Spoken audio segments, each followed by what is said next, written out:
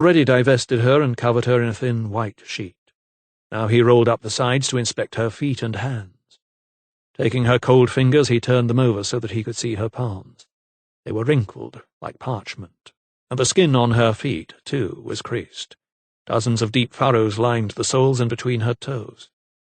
She had been in the water for at least 2 days, he told himself. Next he pressed down on her chest once more, keeping his eyes on her mouth. Just as before, no liquid dribbled from her lips.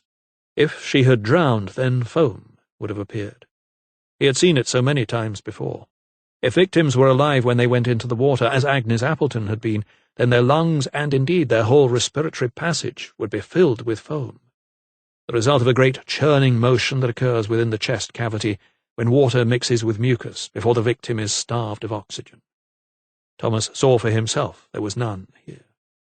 He did not even have to use his scalpel to determine that Lady Thorndyke had almost certainly not drowned. Thomas drew heavily on his pipe and straightened his aching back. He knew he did not have long to examine the body. Sir Henry did not even know that he was conducting a post-mortem, and would be engaging an undertaker within the next few hours. He looked at Lady Thorndyke's hands once more, and in particular her fingernails. They were completely clean. No struggle was indicated. There were no deposits of gravel or mud from the pond bottom. He would have to start from the top, the head. Resting his pipe on a nearby stone shelf, he began to feel the skull. His fingers raked through the still damp hair to the temples, then the crown, but he could feel nothing untoward. It was only when he lifted up the cranium and examined the smooth curve of the occipital lobe that he began to suspect. Quickly he turned Lady Thorndyke over onto her face to take a closer look. Using a comb to part her thick red hair, he could see a deep, livid bruise, almost as long as a man's hand, covering the lower half of the cranium. Reaching for a pair of scissors from his bag, he cut away the hair near the scalp. Then, taking his magnifying glass, he studied it more carefully. The contusion was indeed long, and there was a small cut of less than an inch. Nevertheless, the area was swollen, with a great bulge of fluid protesting underneath. There was something more, too. He peered at the wound more closely. There were 2 or 3 flakes of organic material dotted in the hair. Reaching for his tweezers, he teased them out, one by one, dropping them into a file. Holding the glass tube up to the light, he examined the contents closely. They were leaves of some kind, and definitely not duckweed from the pond. He sniffed at them. There was no perfume. 2 days in the water had but paid to any scent they may once have had. His own back was already aching, and he stepped away from the table to straighten his spine for a moment. The movement made the candle by the corpse flicker, and as it did, the shaft of light caught something reflective. Thomas reached for his magnifier and, leaning over, inspected the wound once more, and there it was. A tiny flake of shiny material embedded deep in the tissue. Grasping his tweezers, he plucked it out and held it to a flame. A piece of glass? A shard of mirror? He dropped the fragment into another file and stood away from the slab. Picking up his pipe, he sucked on it once more.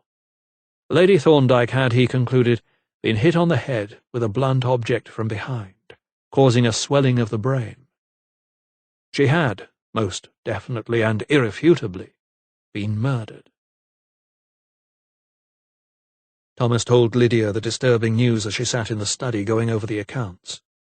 Lady Thorndyke did not drown. Then what? She was hit on the head from behind before she either fell or was dragged into the water. Lydia put down her pen. Murder? I need to return to the lake to look for the weapon that was used, he told her, turning for the door. She stood up suddenly. No, wait, she said. Let me come with you. Thomas shook his head. The fog still lingers, my love. It is not safe to be outdoors for long.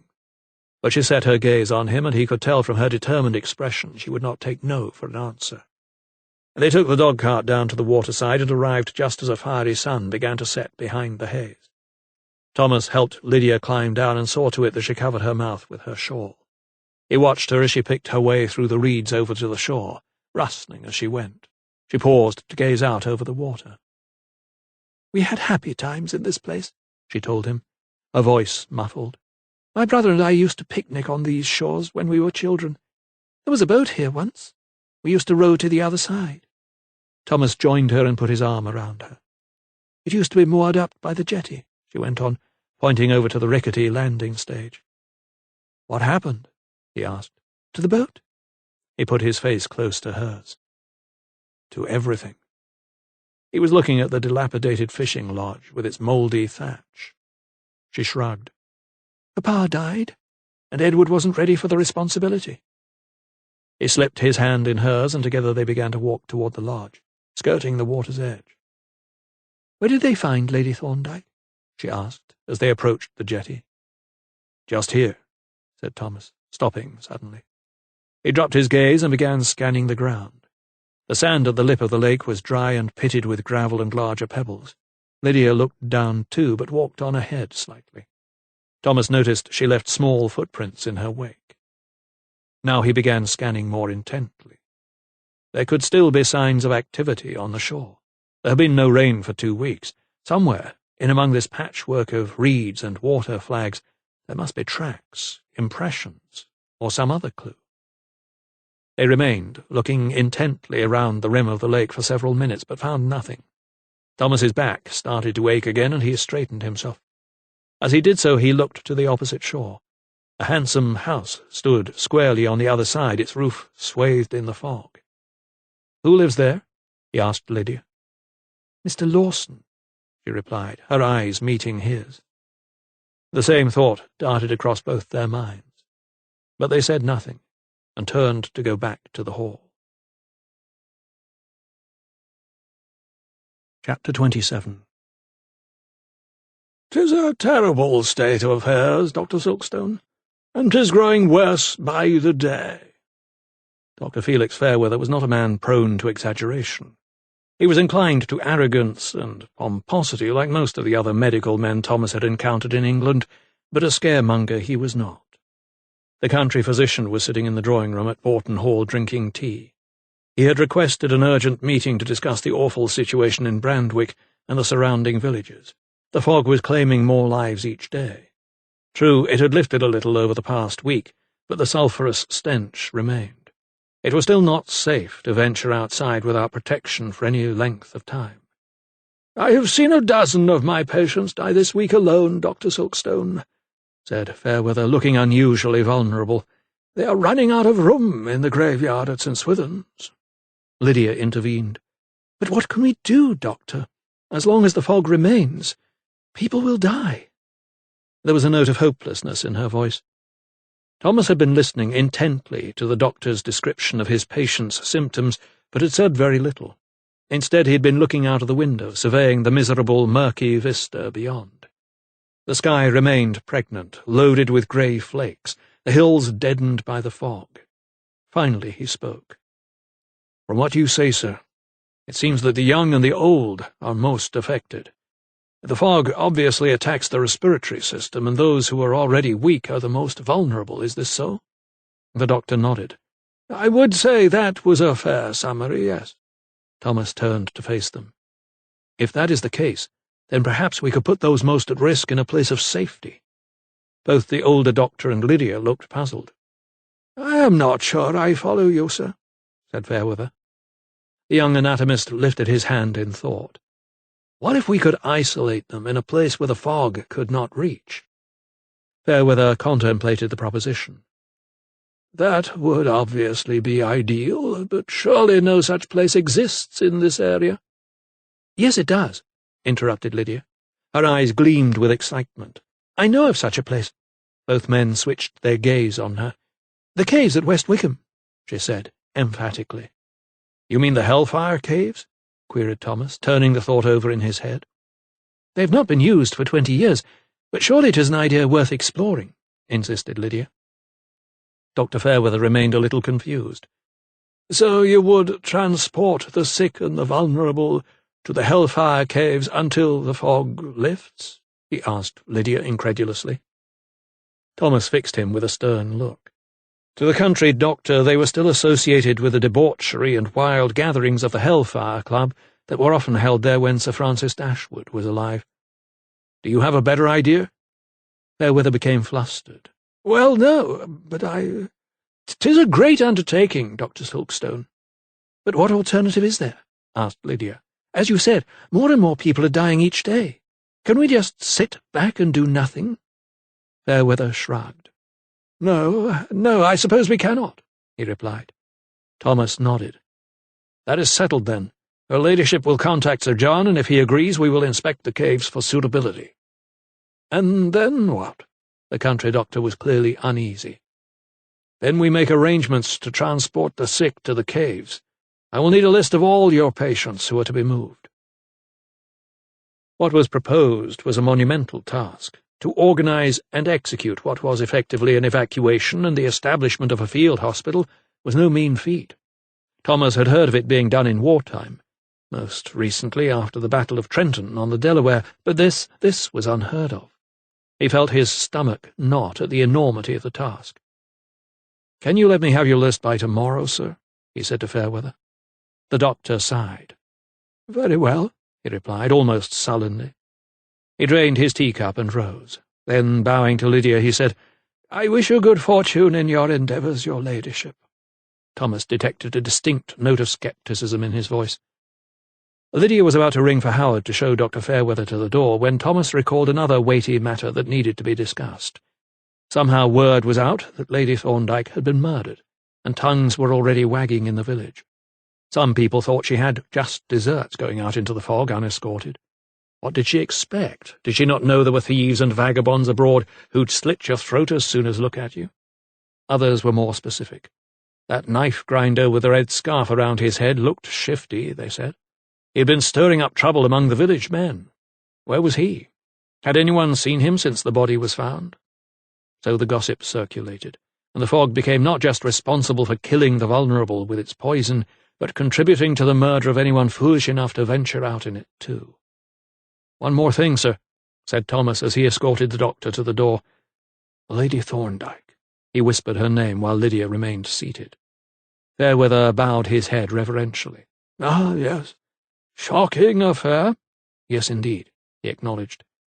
"Did her ladyship have any enemies that you know of?" The doctor raised an eyebrow.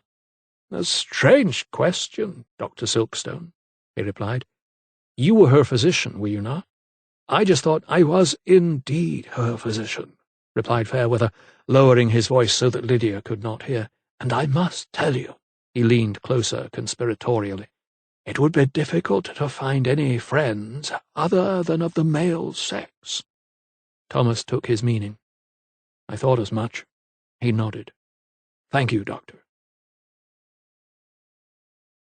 It had been 4 weeks since she lost her husband, and Susanna Kidd was at last feeling a little stronger. She no longer sat for hours in her chair by the empty hearth, remembering and regretting. Her appetite was slowly returning, and she had even ventured into Brandwick to buy what few provisions she could. Lady Lydia had assured her that there was no danger she would lose the cottage, and her skills as a seamstress were still in demand. Even though the sun had not yet set, the light was so poor that she needed to sew by the light of a candle. That evening she was sitting working on yet another shroud when she heard a tap on the window. Startled, she looked up. Standing there, his nut-brown face pressed against the glass, was the knife-grinder. Quickly she rose, quivering with the shock of seeing her unexpected visitor, and hurried over to the door and opened it. "What do you think you were doing?" she scolded, a palm pressed flat on her chest. "Gave me a real fright, you did." The traveller smiled a beguiling smile, showing his white teeth. Under his arm he carried his bindle. "Forgive me, pretty lady," he said, tilting his head. Then, looking beyond her into the cottage, he asked, "Is your husband in?" She took a deep breath and steeled herself to utter the dreaded words. "My husband is dead," she told him.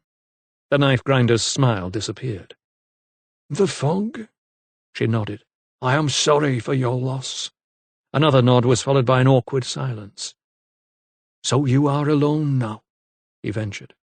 Susanna snorted in disbelief. "You've a cheek," she cried, and she began to shut the door in the knife-grinder's face, but he thrust his boot over the threshold, blocking it. "I mean no harm," he said, gesturing with his hands. "This fog is killing me, too. I've been sleeping in barns and ditches since it came. Please, will you let me in?" He forced a cough, slapped his chest, then smiled at her. For a moment she studied him. His days and nights out in this fog were taking their toll, she could tell that. His eyes were red and watery, and his skin was much paler than before. Was she not a Christian woman?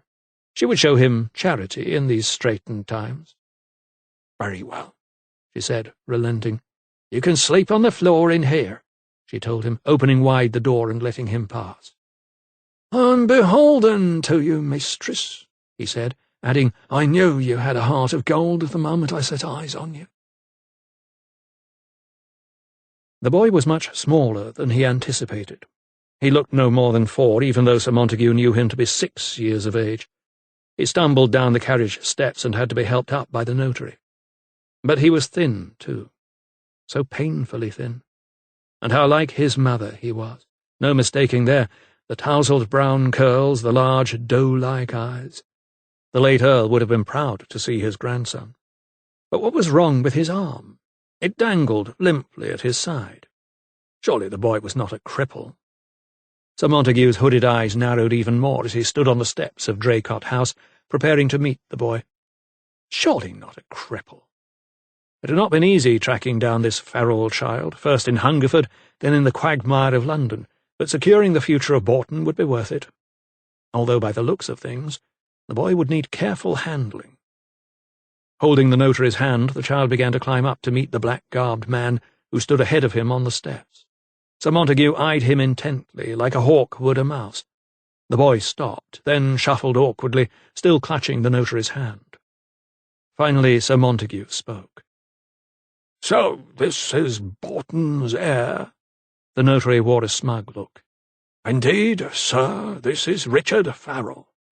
The lawyer bent down, bowing his head so that it seemed to shrink into his shoulders. He extended a bony hand. The child pulled back, obviously afraid, but the notary grabbed his scrawny shoulders. "This is Sir Montague Malthus. You will be staying with him for a while," he explained, pushing the boy forward. Again Sir Montague proffered his hand. This time the child stretched out spindly fingers. His nails were black with grime, and he seemed unsure as to what he should do next. He did not take his hand, much to the lawyer's amusement. "Ha!" he snorted. "He has no manners, Fothergill. We shall have to teach him some." The notary chuckled. "Indeed, sir." "Come," said Sir Montague, turning his great black frame toward the front entrance. "You must be hungry, young man. We shall eat and then we shall talk. There is so much you need to know." Chapter 28. Gabriel Lawson was a worried man. At first light he had ridden out to the farthest acreages and was returning his horse to the stables. What he had seen had not been pretty. The few crops that had not been scorched by the rain or poisoned by the fog were languishing in the fields with no one to harvest them. He had lost 3 more workers that week, and 6 more had been taken ill despite following the American doctor's orders. To add to his woes, the men who could work were afraid to. They were reluctant to leave their homes, and those who would were surly in their manner. They were easy prey for Joshua Pike and his brand of politics. Thankfully, since he had warned him off the estate a few days ago, there had been no sign of the troublemaker. Perhaps he had gone to ground, but somehow he doubted it. He pictured his sullen face, the set of his jaw. There was a contempt for authority in his manner that made him think that he had not seen the last of Joshua Pike. There was talk, too. He had heard the men when they gathered for their small beer in the threshing barn. One of them sowed the seed. Perhaps the knife grinder had killed Lady Thorndyke. Perhaps he had seen her by the lake and tried to take advantage of her. And so the rumours had taken root. He did nothing to quell them. In fact, he helped fan the flames. It diverted attention away from him. If anyone suspected that he and Lady Thorndyke had been lovers, then the law would no doubt be upon him. He recalled, too, an incident on the evening that Julia had arranged to come to his house. She planned to arrive in secret. She said it would be an amusing diversion for her, so bored was she in the fog. When she was late, he went out to the path. It was then he noticed movement in the reeds. Someone was there. A man. But in the mist he had not been able to make out any discernible features. He had called to him. He did not know if he had been heard, but within a few seconds the figure had disappeared down the track. After that he had thought little of it. But now, thinking on it again, perhaps he had seen the murderer. Could Joshua Pike have been the man he saw by the lake that evening? As much as he disliked him for his science and the hold he had over Lady Lydia, he would mention it to Dr. Silkstone the next time he saw him. Returning to the stable-yard, he found Will Lovelock stoking the coals of the brazier. The boy hurried over to him to help him dismount. Lawson noted that Will was pale and that he tried to stifle his coughs as he held his horse by the bridle. Would the boy be next? The steward wondered. He had already been ill once and survived, but he was still vulnerable. "Take the saddle with you, then you can get on with your duties," said Lawson, easing himself down from the horse. "I'll take care of myself." The boy nodded his carrot-coloured head. "Yes, sir," he replied, unbuckling the girth strap. He pulled the saddle off, but the exertion only made him cough even more, and he turned toward the tack-room, struggling with the weight of his load. The yard was now deserted, and Lawson patted his horse and looped the reins over her head. "Come on, girl," he said, leading her into the stable and along to her stall at the farthest end of the block. Her hooves clattered along the cobbles, and her tail swished at the flies that droned all around. She bellowed long and low through her nostrils. Another horse in a nearby stall let out a loud whinny too. The sound masked the footsteps of someone approaching. Gabriel Lawson did not hear anything behind him until it was too late. A few seconds later, all was quiet once more.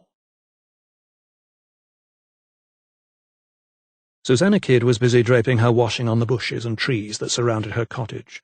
With no sun and barely any breeze, she knew it was an almost futile task.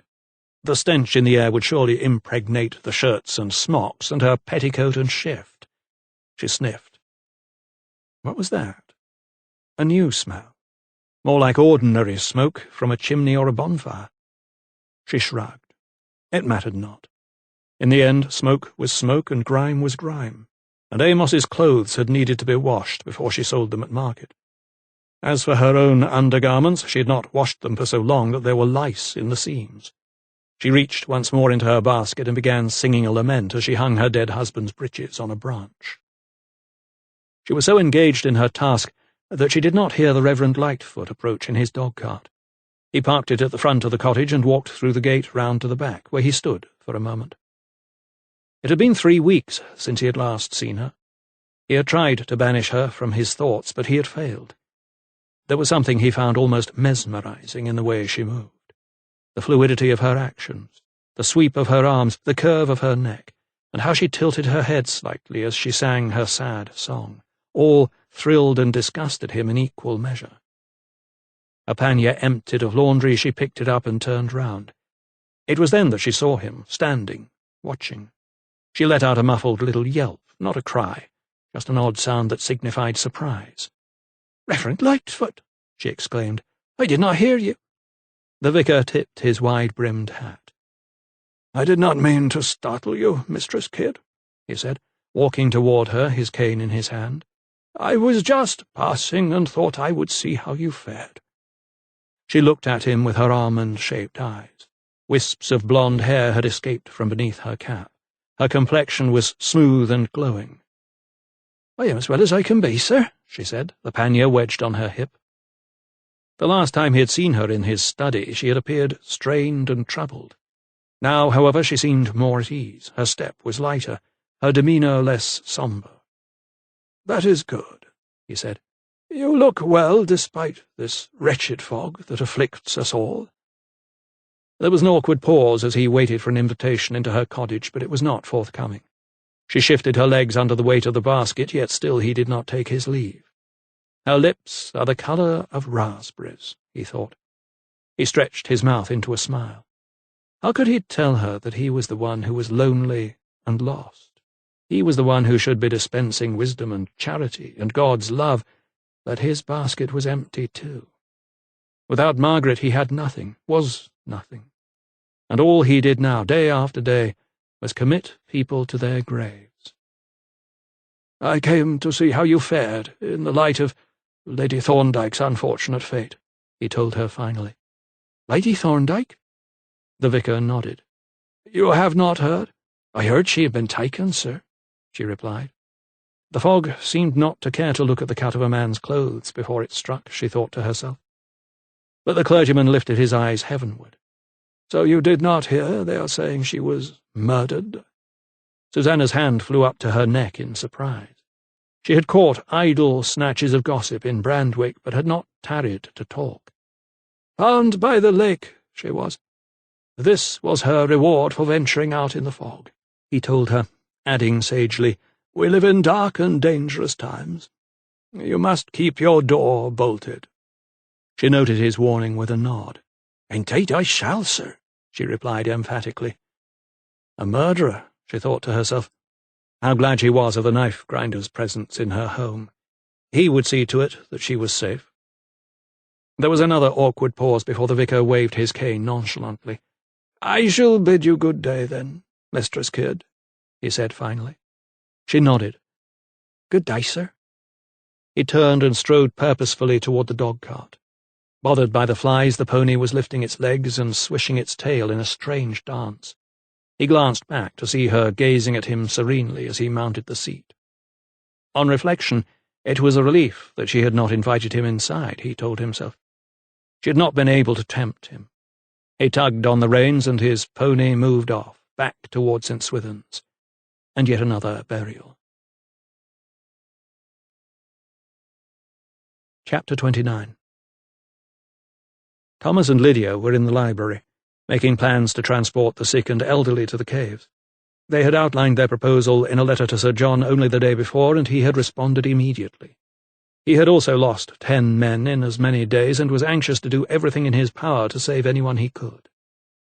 Despite the fact that the caves had not been used since Sir Francis Dashwood's death, they were still safe, and the temperature inside was ambient. He could supply blankets, food, and drink. There was much to discuss regarding the organization of patients. Lydia was animated. Thomas had rarely seen her so energized. She had looked at the records of all those living in the tithe cottages on the estate and had drawn up a list of 23. Some Thomas had treated in the past, so he was familiar with their medical complications. Others, who Lydia assured him were particularly vulnerable, were new to him. "You have worked well," Thomas told her. She gave a little shrug and sighed. "I only wish I could do more. These are just the people at Bourton," she said, waving her hand at the list. Then, as if a kernel of an idea had suddenly planted itself in her mind, she said after a moment, "I will do more." Thomas perched on the desk facing her. "What do you mean?" She looked at him with bright eyes.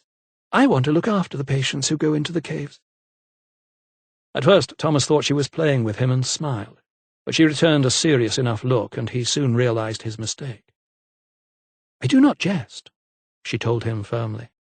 Seeing the sudden ardor in her eyes, he did not doubt it. "I want to help nurse them. If I cannot care for my son, at least let me care for others." Thomas understood he had touched a raw nerve. She was still smarting from the disappointment of their London trip. She had said little, but he knew there was a simmering sorrow inside her. He took her hands in his.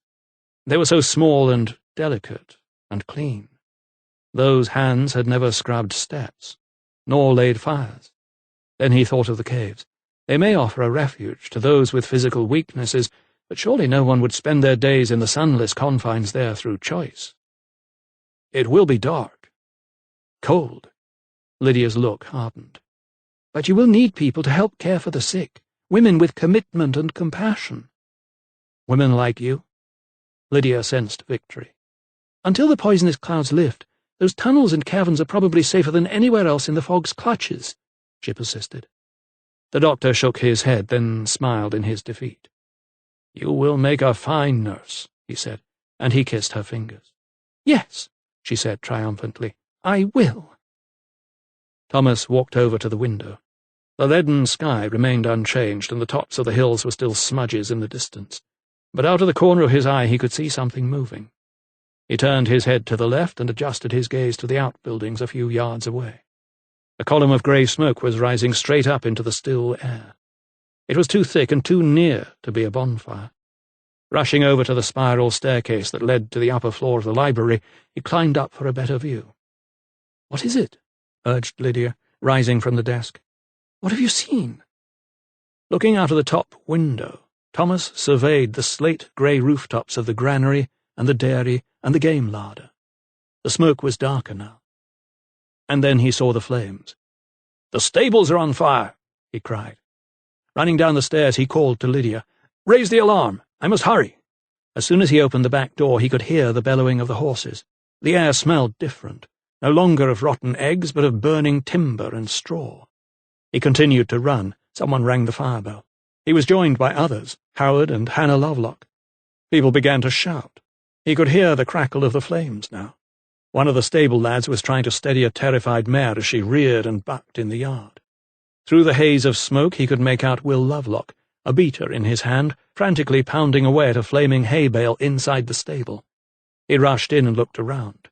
Jacob Lovelock was struggling with another terrified horse, trying to throw a sack over its head so that he could lead it to safety. Flames were licking at the beams overhead. "Get out of there, Lovelock!"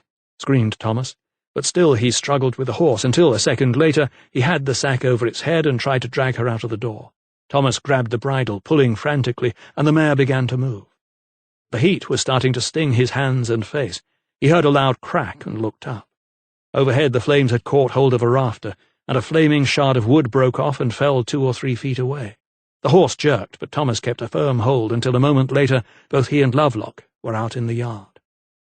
By now 4 or 5 men had formed a human chain and were passing buckets of water from the yard pump. Soon they managed to get the fire under control. The flames spluttered and hissed like retreating snakes, and in less than half an hour only smoking embers remained. Thomas drew the back of his hand across his forehead. His face was covered with smuts, and his mouth felt as though it was lined with ash. The men gathered around him like soldiers waiting for orders. They, too, were caked in soot, and their hair was grey with ash. "Is everyone accounted for?" asked Thomas. The men glanced around, their eyes red and streaming. Their looks darted from one to another, each making mental notes. It was Jacob Lovelock who was the first to realize. "Mr. Lawson is not here, Dr. Silkstone." "Does anyone know where Mr. Lawson is?" asked Thomas. There were garbled voices and muted grunts until Will Lovelock stepped forward. "I saw him, sir. He was in there earlier." The boy pointed a scrawny finger at the blackened building behind him. "But I shouted out as soon as I saw the smoke, and I couldn't see him, sir. There was no one in there, I swear." Thomas sighed with relief. "Thank God for that. And the horses are safe?" "Yes, sir," chorused 2 of the men. "Then we must be grateful," he said, turning toward the stable door. A beam as black as coal had fallen across the threshold, and he stepped over it to inspect the damage. The flames had licked at some of the nearest stalls, but as far as he could tell, the furthest ones had escaped relatively unscathed. He looked up at the ceiling. Some of the blackened roof timbers had cracked and splintered and would need replacing, but they seemed sound enough for the time being. He stepped over a pile of charred wood, picking his way toward the far end, inspecting each stall as he went. Quick thinking on the part of Will Lovelock and his father meant that the damage was far less severe than he feared. Metal bars had blistered and buckled, and beams and joists needed repairing, but with the help of a joiner and a farrier, the stable could be serviceable again within the week. Yet he wondered how the fire had started. He glanced into the yard of the brazier a few feet away. It was glowing white, the coals crumbling and flaky. A spark must have flared and ignited the tinder-dry hay. In fact, everything was so parched that anything in this intense heat could have sparked the blaze, he told himself. Having reached the penultimate stall, Thomas was satisfied that the block was empty. He was just about to turn back to the door when he saw what looked like the heel of a leather boot. A wooden crate, blackened but not burned, stood in his way. He kicked it to one side and moved forward. There, lying face down in the hay, was a man. Reaching down, he felt his neck for a pulse. There was none. It was then that he turned the body over to confirm what he feared. It was Gabriel Lawson. They carried the corpse to the game larder and laid it on the slab. Lawson's coat was dirty with cinders and ash, but mercifully the fire had not touched him. In medieval times in Europe, Thomas had read that friends of condemned heretics used to bribe the executioner to place a sticky brick of poison in among the faggots near the heels. When ignited, deadly fumes were released that killed on inhalation, saving the prisoner the terror of the fire. Thankfully, it seemed that Lawson had been spared the flames. Smoke inhalation must have killed him, thought Thomas. He would have breathed in fumes, which would have caused pulmonary irritation and swelling. his suffering would have been short-lived. Word would be sent to Sir Theodosius, but he did not anticipate his coming. The Oxfordshire coroner had informed the magistrate of Thomas's findings on Lady Thorndyke. The steward's death, however, appeared much more straightforward. The fog had indirectly claimed another victim. There was no need for an autopsy. Thomas would simply give the body a cursory examination, then release it for burial. In the undignified surroundings of the game larder, Thomas stood over Lawson's corpse. He imagined his trachea and bronchial tubes as black, sooty passages. The lungs, stripped of soothing mucus, would be raw and inflamed. Death would have been relatively quick. There would have been a degree of burning in the nostrils and mouth as Lawson gulped for air. This would have been followed by an intense pain in his chest as he struggled to breathe. However, such agony would have lasted only seconds, and unconsciousness, due to asphyxiation and possibly poisoning, would have followed. He recalled an ancient form of execution whereby a criminal was shut in a bathing room with smouldering coals. He had not found Lawson an agreeable character, but he would never have wished this death on his worst enemy. So, he would be spared the knife. Thomas would simply give him a superficial examination, beginning with the head. The unkempt curls were full of ash and soot. With his fingers he probed the skull underneath. The ridges of the temporal and parietal lobes seemed in order, but it was when he turned the corpse over, just as he had done with Lady Thorndyke, that he found an anomaly. Once more there was a large swelling on the occipital lobe. Thomas's heart began to race. He parted the hair. The skin was not broken, but there was a massive contusion. Lawson, it seemed, had been struck a blow to the back of his head. Taking out his magnifying glass from its case, Thomas inspected the wound more closely. There they were again, those odd flakes around the wound. He retrieved one of them with his tweezers and looked at it closely under his glass. Could it be part of a desiccated leaf? He asked himself. He sniffed it, and, to his amazement, he detected the faint whiff of rosemary. Hurrying out into the yard, Thomas marched over to the burned-out stable. Climbing over the beam by the door, he edged his way to the farthest stall once more, stepping over a metal pail and a leather nosebag. A number of tools hung on the end wall: hoof-picks, rakes, brooms, and a long-handled shovel with a wide, flat blade. Any one of them could have been the murder weapon, and now that they were all covered in a thin film of ash, there was no way he could be sure which, if any, was used to execute Lawson. From one of the back doorways he heard a noise and looked up to see Lydia standing outside, huddled in her shawl, holding a corner of it over her mouth. She was surveying the devastation. Thomas called to her, "You should not be here. 'Tis dangerous." She took no notice and remained rooted to the spot, gazing all around at the blackened beams and charred roof timbers. He made his way back along the cobbles to join her. His eyes were smarting and his throat was dry.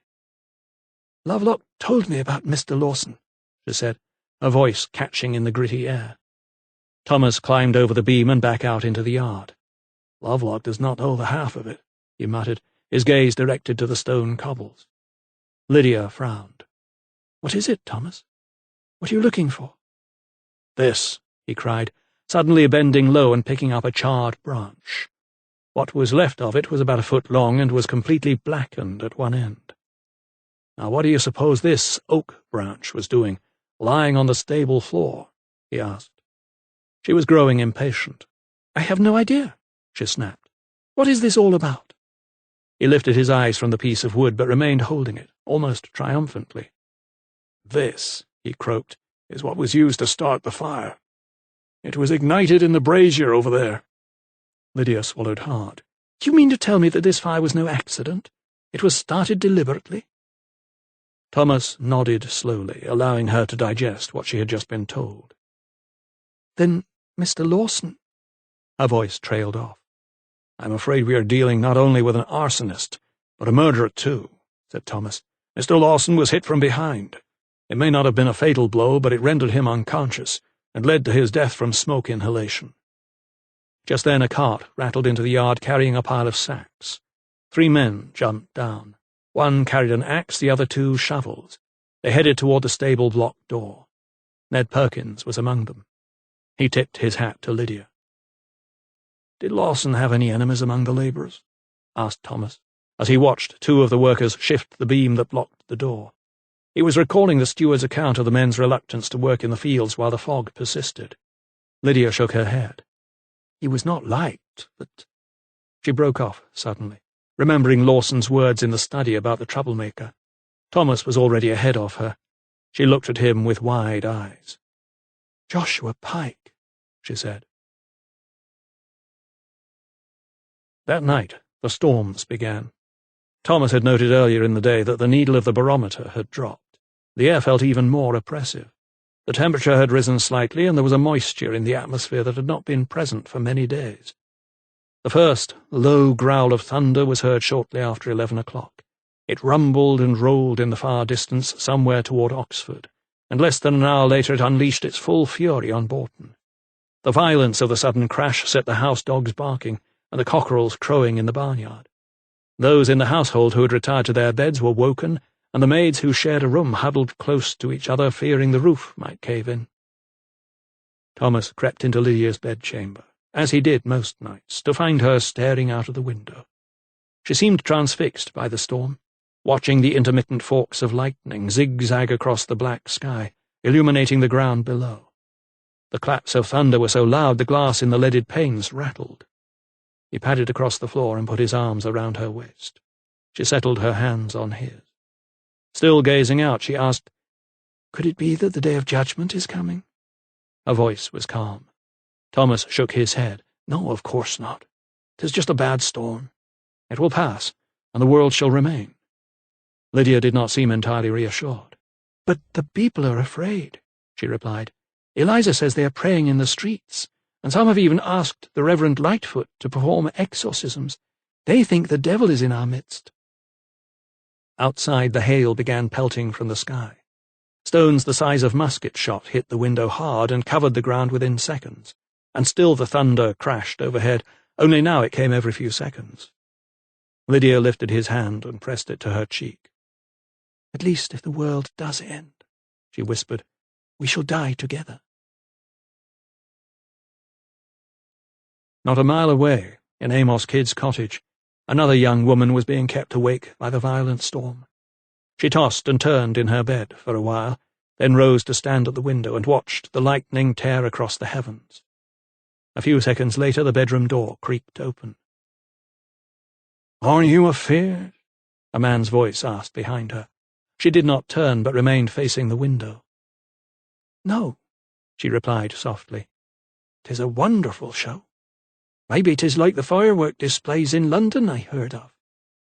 The man sidled over to where she stood and, resting his chin on her shoulder, put his arms around her waist. She tensed and let out a short stab of sound, a convulsion of pleasure, not pain, before relaxing into his embrace. She knew that she would not be spending the rest of the night alone.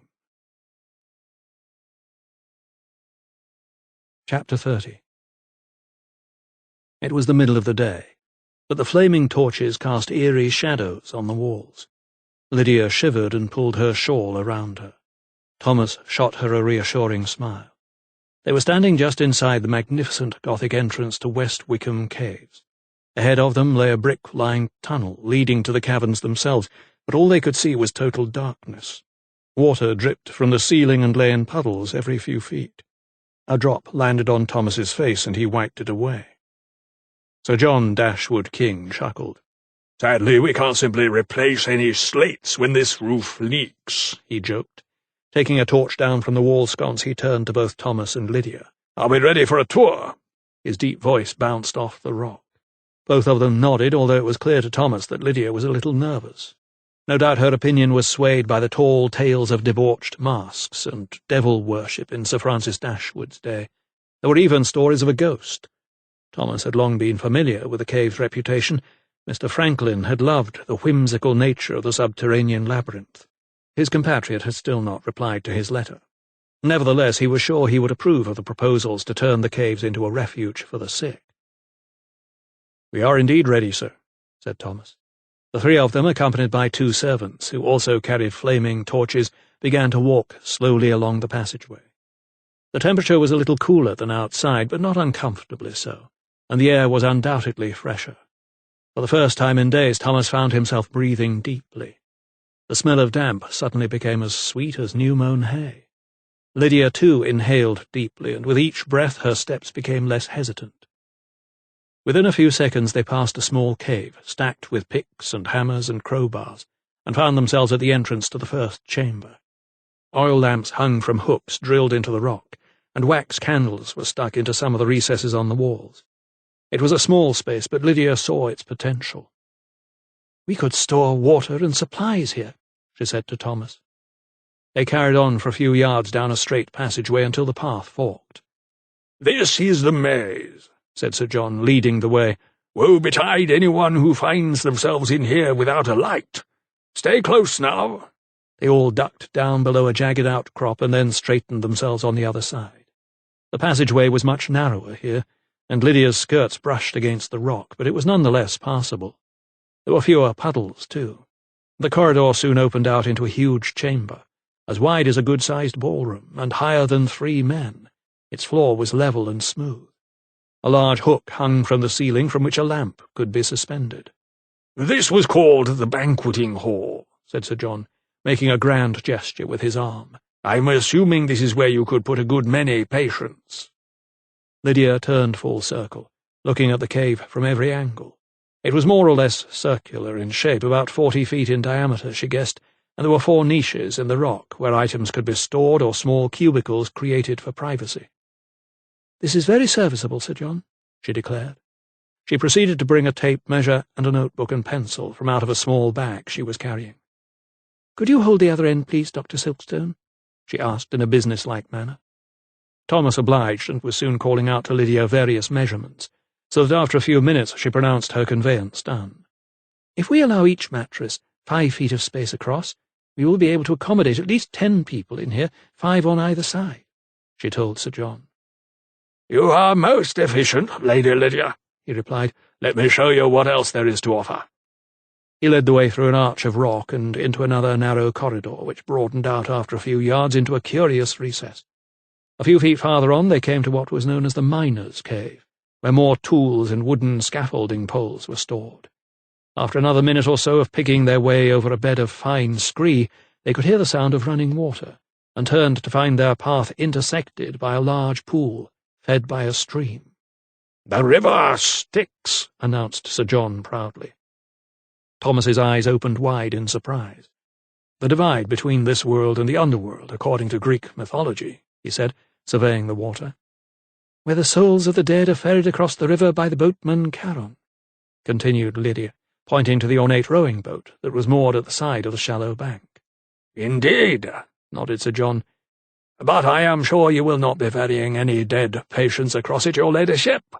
He tried to make light of the analogy, but the thought made Lydia uneasy nonetheless.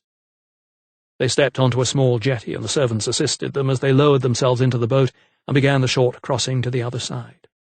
Lydia trailed her hand in the clear water. She could see the bottom and estimated it was only knee-deep. Nevertheless, it was icy cold. "Where does the source rise?" asked Thomas as the boatman progressed into the centre of the river. "About a mile away, underground," replied Sir John. "So it is fit to drink?" asked Lydia. The baronet beamed. "Yes, you have a plentiful supply of fresh water." They were now 300 feet beneath the church with its golden orb on top of the hill. Above them were thousands of tons of chalk. The boatmen moored up and they alighted on the other side. The deeper they went, the lower the temperature fell. Lydia tucked her hands into her shawl and stepped out onto terra firma once more. They had crossed the river Styx. Moving ever deeper into the caves, they skirted a large boulder that lay on the path.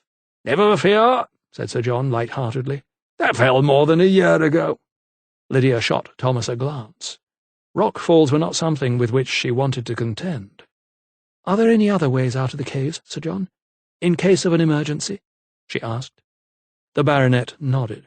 "Yes, the miners hacked some crude steps over there," he said, pointing his torch to a small recess to their right. "It's a steep climb, but it brings one out near the church." Lydia made a mental note of the place, but prayed she would never have to use it. Walking on a little farther, they finally reached the inner temple, a large round chamber that marked the end of the cave system. Lydia looked about her. "This is where the notorious Hellfire Club held some of its meetings," declared Sir John. Thomas's father had heard first-hand of the club's antics from Mr. Franklin himself, how the ladies wore masks so as to remain anonymous, and were required to have a lively disposition. "I believe it will serve our purpose well," he replied, looking at Lydia. She had already brought out her tape measure and notebook again. While this chamber was not as big as the other, its shape meant that better use could be made of its space. "I think a further 8 patients might be accommodated here," she announced a few moments later, after taking more measurements. "I am only sorry it cannot be more," lamented Sir John. Thomas thought of the dozens of sick both he and Dr. Fairweather had seen over the course of the last month. The labyrinth of tunnels and chambers offered the only hope of helping the most vulnerable. At least now he hoped a few more lives could be saved.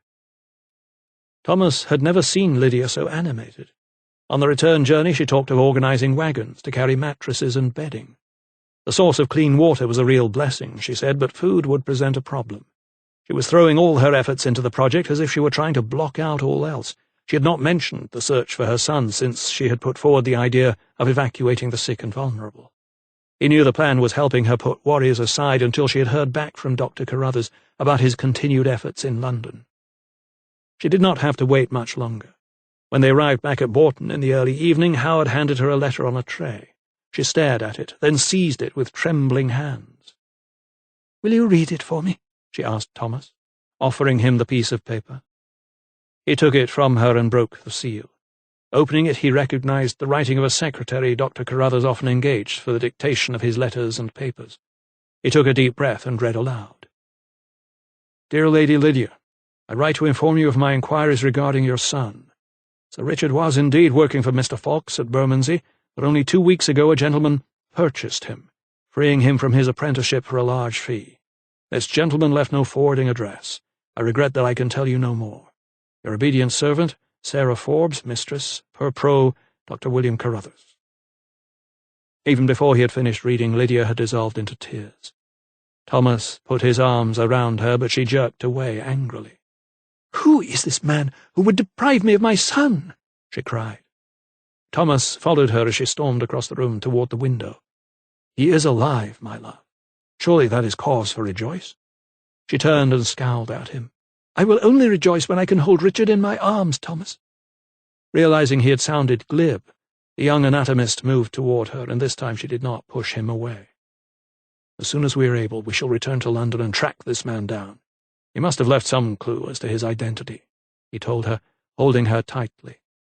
She gazed up at him. "I will not give up, Thomas," she said. "I will never give up until my son is here with me, where he belongs."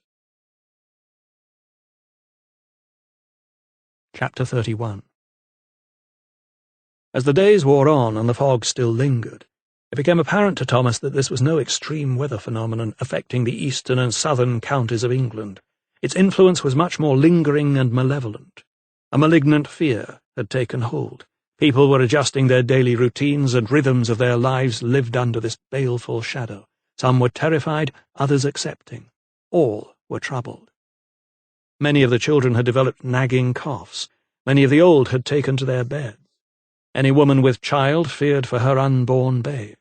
Sheep in the fields developed sores under their wool and were hemorrhaging and dying where they lay, their carcasses picked over by red kites and crows.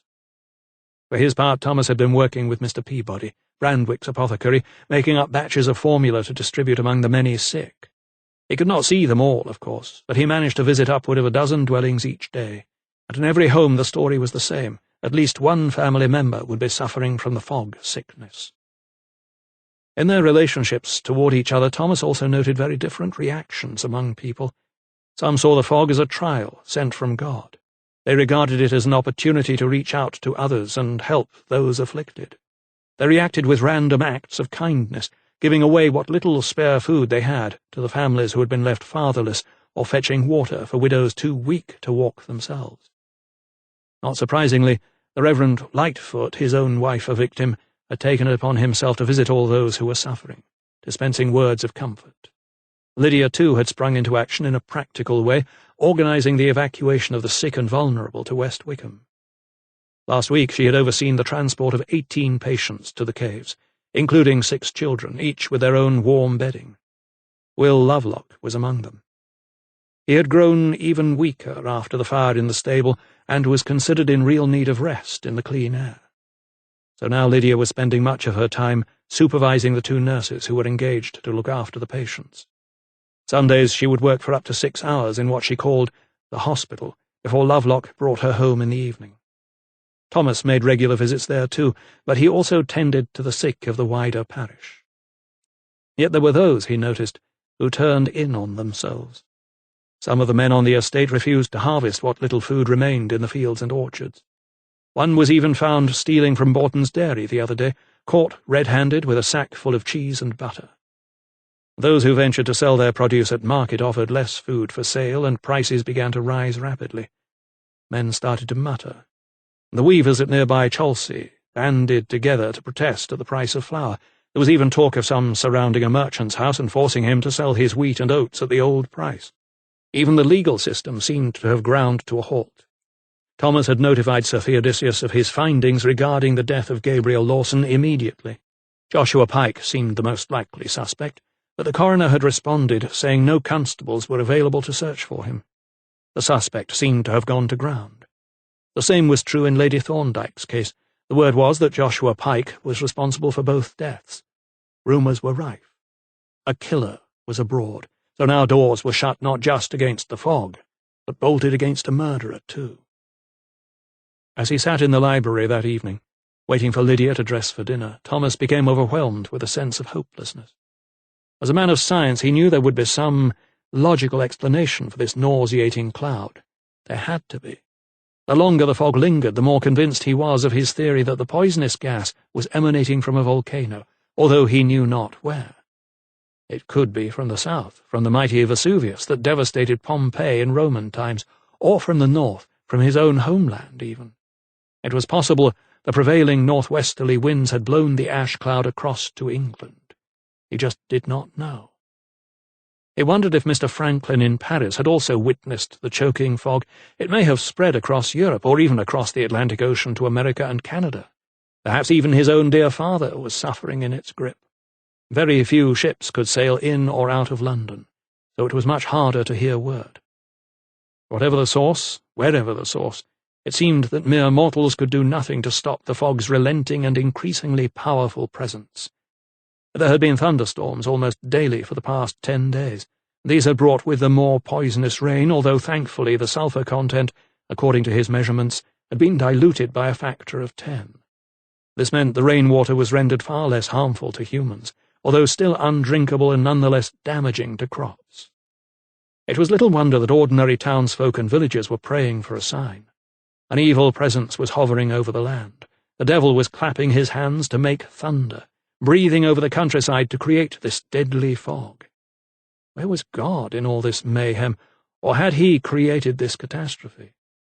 There were stories of people filling market squares to pray.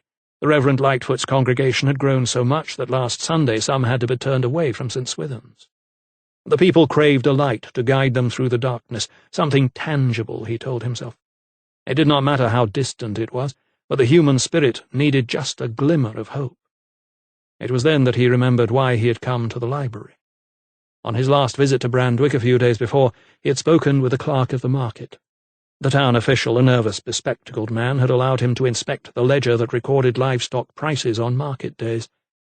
Thomas had made a note of the accounts submitted most recently for Borton's use, but had not found the time to check them against the estate's own records. Now that he knew Gabriel Lawson had been murdered, he decided to see if they tallied. Opening the Borton ledger, he immediately recognized the dead steward's scrawling, unkempt hand that he had seen Lydia trying to decipher on many occasions. Next, he produced his own notebook. He was not surprised by what he found. Borton's sheep had been fetching several shillings more per head than Lawson had recorded. Lydia walked into the library a few moments later to find Thomas still at the desk.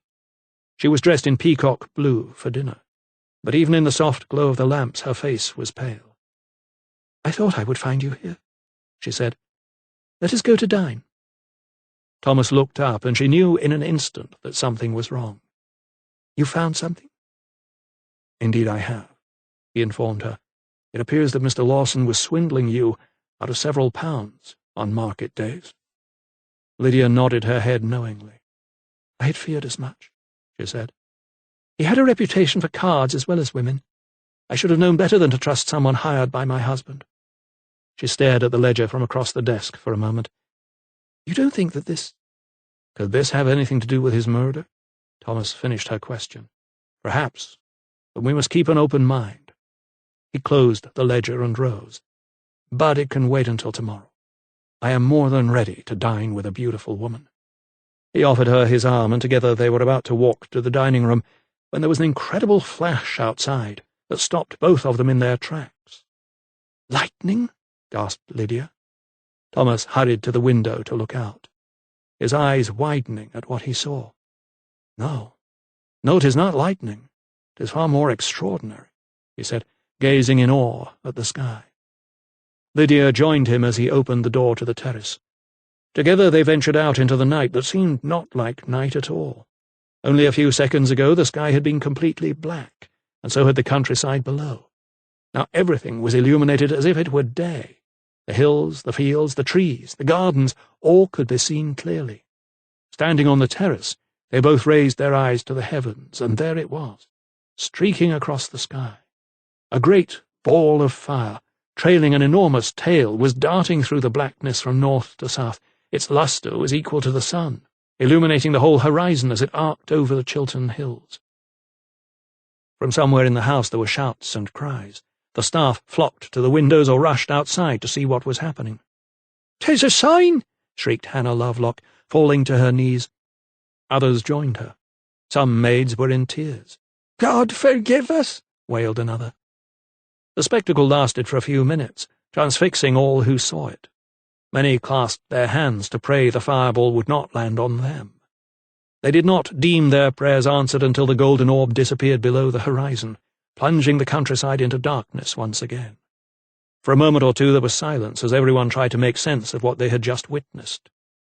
Thomas turned to see about a dozen members of the household, from Howard and Mistress Firebrace to the lowest of the scullery maids, gathered either on the terrace, on the steps, or in the gardens below.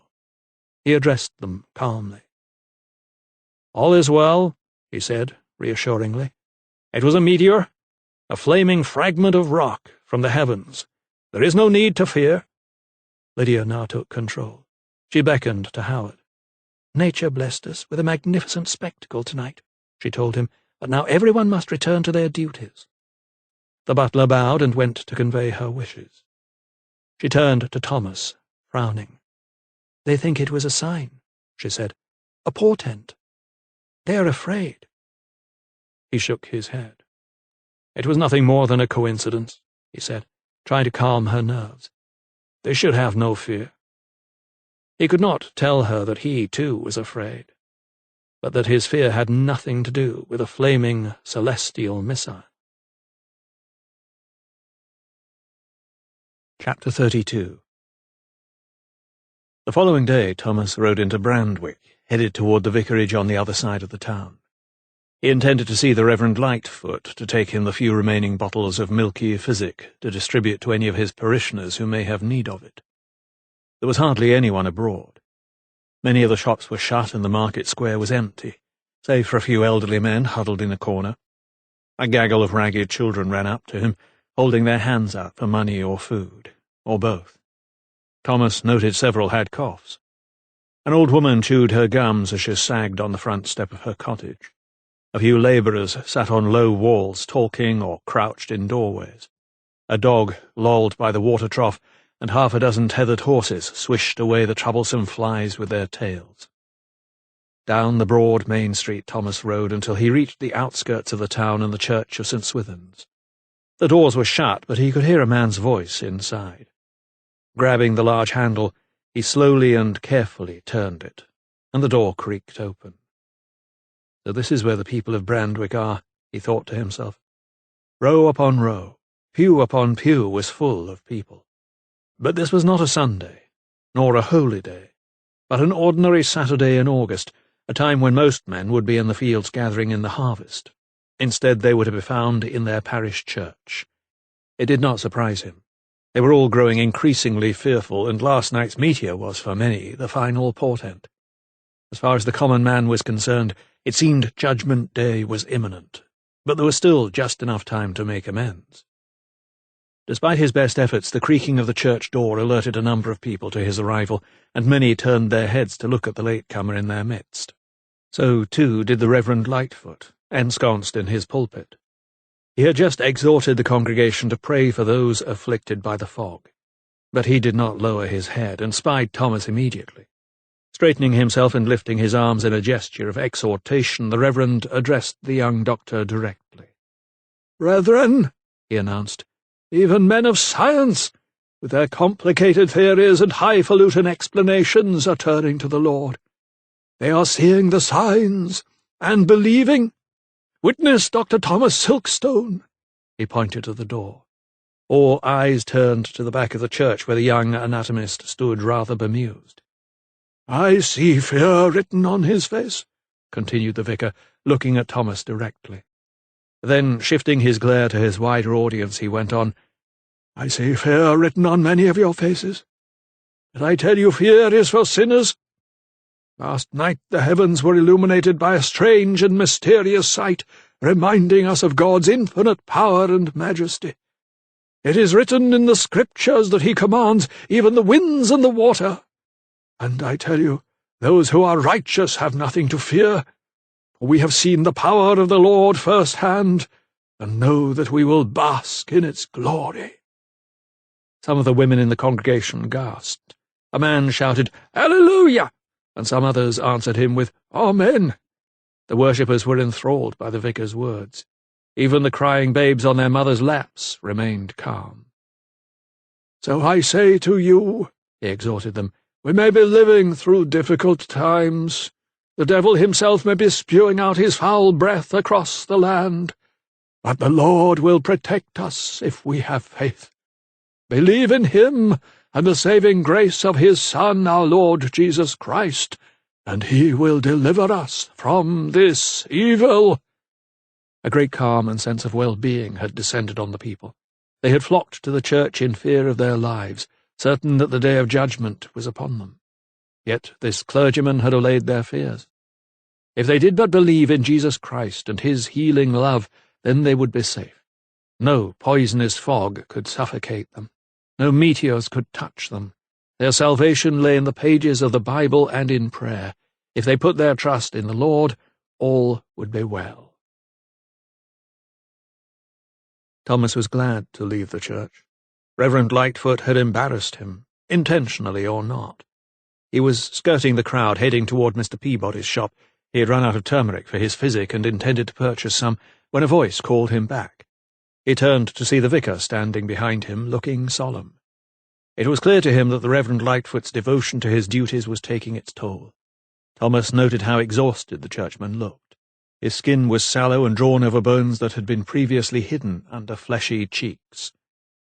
"Forgive my forthrightness in church, Dr. Silkstone," he said. Thomas was momentarily taken off guard. "There is no need to apologize, sir," he told him. "I am glad you feel that way." He paused, and it was clear to Thomas that there was something more he wanted to say.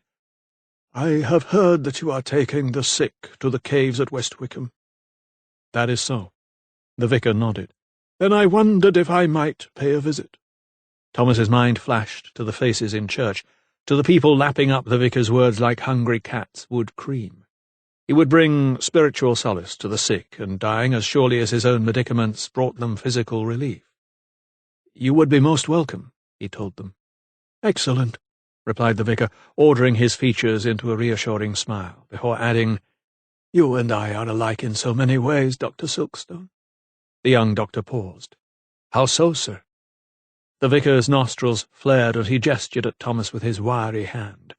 "You are a physician of the body, I of the soul," he said with a shrug. Thomas let the remark pass. Chapter 33. "What ails the boy?" Sir Montague Malthus looked slightly disdainfully at the small child, lost in the billowing white pillows on the bed below him. His broad black shoulders were hunched over so that he looked even more like a crow eyeing carrion. The nursemaid answered him matter-of-factly. "He has the fog sickness, sir, like so many." She was a plain, no-nonsense woman with a frizz of ginger hair whom he had hired to take care of the boy, yet he had not anticipated this. Young Richard Farrell lay half awake, half asleep. His dark brown hair was plastered to his forehead with sweat, and his skin was the bluish grey of marble. Now and again he raised his ruffled head to cough. He had his mother's delicate features. The same nose, the long lashes, mused Sir Montague. A weak child, but handsome none the less. His early years had certainly left their mark on his physique. Regular hot meals and cold baths were surely required to toughen him up. The nursemaid held a spoon of sugared water to the child's lips and dripped it into his mouth. Half opening his white lids, the boy fixed his gaze on her for a moment. His pink tongue appeared and lapped at the liquid like a cat's, but then his head turned and lolled to one side. Sir Montague's lips curled, and he sighed. "As much as I loathe the thought, we might need to call a physician to bleed the child, might we not?" Smoothing the coverlet, the nursemaid nodded. "A good bleeding might purge him of the fever," she said thoughtfully. The lawyer looked annoyed. This was not what he had bargained on. He should never have let the child roam in the grounds while the fog lingered. He should have kept him indoors. That was his mistake. Still berating himself, he was about to leave the room when he spotted Fothergill hovering in the corridor outside. He found his manner most annoying, but he was nevertheless efficient and had done well in tracking down the boy. "What is it, man? Have you the papers?" he snapped. The notary sprang forward. Under his arm he carried a large scroll, and in his hand a leather wallet. "They are all here, sir," he said. "They merely await your signature." Sir Montague raised his arm like a great wing and motioned to the notary to follow him downstairs to his study. "And a messenger is to take them to Chancery?" Fothergill scampered after his master as he walked quickly down the stairs. "He is waiting as we speak, sir." "Good," said Sir Montague, flying into his study and seating himself behind his desk. Fothergill laid the rolled parchment out in front of him and held it flat on either end with paperweights. Sir Montague dipped the nib of his quill into the inkpot. "Your signature here, sir, if you will," said Fothergill, pointing to a blank under the script. "And again, here," to another, smaller piece of parchment. Sir Montague obliged, and Fothergill blotted the writing. "'Tis done," concluded the master with a satisfied grin. "Now all we can do is wait." Fothergill scooped up the papers from the desk. "I am afraid, sir, the court is notoriously slow, especially in the case of wardships." Sir Montague was all too well aware that what his clerk said was true. His hand fluttered in the air. Then he thought of the child upstairs, weak and listless in his bed. What if his condition worsened? There was many a man on his own estate who had dropped dead in the fields from the fog sickness. Yet he still liked to think that his own standing among his profession carried a good deal of weight. His peers would no doubt hurry through the application. Time, he acknowledged, was not on his side. He only hoped the permission he sought would be granted before it was too late. From Brandwick, Thomas rode back toward Boughton Hall. There were calls he needed to make on the estate. Thankfully, those in most need, Mother Blackwell and Will Lovelock, to name but two, had been transported to the caves, and their conditions were, according to Lydia, much improving. He reached Amos Kidd's cottage shortly after noon and found Susanna stitching at the window. She rose to open the door as soon as she saw him tether his horse. "Dr. Silkstone," she greeted him. She managed a smile, but it was clear to Thomas that she had been crying. Her lashes were wet with tears and her eyes red and puffy. "I am come to see how you are faring, Mistress Kidd," he told her. She let out a little sigh. "As well as any widow, sir," she replied. He nodded understandingly. He had seen so many young women in her predicament in the past few weeks. "I'm also come to warn you to keep your door locked." "Against the fog, sir, or against the murderer?" "Or murderers," replied Thomas. Her eyes widened. "You best come in, sir," she said. Thomas walked into the small, low-ceilinged room. A feeble fire spluttered in the grate. On the table was a pile of sewing, sheets and pillowcases from the hall that needed repairing. Susanna motioned him to a chair by the hearth, and he sat. "You talk of Lady Thorndyke, sir. Surely there's not been another murder?" she asked, settling herself down in a chair opposite. Thomas looked grave. "I'm afraid so. Mr. Lawson." She frowned. "How, sir?" "A blow to the head. volunteered Thomas. "Then the murderer set fire to the stables." "Set fire?" she repeated uneasily. "The stables were on fire? When was this?" Thomas paused to recollect. "Last Thursday, in the morning. Why, Mistress Kidd? Did you see or hear anything suspicious?" She turned to gaze at her own fire as it flickered weakly. She had only just started to lay the grate again, heat water, cook proper meals. Now that she was no longer alone, she took more care. He could see her mind working, but she remained silent. "They are looking for a traveller, a knife grinder by the name of Joshua Pike." Her face suddenly tightened, and the colour deserted her cheeks. She switched her gaze downward. "Did you see something, Mistress Kidd?" She remained staring at the floor. No, nothing." "Lady Lydia is offering a 10-guinea reward for any information that will lead to his capture. There are posters up in Brandwick and beyond." "And why would this Joshua Pike want to kill Mr. Lawson?" There was a tone of indignation in her voice, and she flashed an angry look at Thomas. "They say he was making trouble among the workers, and had threatened him." The fog seems to have both blinded and deafened any potential witnesses, thought Thomas, as Susanna's pent-up anger simmered a little longer. After a moment's reflection, she forced an insipid smile. Whatever she had decided in her own mind, she was not about to share her thoughts with him. Instead, she simply said, "I shall take care, sir."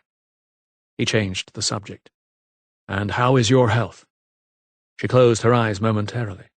"My head aches, sir, same as everyone's round here.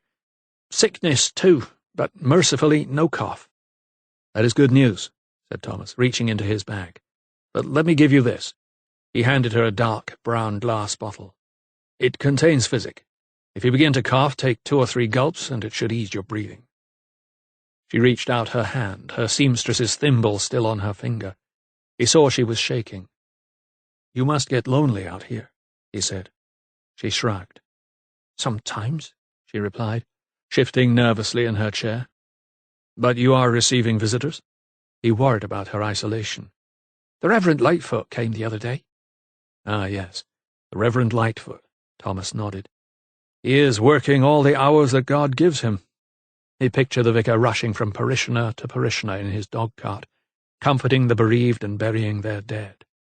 His eyes were constantly streaming from the fog, his large nose running, yet he exuded a reassuring calm, despite his own personal tragedy. Susanna gathered a smile.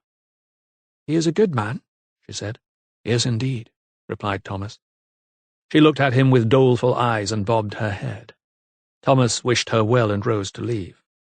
"And remember, do not open your door to any strangers." She nodded. "I will remember," she said. She watched the young doctor mount his horse and ride off down the track. In the bedroom, Joshua Pike had been listening. He walked back into the main room wearing an anxious expression. He seemed both troubled and vulnerable. "I swear I didn't kill no one," he told her. "I'm no murderer." For a moment she stood still, just looking at him, studying his features. The dark eyes, the nut-brown skin, his strong jaw, and the mouth that, when it widened, opened into the most beguiling smile she'd ever seen in a man. "I know you are not," she told him, walking toward him with her arms outstretched. Chapter 34. Lydia woke to reality that morning after a dream that was both beautiful and terrible. In it she had been with her son. They were walking hand in hand in the sunny orchard at Bourton, talking and laughing. She had bent down and kissed him on the forehead. His eyes were large and brown, and his hair tumbled in curls around his moon face. He was just looking up at her when a great shadow blocked out the sun, and when they both lifted their gaze, a man was standing there dressed in black. She did not recognize him, but he opened his arms and snatched Richard away. The child screamed. She screamed too, and her screams woke her. She sat up suddenly and realized that she was in her own bedchamber. Eliza rushed in to find her mistress panting and distressed. "Your ladyship," she cried, hurrying over to the bed. Lydia waved her hand. "A dream, Eliza, a nightmare. All is well." The maid looked at her mistress knowingly, aware she had endured the same nightmare at least once every week since her return from London. Although Lydia had not confided in Eliza, she was sure the dream involved Richard. The maid, too, had been suffering since finding her sister dead by the Thames. The image of Agnes lying drowned in Thomas's arms would remain with her forever. It was another thread of tragedy that seemed to be drawing the two women closer together. Remembering that Reverend Lightfoot was due to visit the caves that day, Lydia dressed hurriedly. These days she kept her garb as simple as possible. She dispensed with panniers in favour of just a simple underskirt, stays, and a chemise. On her feet she wore her overshoes. The caves were slippery as lard underfoot, and her heels could easily get caught in the cracks and crevices in the rock. She had also taken to carrying a fabric bag with a drawstring around its neck. In it she kept items she found essential for her work, a flint for lighting candles, a phial of smelling salts, and sundry other items that were proving so useful to have at hand when caring for the sick. She found Thomas waiting for her in the hallway, and together they walked outside, where Lovelock was ready with the carriage. The sun was still blocked out by the veil of fog that hung over the hills and valleys. The fields were now all brown, and the carcasses of dead sheep were dotted around. The grain had withered on the stalks and the fruit on the bough.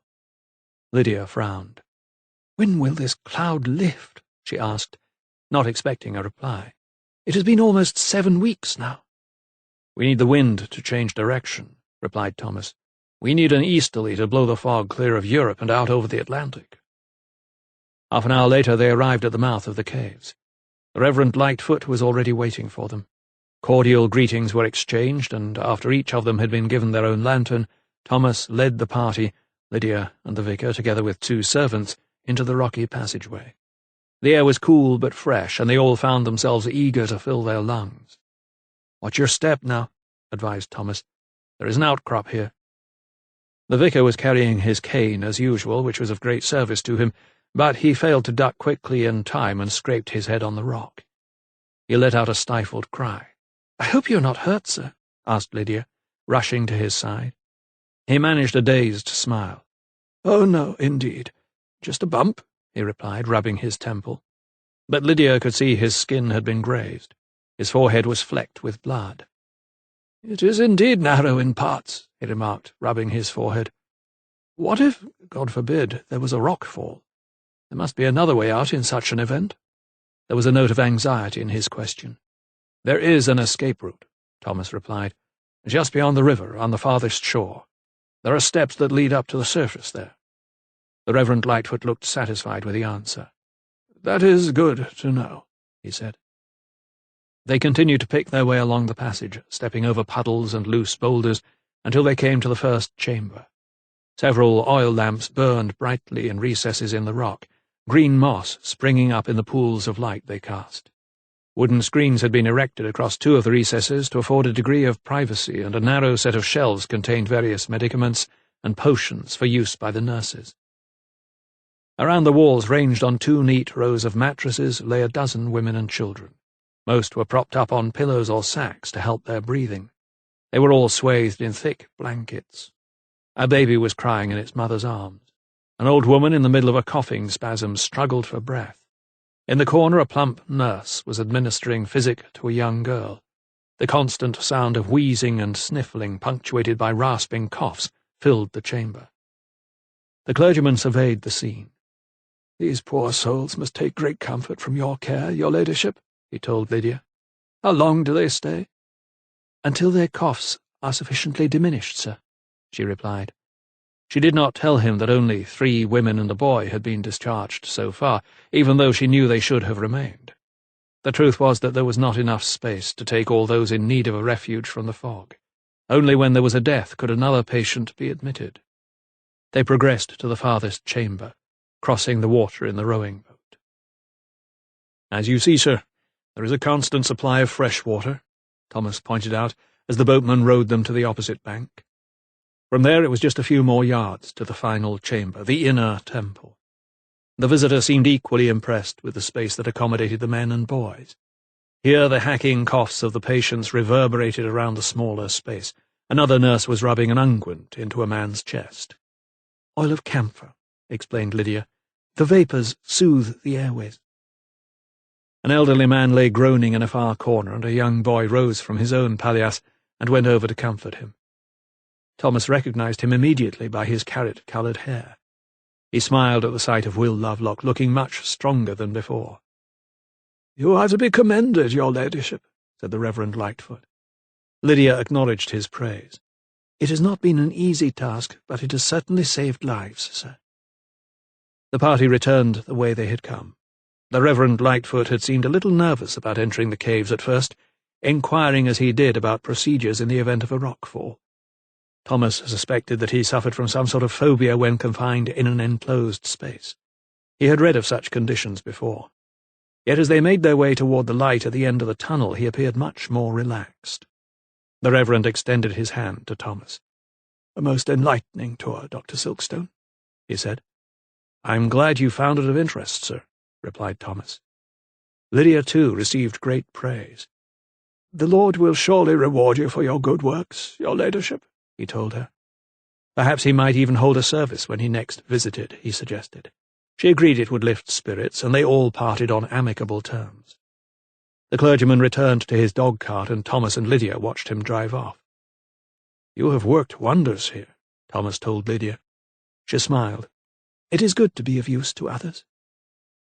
He knew that her service to the sick helped her forget her own pain and longing for her missing son, as well as alleviate his own burden. As well as caring for the sick, he had other work to do. 2 murders had been committed, and at the moment it seemed he was the only person in authority anxious to discover the perpetrator.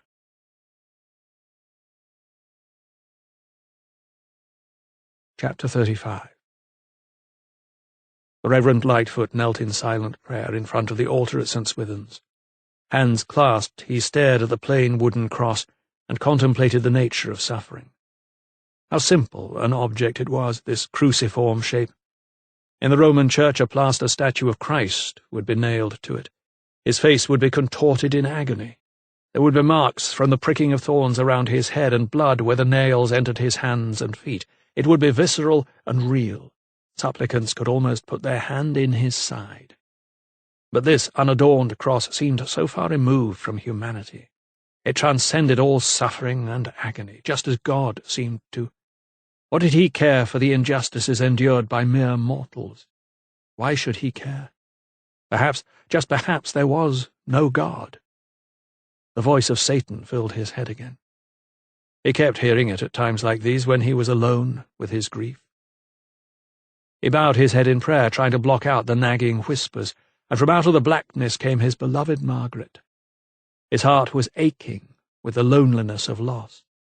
He saw her face, serene and sublimely beautiful. She was surely in a better place now, free from the petty machinations of being a country vicar's wife. How she had borne her own suffering with so much fortitude. Their first child had died at 2 days, their second at 2 weeks, their third had been stillborn, and their fourth lived but 6 months. That had been 20 years ago, and after that they had slept in separate rooms. They had never come together as man and wife again. Yet they had still loved each other with an intensity that rose above any base physical need. She turned her own suffering into something positive, helping the sick and needy of the parish. Her charity was boundless. That was how she had died, in the service of others, trying to organize assistance for those who had lost their loved ones to the fog. He must not be deflected from carrying on what she began. He knew it was what she would have wanted. It would break her heart if she knew that he was losing his faith. Along with the doubt there came temptation. It had reared its lascivious head. He had loved Margaret truly and deeply, but a man has needs, and now that she was no longer by his side, the urge to give way to his own passions and desires was growing. An image darted into his mind. He banished it quickly, fixing his eyes again on the cross. "Begone," he mouthed. He returned to his prayers, to a God who seemed to have deserted him. The townspeople were greatly afeared after the appearance of the meteor. Many believed Judgment Day was upon them and wished to repent of their sins. "O Lord, bless all those sick and weak I have seen today, and all those who care for them," intoned the minister, his hands clasped in front of the altar. "Keep them safe in the knowledge of your love. Through our Lord Jesus Christ. Amen." For a few more moments his head remained bowed in contemplation, until, in the darkness behind him, he heard slow footsteps coming up the aisle. At first he imagined they were Margaret's. She would come up behind him and place her hands on his shoulders. He would breathe in her lavender smell and feel her touch. Only now it would be cold from the grave. He shivered and turned to see, coming out of the gloom, Susanna Kidd. Quickly he rose to his feet. "What are you doing here?" he snapped. The widow was shocked by his tone. The corners of her plump mouth drooped. "I am come for comfort and guidance, sir," she replied. The rims of her large eyes were red. He softened his tone. "I am sorry. You took me by surprise." She was wearing a woolen shawl that she drew tightly across her chest. "I need to talk to someone, Reverend." Her voice was quivering. A memory flashed across his mind of how she had turned to him before in her cottage. He recalled her scent, a whiff of roses that spilled from between her breasts. A stab of pleasure shot through his body. "What is it that troubles you?" He looked at her suspiciously, but motioned to a pew. She was not welcome. Could she not see that? She settled herself, keeping her head bowed, until she was ready to speak. "I am afraid, sir," she began. She was so close to him that he could smell her breath. He dared not look into her eyes. "All God-fearing Christians are, Mistress Kidd," he replied stiffly. "These are strange times, so we must repent and put our trust in the Lord." She nodded and pulled at her shawl so that he could see the outline of her breasts underneath. "It is about trust that I need to talk, sir," she said. Her voice was low, almost a whisper, and when her lips parted they reminded him of a blooming rose. For a second he pictured what it might be like to put his lips on hers, to feel their warmth and their sweet moisture. "Go on." "If you love someone, and you trust them, but you hear they have done bad things, really bad things, what path should you take? What does the Bible say?" Narrowing his eyes, he studied her for a moment. She was talking in riddles, keeping a secret. What did she know, this Eve who sat before him? She had knowledge, and that, in a woman with her attributes, was a dangerous thing. She was hiding something that troubled her deeply. He had seen the signs so many times before, the clammy hands, the licking of the lips, the eyes that looked everywhere apart from at him. Between her forefinger and thumb she twisted a piece of lace on her cuff. After a few seconds he said, "You should pray, Mistress Kidd. Pray, and the Lord will speak to you in your heart.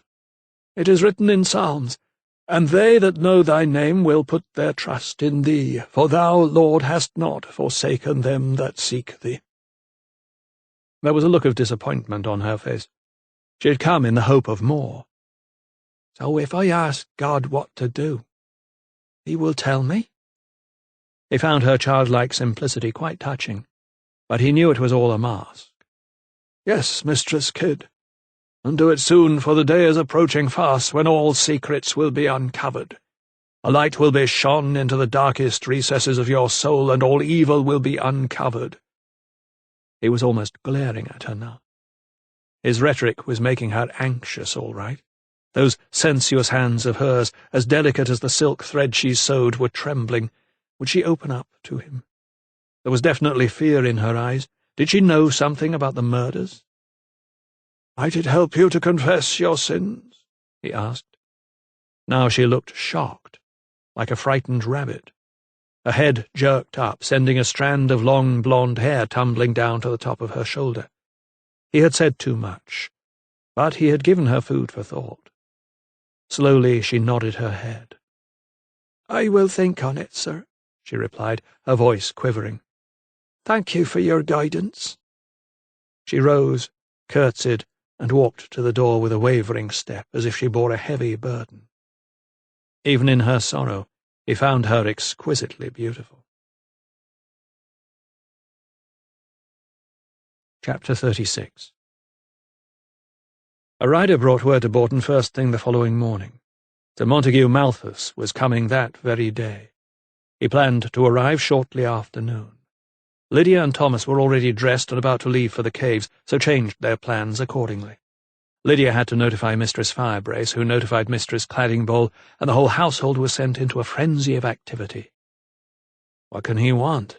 asked Thomas, when Lydia was satisfied that all had been made ready. They were waiting the arrival in the drawing-room.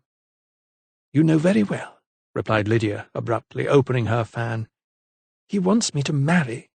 He has probably found me a perfect suitor." Thomas knew what she said was true. He sat down opposite her. "And what will you say?" She paused and looked up at him, resting her fan on her knee. Her shoulders heaved in a deep sigh. "I shall tell him that I shall marry when I am ready, to a man of my own choosing," she said, before fanning herself once more. It was as Thomas had feared. She did not have the courage to stand up to Sir Montague. Her words cut him like a knife. "But you would not tell him that you have already made your choice?" She closed her fan and glared at Thomas. "You do not know what he is like. He is cold and cruel and vindictive. He hated Michael, and he hates you." She stood up and walked round to Thomas's side. Touching his shoulder, she said, "I just need a little more time, please." He took her hand in his and kissed it. "Of course. I'm sorry. You English do not like to be rushed. I must remember that." He regretted the sarcasm in his tone, but said no more. Patience was the virtue that Lydia required of him, and he would display it, for the time being at least. A few minutes later, the carriage bearing Sir Montague Malthus pulled up in front of Boughton Hall. Lydia stood on the steps to greet her guest. The fog still clung to the hills and tree-tops, but the sun was discernible as a fierce red globe behind it. The lawyer swooped down from the carriage and began to mount the steps. Fothergill followed closely behind, carrying a leather satchel and a large scroll under his arm. "Sir, what an unexpected pleasure!" Lydia welcomed him as he came level with her. Sir Montague's thick brows knitted as he took her hand and pecked it with his lips. "I'm afraid you will not find what I have to say pleasant, my dear Lydia," he warned ominously. The smile that she had managed to gather to greet her brother's guardian suddenly deserted her, and she found herself momentarily lost for words. "You must be tired after your journey. Please," she gestured him into the hall. "We shall see to your luggage." The lawyer stopped in his tracks. "I have none, my dear. I do not intend to stay. We've taken rooms at the inn at Brandwick." Lydia looked puzzled. "So be it," she replied. "But I am sure you would like some tea." She led the way to the drawing-room, and Sir Montague and Fothergill followed. Thomas was already standing by the mantelpiece. He bowed stiffly when the men entered. "You know Dr. Silkstone, Sir Montague?" she said politely. The lawyer eyed Thomas suspiciously and did not even feign a smile. "Indeed I do," he sneered. Lydia bade her guests sit in an atmosphere that was far from congenial. Fothergill perched himself on a stool behind his master, laying the large scroll down on the floor while she went to pull the rope to call for tea. Just as she did so, however, Sir Montague lifted his large hand. "I would prefer if we talked alone, my dear," he announced. "What I have to say is of a very personal nature." Thomas shot a glance at Lydia. Would she really let this man dictate to her what she did in her own home? He willed her to be strong. She took her hand away from the bell-pull. "I count Dr. Silkstone not only as my physician, but as a confidant, Sir Montague," she began. "Whatever you say to me, you can say it freely in front of him." The lawyer's lips curled in a smirk. "So you have some new-found courage," he jibed. "'Twill be interesting to see how brave you feel when I put to you my proposition." Lydia took a deep breath. "And what might that be, sir?" Sir Montague snapped his fingers. Fothergill picked up the scroll from the floor, and the two men moved over to the table near the window. "I suggest you come and see this, my dear." He beckoned to her. Lydia walked slowly, composing herself as she went. She had no intention of betraying the utter dread she felt. Thomas followed closely behind until they were both level with the table and could see the large scroll laid out before them. Fothergill, his pince-nez now hooked safely over his nose, had smoothed out the parchment and weighed it down at either end. At the bottom was a large red wax seal. Thomas pored over it and recognized the insignia. It was something he had come across 3 or 4 months earlier when he was asked to testify in a case involving a young ward. It was the seal of the Court of Chancery. His forehead buckled into a frown. Sir Montague leered at Lydia. "I see Dr. Silkstone understands the gravity of this document, my dear. But do you?" Lydia stared blankly at the parchment and the closely written script. There were so many letters, so many words, all written in Latin. They meant little to her, and a rising sense of panic caught hold as she scanned the scroll for something familiar, something she could understand. That something came near the end of the document. She saw the name written in this bold, confident hand, and she shuddered. "Richard Michael Farrell," she mouthed. Her head shot up. "What does this mean?" Sir Montague threw back his head and let out a muted laugh. "It means, my dear, that your long-lost son, the son you thought was your secret, has been found safe and well and is in my custody." Thomas lurched forward. "It was you. I thought as much." He jabbed an accusing finger at Fothergill, who took a step back. "Yes," Sir Montague nodded. "Fothergill here tracked down the boy and brought him safely to me."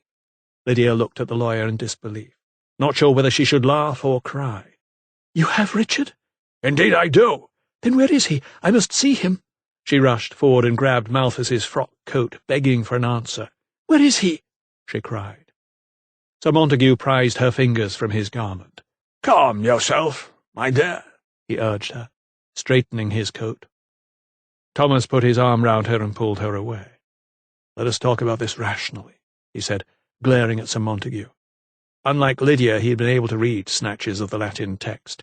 He knew what the lawyer had done. "Ah, the voice of reason!" boomed Sir Montague, flapping his hands in an exaggerated gesture as he pointed at Thomas.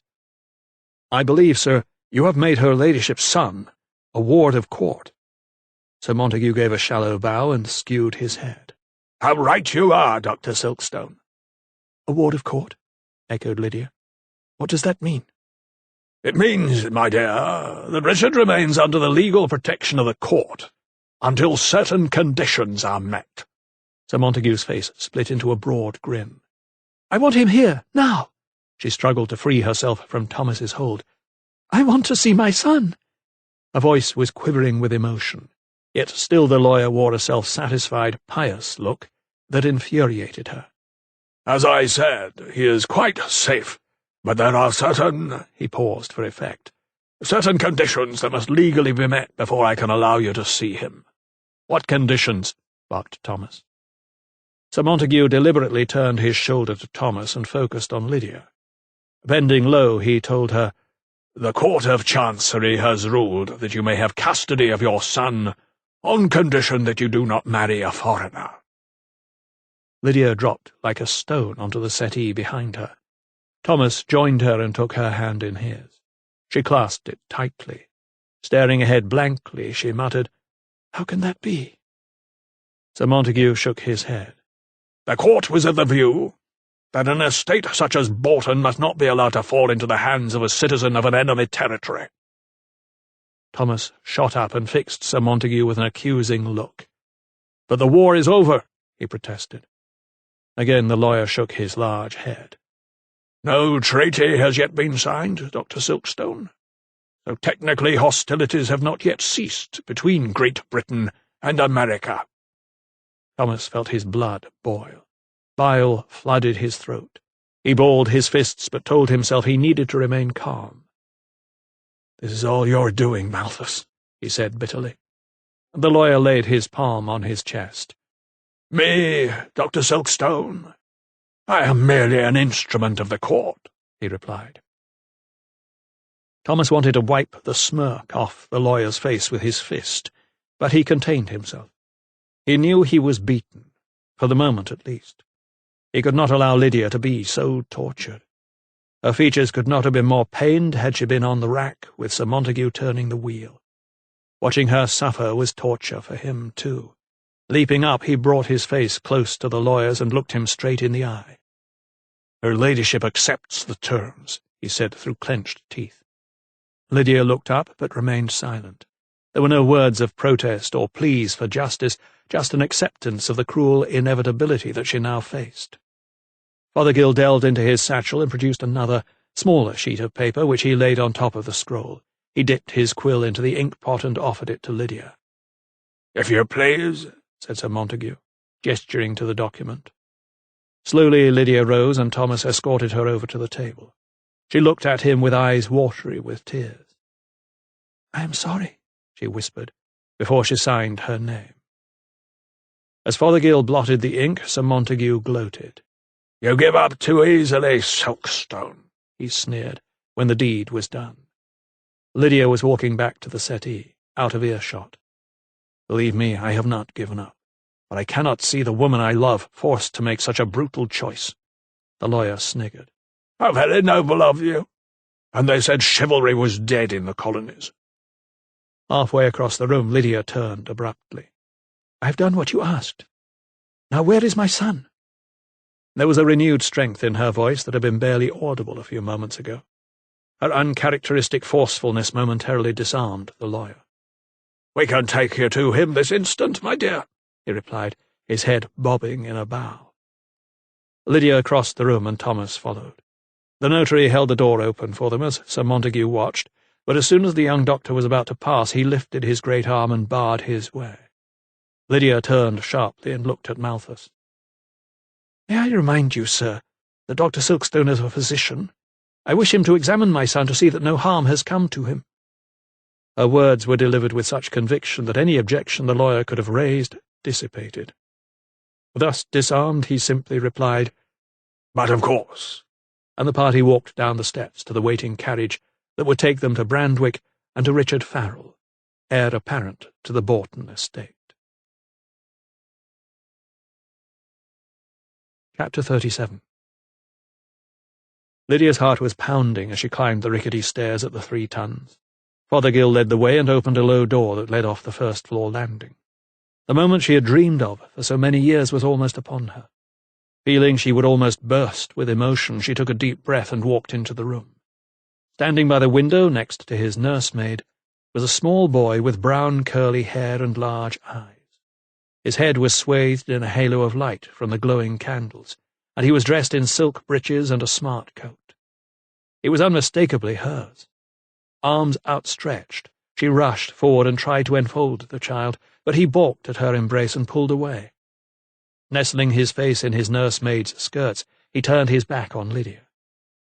Stunned, she straightened herself and backed off a little distance. "Do not be frightened. I will not hurt you," she told the boy falteringly. Then, turning to Sir Montague, she asked, "You have told him?" The lawyer smirked. "Richard, you must greet your mamma," he instructed the child, as if he were a schoolmaster telling a pupil to open a book. He turned to Lydia. "I took the liberty of asking the court to change his name. From henceforth he shall be known as Richard Crick, not Farrell. Much better that way. I'm sure you'll agree, my dear," he said. Lydia did not respond, but merely stood looking at the child as he clung to the nursemaid. Smiling gently, she bent low once more and offered her hand. Sir Montague looked down his hooked nose. "The boy has certain feral tendencies," he said disdainfully. "They need to be stamped out." Thoughts of what her son must have suffered scudded through Lydia's mind. The harshness of the workhouse, and the inevitable beatings by the chimney-sweep as he forced him to shin up flues. He must have endured so much in his 6 short years. There would be brutal memories that would be hard to erase. Suddenly she remembered the earring that the woman at the workhouse had given her. Delving into her bag, she brought it out. "Do you recognize this, Richard?" she asked, holding it up to the light so that the precious stones twinkled. The child turned his head and wheeled round at the sight of the jewel. His eyes lit up, and he charged over to Lydia, snatching the earring from her hand. "Richard, no!" boomed Sir Montague, stepping forward, but Lydia blocked his progress. "Wait!" she cried, as the child cradled the earring in his hand, and his face broke into a smile. "You remember, don't you, Richard?" she said, her voice trembling. "It was your token." The child looked up at her with his large eyes, which were suddenly sparkling. He ran toward her, and she gathered him up in her arms. This time he did not balk, but hooked his arm around her waist. It was then that she noticed the other arm hanging limply by his side. Guilt and sorrow and joy melded into one, and she could stifle her tears no more. She kissed her son and held him tight. Thomas remained watching the reunion in silence. He, too, felt choked with the emotion of the occasion. There was a tenderness so pure between Lydia and her son, and a bond so natural, that he knew no earthly thing could come between them. "You are safe now, my darling," she cried. "I will never let you go," she muttered, holding back the tears. Thomas knew what she said was true. She would never again allow herself to be parted from her son, even if that meant they could never be man and wife. He looked at Sir Montague hovering nearby, relishing the touching scene that he had so cleverly engineered. It was very clear that the forging of the bond between mother and son meant that he, Thomas, may never be able to marry the woman he loved. Lydia was still holding Richard when he began to cough. She loosened her hold and frowned. "How long has he had this?" she asked the nursemaid. "He has been ill with a fog sickness, your ladyship," she volunteered. Lydia shot a glance at Thomas. "How long has he had this cough?" she repeated. Sir Montague spoke up. "The child is sickly. He has been ill for the past few days." It was true, noted Thomas, that Richard was painfully thin, and his skin was as white as chalk dust. That cough was certainly a cause for concern. "I will need to examine his lordship," said the doctor. The lawyer looked at him contemptuously. "Very well, but be quick about it." Thomas walked over to the child, who remained holding Lydia's hand. "Sir," he said softly, with a smile, "I'm a friend of your mamma's, and I want to help you. Will you let me do that?" His tone was gentle, and the boy did not shift his gaze from him. "Perhaps you could lie down," he said, gesturing to the bed. Richard eyed his mother as if seeking permission. "Dr. Silkstone will make you feel better, my darling," she assured the boy. Taking his hand, Thomas guided the child over to the bed and took off his topcoat. He then bade the boy lie down, and from out of his bag he produced his listening tube. Laying it flat against the child's chest, he listened to the rhythm of the lungs as they bellowed in and out. They were struggling, he could tell, as they wheezed and blustered within the tiny cavity. Resting the palm of his hand flat on the child's forehead, he detected a fever. His skin was as hot as burning coals, and his eyes were red-rimmed and sore. "Does your head ache?" he asked. The child nodded. "And do you feel nausea?" The boy looked at him blankly. "A sickness just here?" Thomas pointed to his stomach. Again he nodded. "Thank you." Thomas smiled. He did not wish to make his young patient feel any more anxious than he already was. "You may rejoin your mamma." He watched the child lift himself from the mattress and walk toward Lydia once more, only this time there was a slowness in his step, as if his previous exertions had tired him out. He started to zigzag across the room before dropping to the floor. Lydia rushed forward. Thomas, too, hurried over to where the child lay. Supporting his head in his hands, he looked at his face. His eyes were still open, but it was clear he had difficulty focusing. "I'm afraid he has the classic symptoms of the fog sickness," said Thomas. "We need to get him to bed, straight away." Sir Montague loomed over them. "Very well. You may take him back to Bourton," he conceded. "I shall give him into your custody," he told Lydia. "But remember your pledge." Lydia looked up at him as he glowered at her, cradling her son in her arms. "You can be sure that I would do nothing to risk losing Richard again," she told him. Thomas knew her words to be true. Chapter 38. Back at Bourton, they settled the boy into bed. The room had not been occupied for some months, and the air was hot and stuffy. Since the windows could not be opened because of the fog, the room smelled fusty and damp. The exertion and excitement seemed to have triggered the child's cough once more. His breath came in short wheezes. Thomas had given his small patient a more thorough examination. He suspected his time as a chimney sweep, chinning up soot-filled flues, albeit for a short period, had also taken its toll on his respiratory system. Tiny particles of carbon would be embedded in his lung tissue, causing constant irritation. Lydia sat at her son's bedside, concern etched on her face. "Tell me he will be well soon, Thomas," she said, dabbing Richard's forehead with a vinegar-soaked pad. The young doctor watched her slow gestures of maternal love that came so naturally to her. He tried to reassure her. Now that he is here with you, I am certain he will be fully restored. Rest and good food will give him strength, he told her, adding, but most of all he needs his mother's love. I have longed for this day for so many years, she said, stroking her son's curls, but I did not picture it would be like this. Thomas shook his head. But he is here, and he will be well. That is all that matters now. He stroked her arm. And once he is a little stronger, perhaps he could go with you to the caves for a few days. Lydia thought for a moment and then nodded. Yes, we will do that.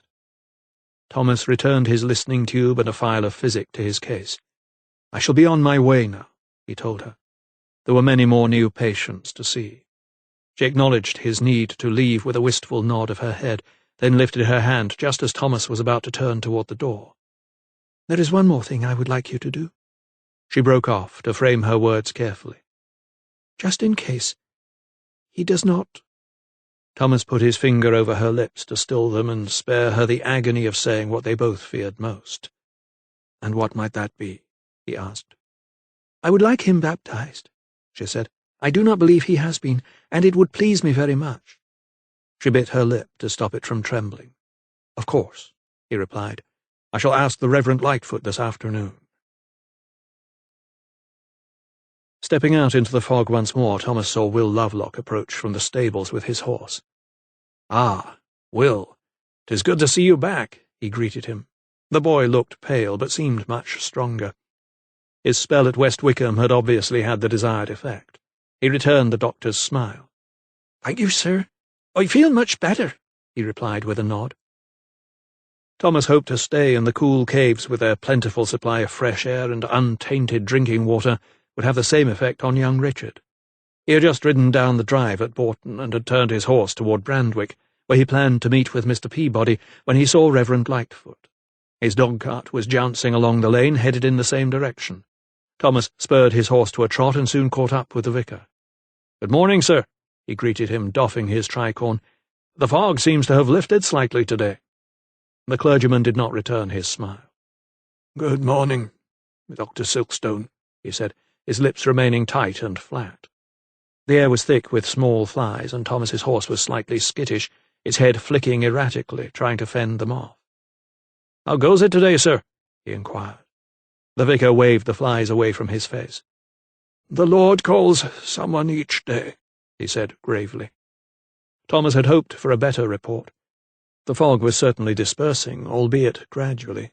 Yet still its legacy lingered. "Then I must delay you no further," he told him. "Very well, Dr. Silkstone," said the vicar. He was obviously in no mood for pleasantries. Thomas was just about to bid him a good day when he remembered he had been tasked with organizing the young nobleman's baptism. "Lady Lydia would appreciate a call from you, sir," he said, "when you have a moment in the next day or so." The vicar managed a faint smile. "Very well. I shall go to the hall tomorrow. I am occupied this afternoon." Seeing the Reverend had no wish to engage in further conversation, Thomas tugged gently at his horse's rein and moved off at a steady trot toward the village. Lightfoot followed at a more sedate pace several yards behind him. The doctor needed to see Mr. Peabody about concocting some more linctus, and to find out from him the latest additions to the list of patients struck down and needing care. He arrived at the apothecary's shop to find several people milling around outside. In their midst was Mr. Peabody in a state of high anxiety. He had dispensed with his wig and was sweating profusely. "Please be calm," he called out, but his voice was drowned by the cries of seemingly angry customers. "My children are sick," cried one woman. "We need physic now," exclaimed another. As soon as they saw Thomas arrive on his horse, the crowd calmed themselves. "Good people," he addressed them from the saddle, "there will be plenty of physic to go round, and there will be no charge for it." Lydia and Sir Henry had agreed on that. At his words a loud cheer volleyed into the hot air. "But Mr. Peabody and I need to be allowed to work undisturbed so that we can make up more linctus. Return when the church bells toll 7, and a new batch will be ready." Some of the villagers nodded. It was only fair that this physician should be allowed to make the very medicine that could save their families. And to offer it for free, without money changing hands, was indeed a rare gesture. So the crowd dispersed, leaving Thomas to shepherd a shaken Mr. Peabody into his dispensary at the back of the shop. All afternoon they worked hard in the heat, measuring, pounding, and blending. Thomas had found that the milk in his original formula was souring too soon, and had to be substituted with powdered chalk mixed with a little water. He also made up some new remedies he had come across in journals in Borton's library. Sage juice and honey were supposedly efficacious when the patient spat blood, while syrup of horehound was recommended for an inveterate cough. Mr. Peabody had also ordered a large quantity of Peruvian bark that, according to him, worked wonders for a dry cough when taken within 24 hours of the first spasm. An amount the size of a peppercorn was to be chewed only as long as the spittle remained bitter, then spat out. Thomas questioned its efficacy, but the need to give some sort of hope to his patients was so great that, as long as no harm was done, Thomas felt anything was worth trying. It was approaching 6 o'clock. The light, such as it was in the fog, was fading fast when Thomas realized he needed more elixir of vitriol for mixing. He put down his pestle and went out to seek a new bottle from the shelf in the shop. Glancing out of the window that looked onto the street, he saw a small crowd beginning to gather in the market square. At first he thought the people were merely eager to be the first in line for the opening of the dispensary at 7 o'clock. But when he saw the Reverend Lightfoot mount the steps of the market cross, he realized he was mistaken. Moving closer to the window for a better view, he could see the vicar more clearly. He was wearing a surplice, and around his neck a large cross and chain of gold. A small table had been placed on the steps by his side, and on it was a tall candle and an open copy of the Bible. More and more people gathered round until the number had swelled to at least 100. There was a strange air of expectancy about them. They did not appear angry or aggressive as he had seen them earlier, but rather nervous and excited, as if waiting for something or somebody. Thomas remained transfixed at the window until, a few seconds later, a cart drawn by a pony pulled up alongside the gathering. The driver jumped down and proceeded to demount the side of the vehicle to reveal 2 people, lying prone. Half a dozen men came to the driver's aid and carried the passengers. Thomas could now see they were a young girl and a boy a little older onto the steps. Both were dressed in loose shifts. The girl was crying and she began to kick out, while the boy flailed his arms in the air like a windmill. His tongue lolled from the side of his mouth and his chin was wet with spittle. A collective murmur rippled through the crowd as they watched the men seat the children on the steps. The girl tried to rise, but she was held down by a burly man on either side, pressing on both her shoulders. The boy seemed more compliant. His head drooped down, but odd staccato noises flew from his mouth from time to time. Hearing the commotion outside, Mr. Peabody joined Thomas at the window. He dabbed his furrowed brow with his kerchief. "What is going on?" "I cannot be sure, but I fear for the safety of those children," replied Thomas, still looking intently at the scene. From out of the crowd came a man with a flaming torch. He walked up the steps, lit the candle, and withdrew. An odd silence descended on the throng. It was then that the Reverend Lightfoot lifted his arms and spoke. "Beloved in God," he began, "we are here today to pray for these 2 wretched souls who their father fears are bringing the devil into our midst." The vicar then laid both his hands on the girl's head. She jerked, trying to free herself, but he persisted, intoning a prayer as he did so. He did the same to the boy, then clasped his hands together. In a loud voice he exhorted his congregation, "Let us sing together the hymn, 'Come sinners to the gospel feast.'" While the congregation raised their voices in song, Thomas ventured out of the shop and walked across the street to get a better view. He saw the driver of the cart clearly now. It was the gravedigger, Joseph Makepeace. His wife had died of the fog sickness the week before, and he had buried her just as he had buried dozens before her. Haggard and hunched, he stood on the market steps by his children, whom the doctor recognized from his visit to their dying mother. Both of them suffered from serious conditions, the girl from the falling sickness and the boy from some form of St. Vitus dance, which rendered him incapable of speech or coordinated movement. The hymn was coming to its climax, building up in tone and volume, when suddenly the girl began to writhe. Her eyes rolled back in her head and her limbs stiffened, so that the men who had been holding her jumped back in shock. Some of the women in the crowd screamed. The girl dropped down and began to convulse on the steps, foul words issuing from her mouth. Flecks of foam appeared at her lips, and her limbs twitched uncontrollably. Her father rushed forward. "See! She is cursed!" he cried, pointing at the child as her body juddered beneath him. "The devil is in her! He has brought the fog on us all!" Dozens of voices now joined in the fray. Thomas could not hear what they said, but the tension in the air was mounting. He looked at some of the faces. Eyes were narrowing, teeth were flashing. Like a pack of wild dogs, the people were working themselves up into a frenzy. From somewhere in the crowd he heard a taunt of "witch." "Burn her!" called another. He had seen enough.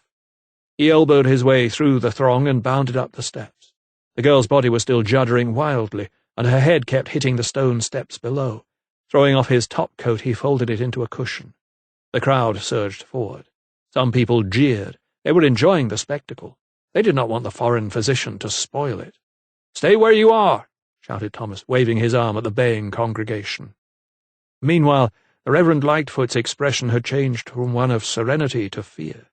He had unleashed a fury that he could not control. "Get back!" he called. "Get back in the name of the Lord!" When he held a large wooden cross aloft, the crowd quieted a little. Bending low, Thomas could see that the girl's tongue had rolled back, and she was in danger of choking.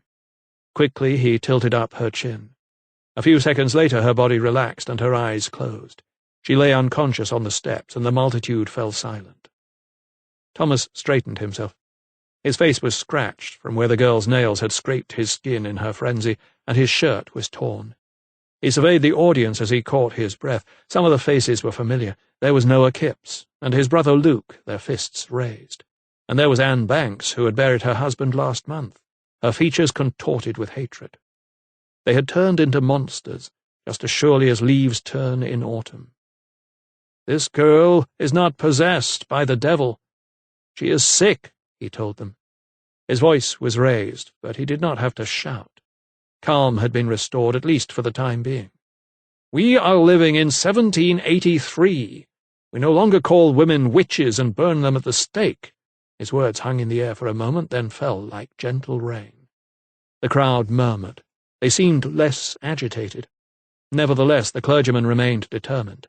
He stepped forward and whispered to Thomas, "I will cast out the children's demons, Dr. Silkstone," and turned his face away from the expectant crowd. Thomas looked into the Reverend's eyes and saw the deep conviction there. He accepted that this was what the crowd expected of him, and that to disappoint them could unleash yet more anger. He took a deep breath and sighed. "Very well," he conceded, "but please take heed." The vicar nodded. "I do the Lord's work," he assured him, and he turned to the crowd with his arms outstretched. "Let us pray." On the steps below, Thomas could see the young girl was waking. He bent down and stroked her head. Her left cheek was badly bruised from her fall, and her knuckles were bleeding. "All will be well," he whispered, as the Reverend Lightfoot began intoning a prayer over her and her brother once more. As the vicar spoke, the girl's anxiety seemed to lessen. Her features appeared to relax. She even managed to smile weakly at Thomas when she raised her eyes. "There's no need to be afraid," he whispered.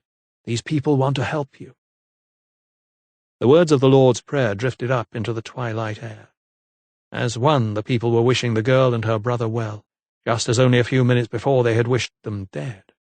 The vicar concluded, "And deliver us from evil, for thine is the kingdom, the power, and the glory, forever and ever." "Amen," they all said in unison. The Reverend Lightfoot then descended the steps to where the children sat, the girl quite still, but the boy still drooling and flopping around. Making the sign of the cross with his hand, he cried, "Demons, I cast you out in the name of the Father, Son, and Holy Ghost." The tide of time stood still for a moment, as if the seconds were parting to allow the devil to leave. Then at last the girl eased herself up from the step, and holding out her own arms and hands in front of her, seemed to wonder at them. She appeared to grow in stature, like a butterfly gently emerging from its chrysalis. She wiggled and cocked her head, and the crowd began to murmur, until finally she spoke. Lifting her arms high into the air, she cried, "Praise the Lord!" and the crowd erupted into loud cheers. "A miracle!" they shrieked. "God is good! The devil is gone!" Women hugged their children. Husbands embraced their wives. Tears of joy and relief flowed freely. It did not seem to matter that the fog still lingered. It was almost forgotten amid the rejoicing. Thomas surveyed the extraordinary scene and wondered at man's mercurial nature, one moment a frenzied beast, the next a compliant angel. He descended the steps to where the Reverend Lightfoot was being thanked by his grateful parishioners. So many hands reached out to touch him. "Bless you, Vicar," they said. Joseph Makepeace came forward and hugged his daughter. His eyes were full of tears. Others came to lift his son. Together they made their way back slowly to the cart. This time the children sat upright. It was a sight that gladdened the heart of the whole community, and they waved to them as they drove off, heading for their cottage at the far end of the village. The crowd began to disperse. Many of the women returned to the apothecary shop at the appointed hour to collect their free bottles of physic before wending their ways homeward, giving thanks that their own children were not possessed. Most of the men, however, repaired to the 3 tuns across the way. Over their tankards of tepid ale they, too, would give thanks, although they were a little less certain as to why they should be so thankful. The fog still remained, but perhaps now that they put their trust in the Lord, and the devil had departed from Joseph Makepeace's offspring, fewer people would be taken to the grave. Meanwhile, upstairs in the 3 tuns, across the square from where the extraordinary exorcism had taken place that very evening, Sir Montague Malthus was hatching a plan. He had invited the recently bereaved Sir Henry Thorndyke and his old friend Sir John Dashwood King to dine. They feasted on grouse and pickled cabbage, there was none fresh, and downed several bottles of claret between them. The mood was lively and affable, despite the prevailing gloom caused by the fog. Sir Henry bemoaned the fact that his labourers were dying in their droves, and Sir John complained that he would be forced to sell his wheat abroad for a better price. Sir Montague's complaint was of a more personal nature. "Tell me, is it true you have found the heir to Bourton?" asked Sir Henry, pitching forward over the Stilton cheese. The lawyer's lips curled. "A word travels fast," he said, taking another sip of port. "Farrell kept that one quiet, by Jove," chuckled Sir John.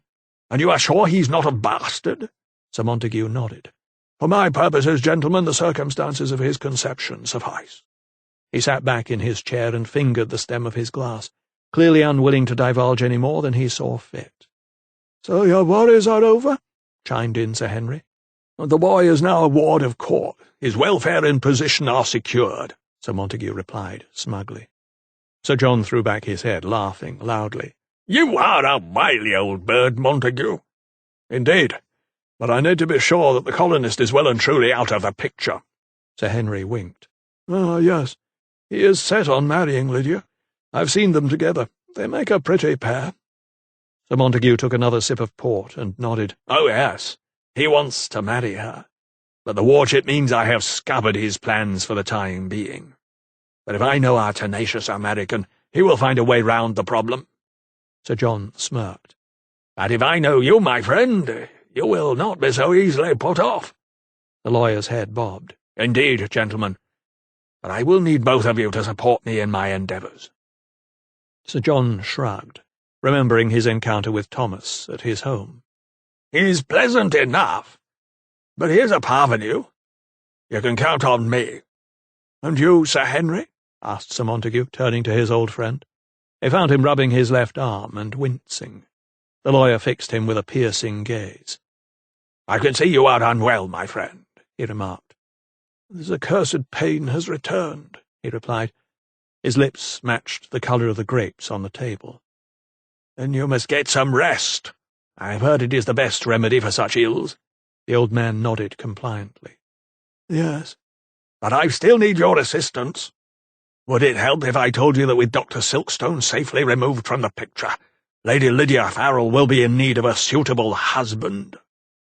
Suddenly Sir Henry's pain seemed to be forgotten, and an expression of interest settled on his jaded face. "If you put it that way," he began, leaning forward. Sir Montague nodded. "Just as long as I can count on you both when it comes to the trial." "Trial? What trial?" echoed Sir John. The 2 guests looked at each other quizzically, then turned their gaze on Sir Montague for an explanation. He obliged immediately. "It really is quite simple. There have been 2 murders in Brandwick, and, by judicious manipulation, Dr. Thomas Silkstone can be implicated in both." Sir John frowned. "How so?" he queried. "The detail is of no importance. Let's just say I have friends in the right places, and leave it at that, shall we, gentlemen?" So it was agreed that Sir Montague Malthus would do all in his considerable power to have Dr. Thomas Silkstone arrested for a double murder. If all went well, he would swing for his alleged crimes, and Lady Lydia Farrell would be free to marry a more suitable husband, and keep blue blood running through the veins of the Crick line. "Then 'tis settled," squawked Sir Montague, and with these words he brought down his palm on the dining-table, as if concluding a deal or ending a court session. "We shall bid farewell to Dr. Silkstone once and for all." Chapter 39. The Reverend Lightfoot could not sleep that night. He still felt elated after the triumphant exorcism. The joy he had experienced as he cast out the demons from those wretched children was truly extraordinary. It was as if, for a moment, some mysterious hand had touched his very soul and empowered him. If he had ever wavered, and he was ashamed to say he had, then this miraculous revelation had set him once more on the true path to salvation. He paced up and down the aisle in his church, raising his arms now and again in praise. The Lord had imbued him with a most wonderful gift. Perhaps, he told himself, he should make more use of it. He was contemplating how he might help other benighted believers. Surely there were many who needed help to overcome their inconsolable fears. Wandering restlessly up and down the aisle once more that evening, he stopped in front of a painting in one of the side chapels. It was of Adam and Eve in the Garden of Eden. Naked and unashamed, they were portrayed with a serpent coiled round an apple tree. Suddenly he was reminded of Susanna Kidd. He recalled her lascivious lips, the curve of her breasts, her lustrous hair. He remembered how he had seen her picking apples in the orchard earlier that day. And that apple pie. How apt! Was she not sent to tempt men? Had not all his own reason deserted him in her presence? His heart had beaten so fast that he thought it would burst, and when she touched him it was as if his whole body turned to molten rock. Must she not be possessed by Beelzebub too, to have such an electrifying effect on him? Turning to the picture once more, seeing Adam and Eve on the edge about to fall into the abyss of sin, he made up his mind. This was a sign. Hurrying out of the church, he went to the stable and saddled up his mare. The moon was still veiled by the fog, but his trusty horse knew the roads well, and soon he had reached the Kidd's cottage. Tethering his mount at the gate, he walked softly down the path. He was in luck. A lamp was burning in the bedroom. Mistress Kidd would be shocked to see him at such a late hour, but he would reassure her that he only meant to purge her of her sins. He would tell her that he knew the devil had a hold over her, and that he could help her. She had tasted of the tree of knowledge. She had told him as much when she came to see him in a vexed state the other day. If she would only submit to his will, then he would cast out her demons, and she would be free to live a good and pure life once more. All her anxieties would be banished, all her sins forgiven. The secret that was troubling her would be a distant memory. And when Judgment Day came, for surely it was imminent, then she would be able to meet her Maker with a clear conscience and a wholesome heart. His tread was light. He did not want to frighten her. Drawing closer, he could see the shutters were only half closed. A few paces more, and he would be able to see into the room. His mouth went dry, and his heart hammered as he drew level with the window. Now the bed came into view. It was empty. There was a sound, water being poured. She would wash herself before taking to the sheets. He could not see her, but he imagined her passing the cool, damp cloth around her neck and between her breasts. Footsteps. His heart leapt as she emerged from behind the shutters. She was wearing leather stays over her shift and a petticoat, and her golden hair was loose over her shoulders. Reaching for a brush on her table, she began running it through her hair with long, firm strokes. His breath came in short pants now. There was no doubt about it. The devil possessed her. No ordinary woman could have this much power over a man. He watched her stand and reach around the back of her waist to the laces of her stays. But wait, what was that? More footsteps. There was someone with her. He craned his neck and suddenly saw a man's hands, brown and rough, reach for the laces and begin to loosen them.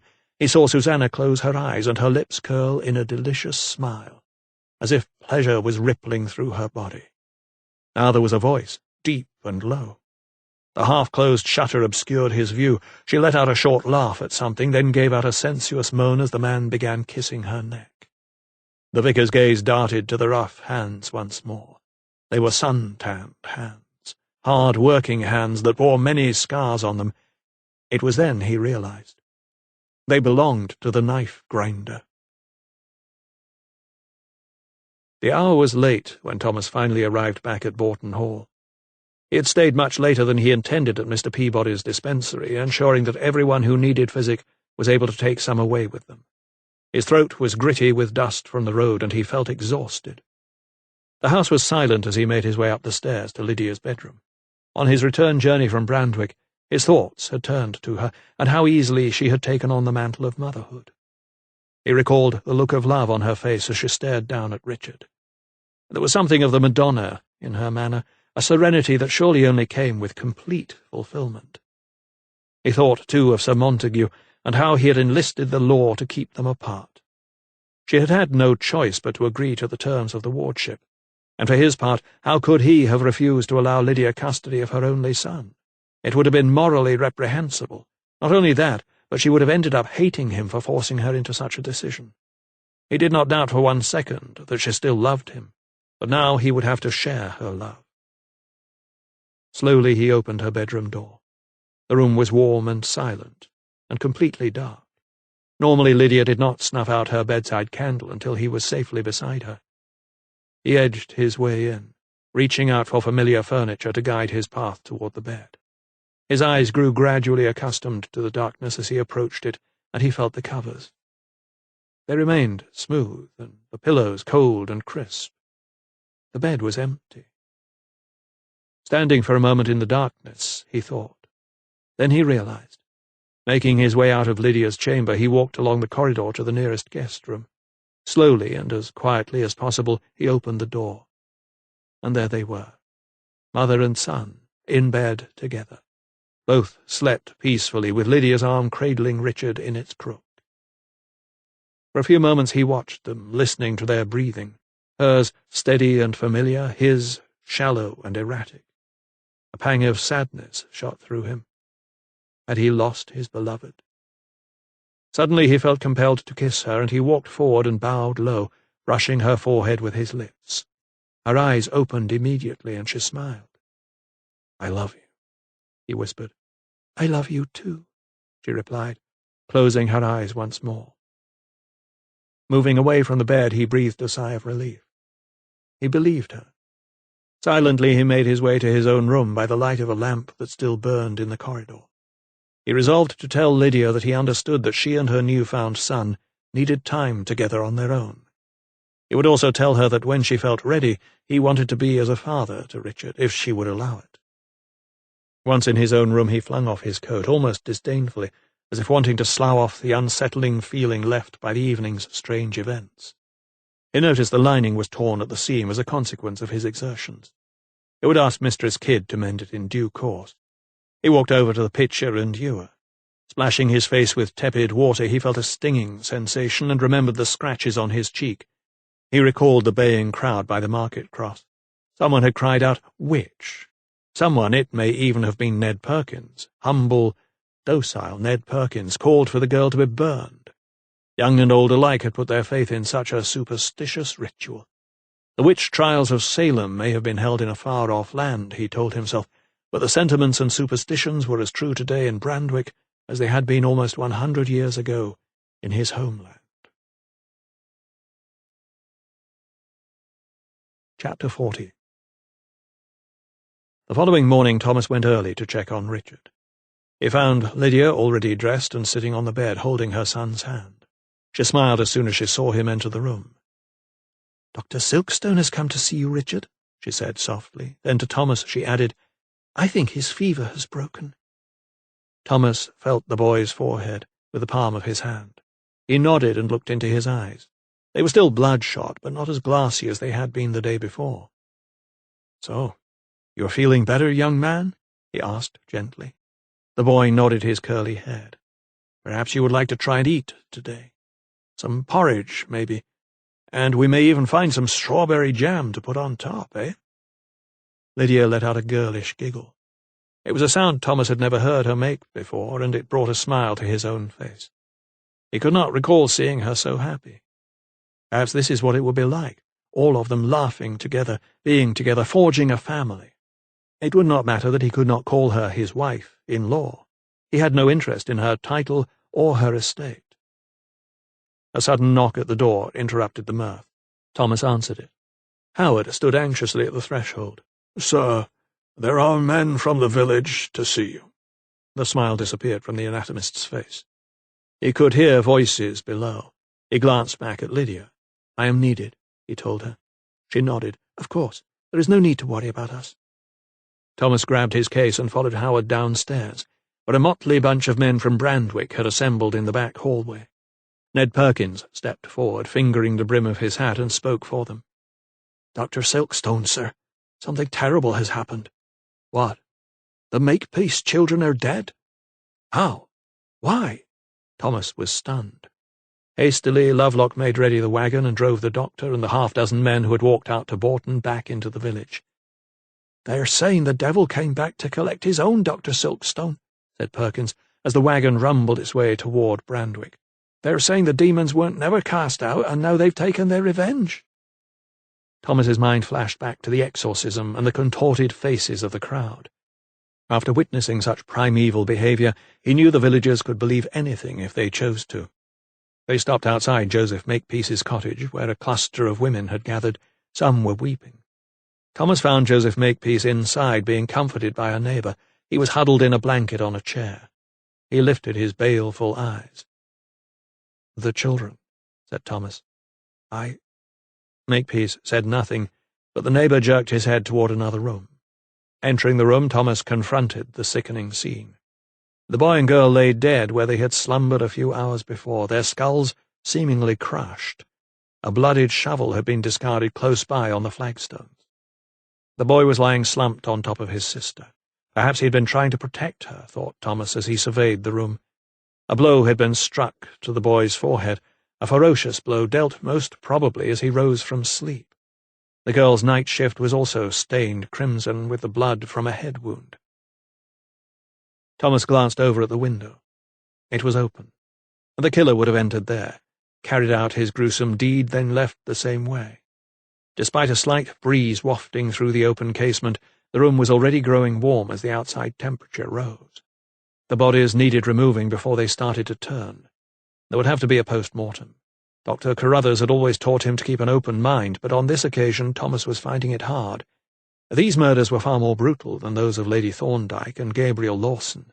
The children were struck in uncontrolled anger rather than cool calculation. Could there be more than one murderer in the village? Or might the adult's killer be the same fiend who bludgeoned these two unfortunate children in their beds? Only science could provide the answer, the anatomist told himself. After consulting with the watchman, Thomas ordered the bodies to be lifted into the wagon and taken to the game larder at Bourton. Once again he sent word to Sir Theodosius. He did not seek immediate permission to conduct a post-mortem. A non-invasive examination would suffice for now. This time he knew what he was looking for, and he did not need to use a scalpel to find it, even if it was only to disprove the same killer might be behind all 4 murders. Just as he was leaving the cottage, he saw the Reverend Lightfoot approach, prayer book in hand. He was looking careworn and anxious. "Is it true?" he asked Thomas. The doctor nodded. They were both bludgeoned to death. The vicar's brow crumpled, and he shook his grey head. "What monster could do such a thing?" "At this moment I am not sure, sir. But I intend to find out," replied Thomas. Reverend Lightfoot nodded. "I will pray that you do, Dr. Silkstone," he said. Inside, the vicar found Joseph Makepeace still trembling and mumbling incoherently. Ned Perkins had joined him. He sat on a chair next to the baker and the blacksmith by the empty hearth. "Why would the Lord let this happen, sir?" asked Ned Perkins after a moment. The Reverend sucked in air thoughtfully, then shook his head. "'Twas not God's work. This has all the hallmarks of the devil," he replied after a moment. Perkins's head shot up. "Aye, and we know who that devil is," he said through clenched teeth. All 5 men looked at each other knowingly. But it was Joseph Makepeace who, suddenly finding his voice mouthed the first name. "Joshua Pike." "'Tis the knife-grinder that killed Lady Thorndyke and Gabriel Lawson, and now these young uns too," snarled Ned Perkins, balling a fist and punching his palm. "The sooner we find him, the sooner we can put paid to his murderous ways." "He'll be hiding up somewheres round here," said the baker, wiping his hands on his flowery apron. "Fog means he can't go far," added the farrier. "It certainly does," said Perkins. It was then that the vicar, who had been keeping his own counsel, listening carefully to what the men were saying, chose to speak. "And I think I know where he can be found," he ventured. All eyes turned on the Reverend Lightfoot. Had they heard him right? He fixed each one with a knowing look, then said, "And you are correct. 'Tis very near."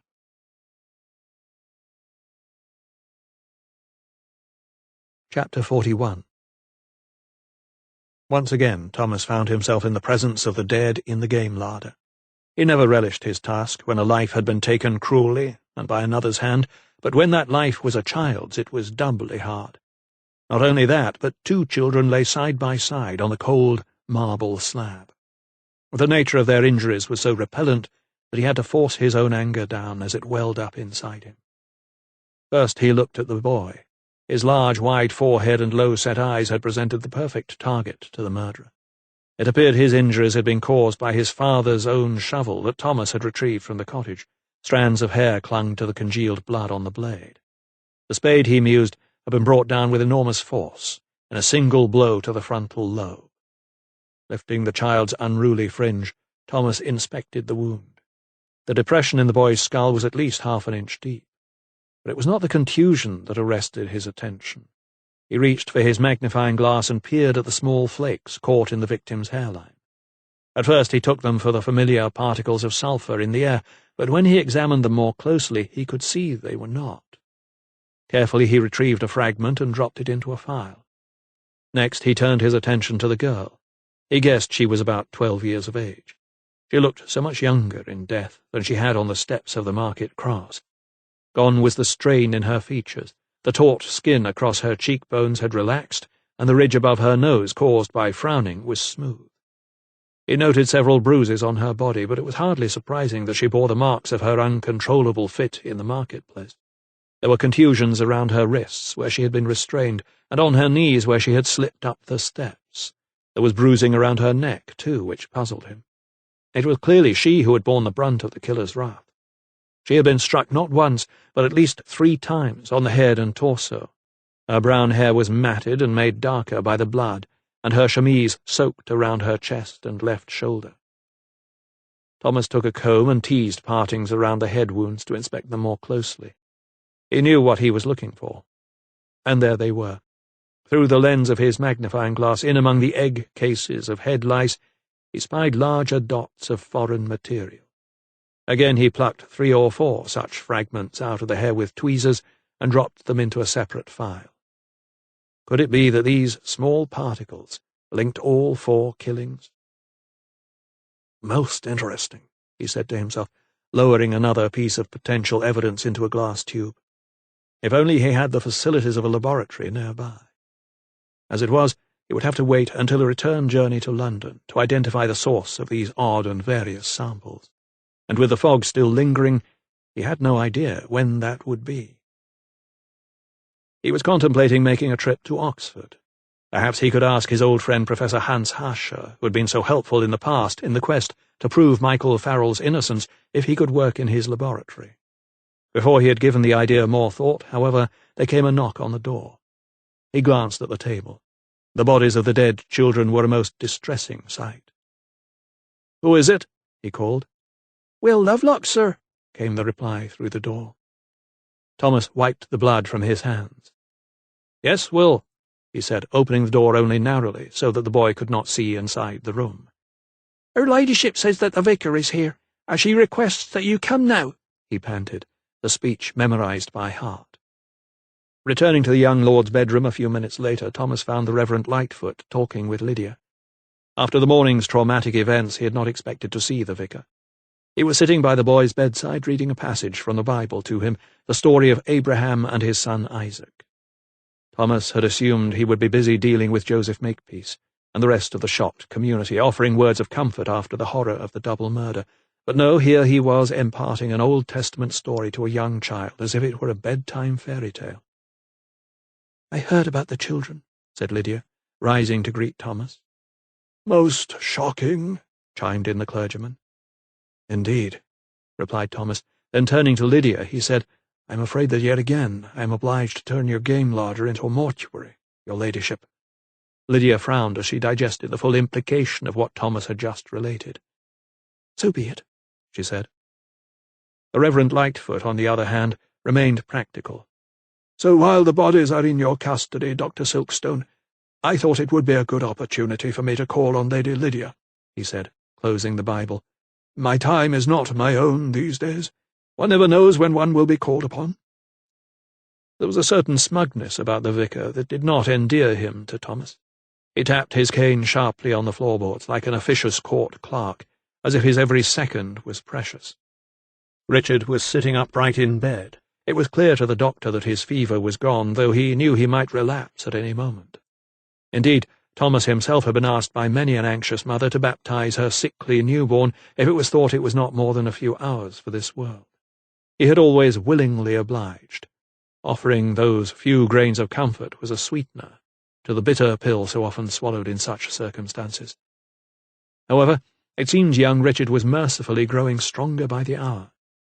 The vicar opened his satchel and began unpacking the small flasks of sacred oil and water required for the baptism. Taking advantage of the distraction, Lydia moved closer to Thomas. "He does not know," she whispered cryptically, looking at Richard. Thomas understood. Lydia wished to keep her son's identity a secret, at least for the time being. A moment later, Reverend Lightfoot wheeled about, his surplice round his neck. "And you are to be the godfather?" he asked, looking directly at Thomas. "That is my honour," replied Thomas, masking his surprise. "I explained to the Reverend Lightfoot that Richard is the son of friends of mine in Oxford. The fog sickness claimed them both, so I have taken him into my care." Lydia spoke in a strange, slightly exaggerated tone that told Thomas he was not to question or contradict her any further. He nodded. Indeed. He could understand why she did not feel ready to announce to the whole world that she had a son. It would take time for them both to adjust to their new relationship.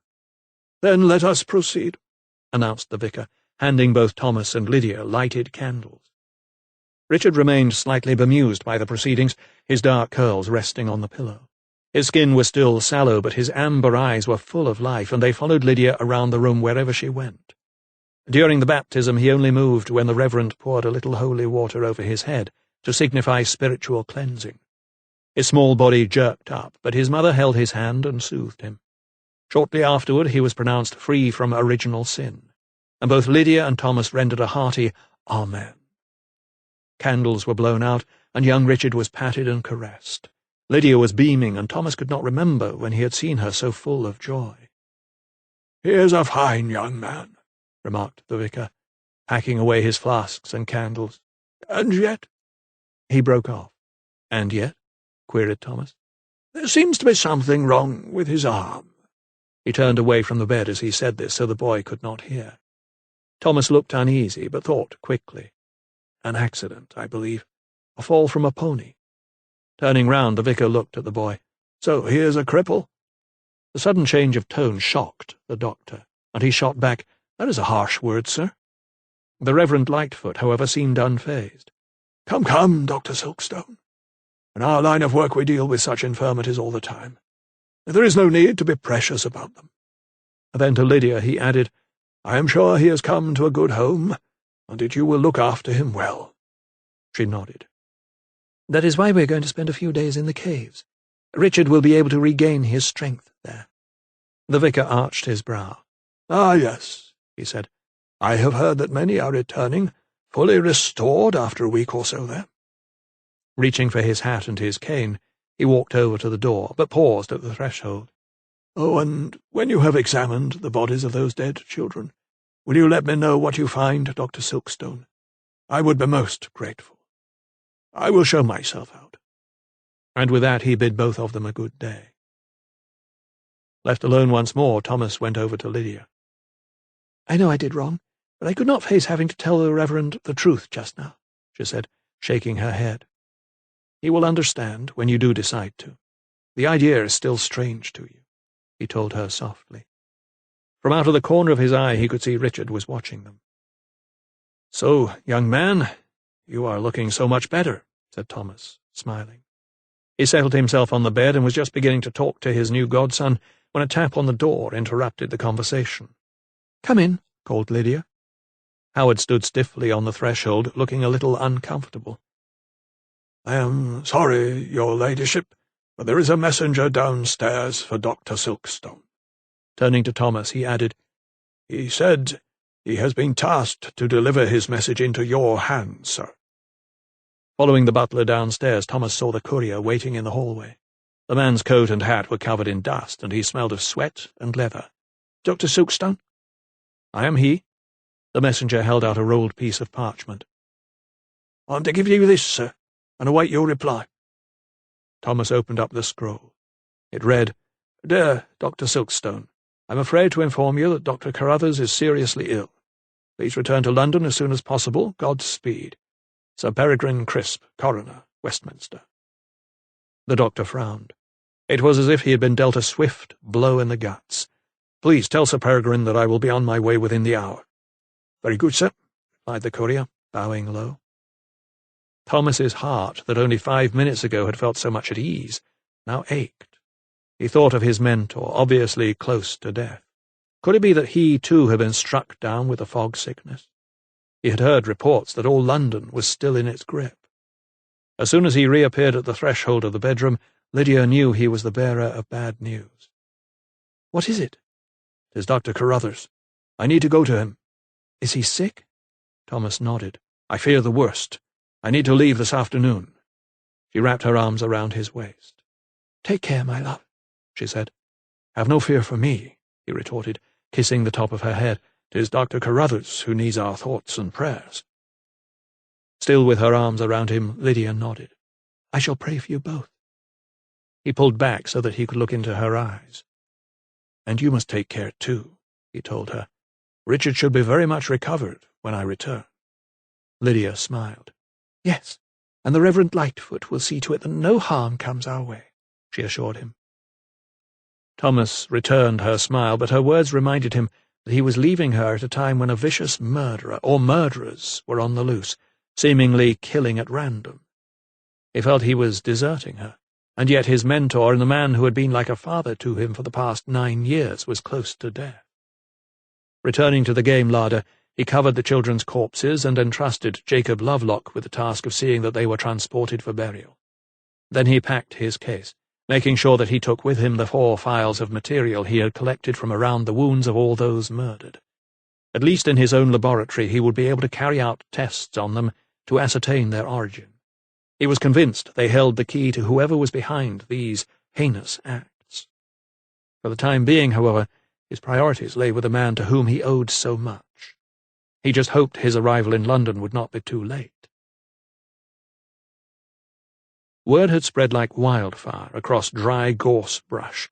Joshua Pike was holed up at the Kidd's cottage. He was the murderer. He was the fiend who had killed not only Lady Thorndyke and Gabriel Lawson, but 2 children as they lay in their beds. He was a monster, the devil incarnate. He had caused nothing but trouble since the day he arrived in Brandwick, terrorizing the vicar's wife and stirring resentment among the labourers in the fields. Justice had to be done, and if the law failed them, they would take it into their own hands. The men gathered by the market cross. They had armed themselves with whatever they could lay their hands on, pitchforks and rakes and shovels. The butcher carried his meat cleaver and the farrier his clincher. The master of the hunt gave permission for the hounds to join in the search. The constable, Walter Harker, came as well, carrying chains to restrain the quarry. Abel Cross, the fowler, had brought along his flintlock, too. It had a short range, but it could blow a hole in a man's gut if it was fired close enough. Ned Perkins took the lead. This time there was none of the reticence he had shown in his dealings with Gabriel Lawson. His jaw was set determinedly, and his eyes were on fire. The fog sickness had taken both his sons that week. He had nothing more to lose. Barging through the men, he rushed up the steps of the market cross to address the crowd. "Today, brothers, 2 children were slain as they slept. 2 more have been murdered, and still the killer is at large. Yet the powers that be in Oxford are sitting on their fat backsides doing nothing. 'Tis time we acted, brothers." He clenched his fist and punched the air. "'Tis time we meted out our own justice. Time we hunted down Joshua Pike." The crowd roared their approval, and the dogs began to bark in the excitement. Torches were lit, even though it was only the early afternoon, and those few who had horses swung up into their saddles. From a good distance, the Reverend Lightfoot watched the proceedings. The Lord had revealed to him Joshua Pike's whereabouts. A look of disgust distorted his features as he recalled the knife-grinder's rough hands on Susanna Kidd's body. There had been no question in his mind. He had acted in the best interests of the villagers. They were feeling threatened. They were the ones who could not sleep soundly in their beds at night, and if the law of the land appeared powerless, then they had every right to rise up and dispense their own form of justice. He watched them from the saddle of his mare as they came toward him, past St. Swithin's on the road to Bourton. They were 3 abreast, with Ned Perkins at the front, a column of men as eager for blood as the baying hounds they mustered. "You joining us, Reverend?" asked Perkins as the men passed the church. "Most certainly," he replied with a slight bow of his silver head. "I will bring up the rear." And so the angry mob marched on, out of Brandwick toward Bourton, to Susanna Kidd's cottage. Their voices were raised, excited. Now and again a shout went up. The names of Joseph Makepeace's children were invoked as if their death had turned them into saints, but the name of Joshua Pike was spat out like snake venom above the barking of the hounds. Susanna Kidd was in her garden, scattering corn for the few chickens that remained. She heard the slathering dogs first, followed by shouts, then the sound of 100 boots tramping along the track. Panic seized hold of her, and, dropping her bowl of corn, she fled toward the cottage. "They're coming!" she screamed. "They're coming!" Like a shot, Joshua Pike ran out and over to his mule that had been grazing in the orchard at the rear. He hurled the saddle onto its back and began fastening the straps. Meanwhile, Susanna walked to the front gate as the men drew level. She tried to compose herself, but she could not hide the fact that she was trembling. "Where is he?" barked Ned Perkins. The men behind were jostling him, jabbing their pitchforks in the air. His voice was almost drowned out by their growls. "Who?" was all she could ask, weakly. But the men would not wait. The first few jumped over the fence, then another simply hacked at it with an axe, clearing the way for all the rest to spill into the garden. Susanna screamed. Her hands flew up to her face, and she ran after the invading mob as it trampled over Amos Kidd's precious roses and flooded into the back orchard. The men arrived just in time to see Joshua Pike heave himself onto his mule and spur it into a trot. "After him!" cried Ned Perkins. Some of the younger ones began running through the orchard toward the woodland, where the fugitive was headed. Those with snarling hounds unleashed them and set them on his trail, bounding furiously through the long grass. But Abel Cross simply stood still. Cocking his musket, he steadied his own arm, aimed, and fired. A shot ripped through the air, and the knife-grinder jerked backward, as if pulled by an invisible rope, but his mule, terrified by the loud noise, trotted even faster. The young man slumped forward for a moment, then righted himself. In an instant he had reached the canopy of leaves at the edge of the wood, and in another the flash of his red bandana had disappeared altogether. Susanna was left distraught in the garden as the men surged forward toward the woodland's edge. Her sobs came in great waves, overwhelming her slender body. Dropping to the ground, she pummeled the dirt with her fists and let out a fearful wail. The Reverend Lightfoot studied her from a few yards away. He watched the tears roll down her cheeks and saw the look of utter despair etched on her features.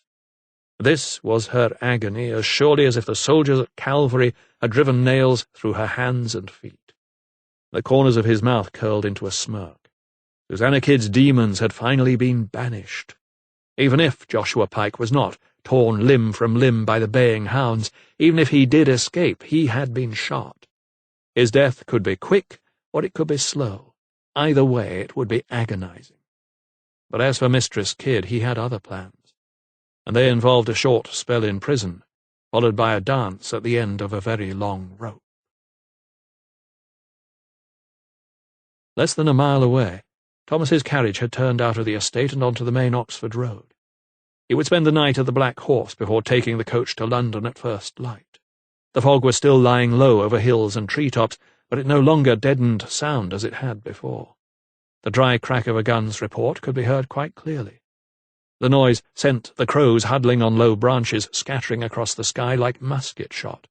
It also made the horses drawing Thomas's carriage jolt suddenly. He put his head out of the window. "Everything all right?" he inquired of his driver. "Sounded like a fowler's musket, sir," came the reply. Satisfied with this explanation, Thomas settled himself back down, staring out of the window once more.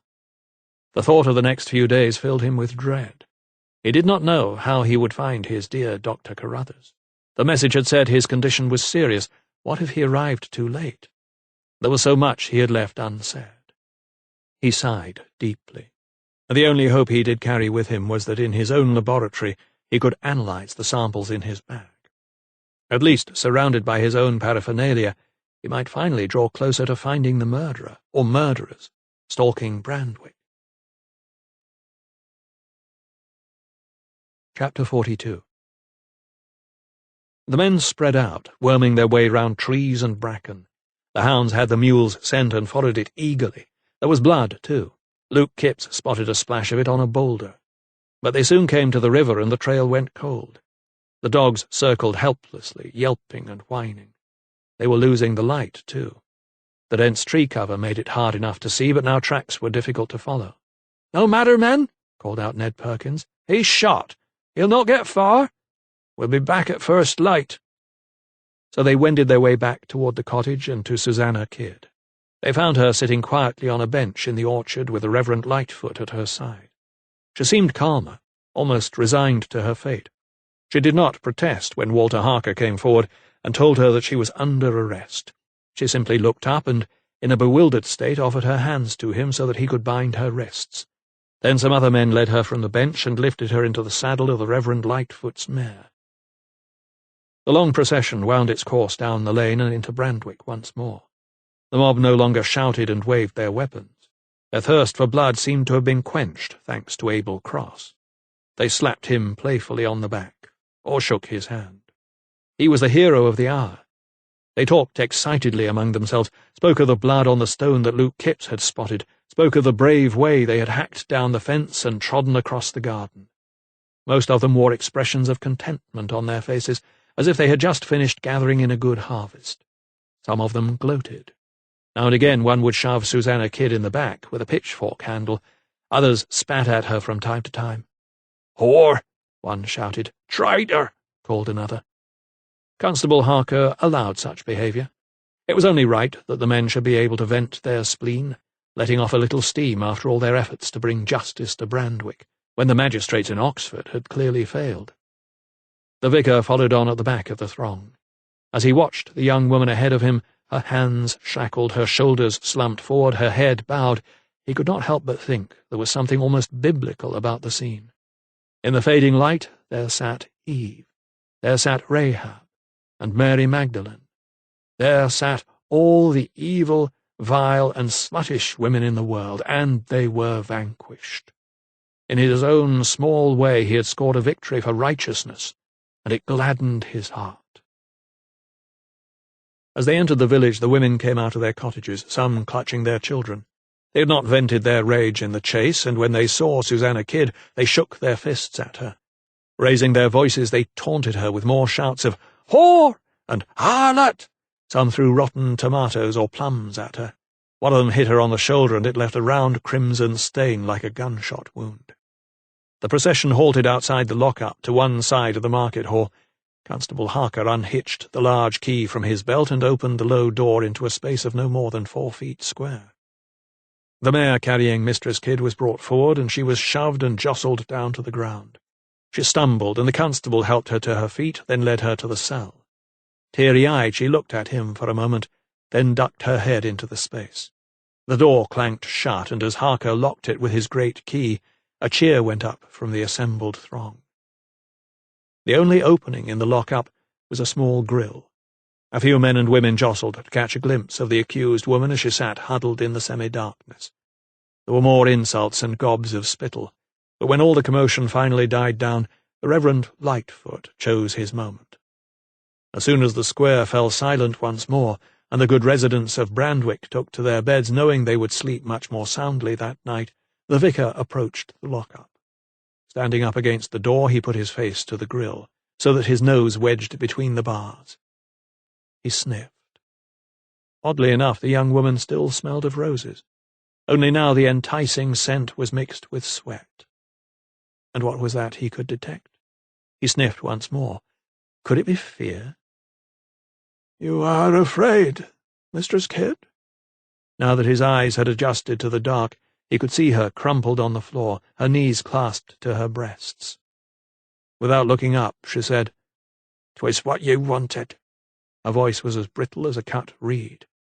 "I want you to repent, as any man of God would," he replied, looking down on her cowering in the cell.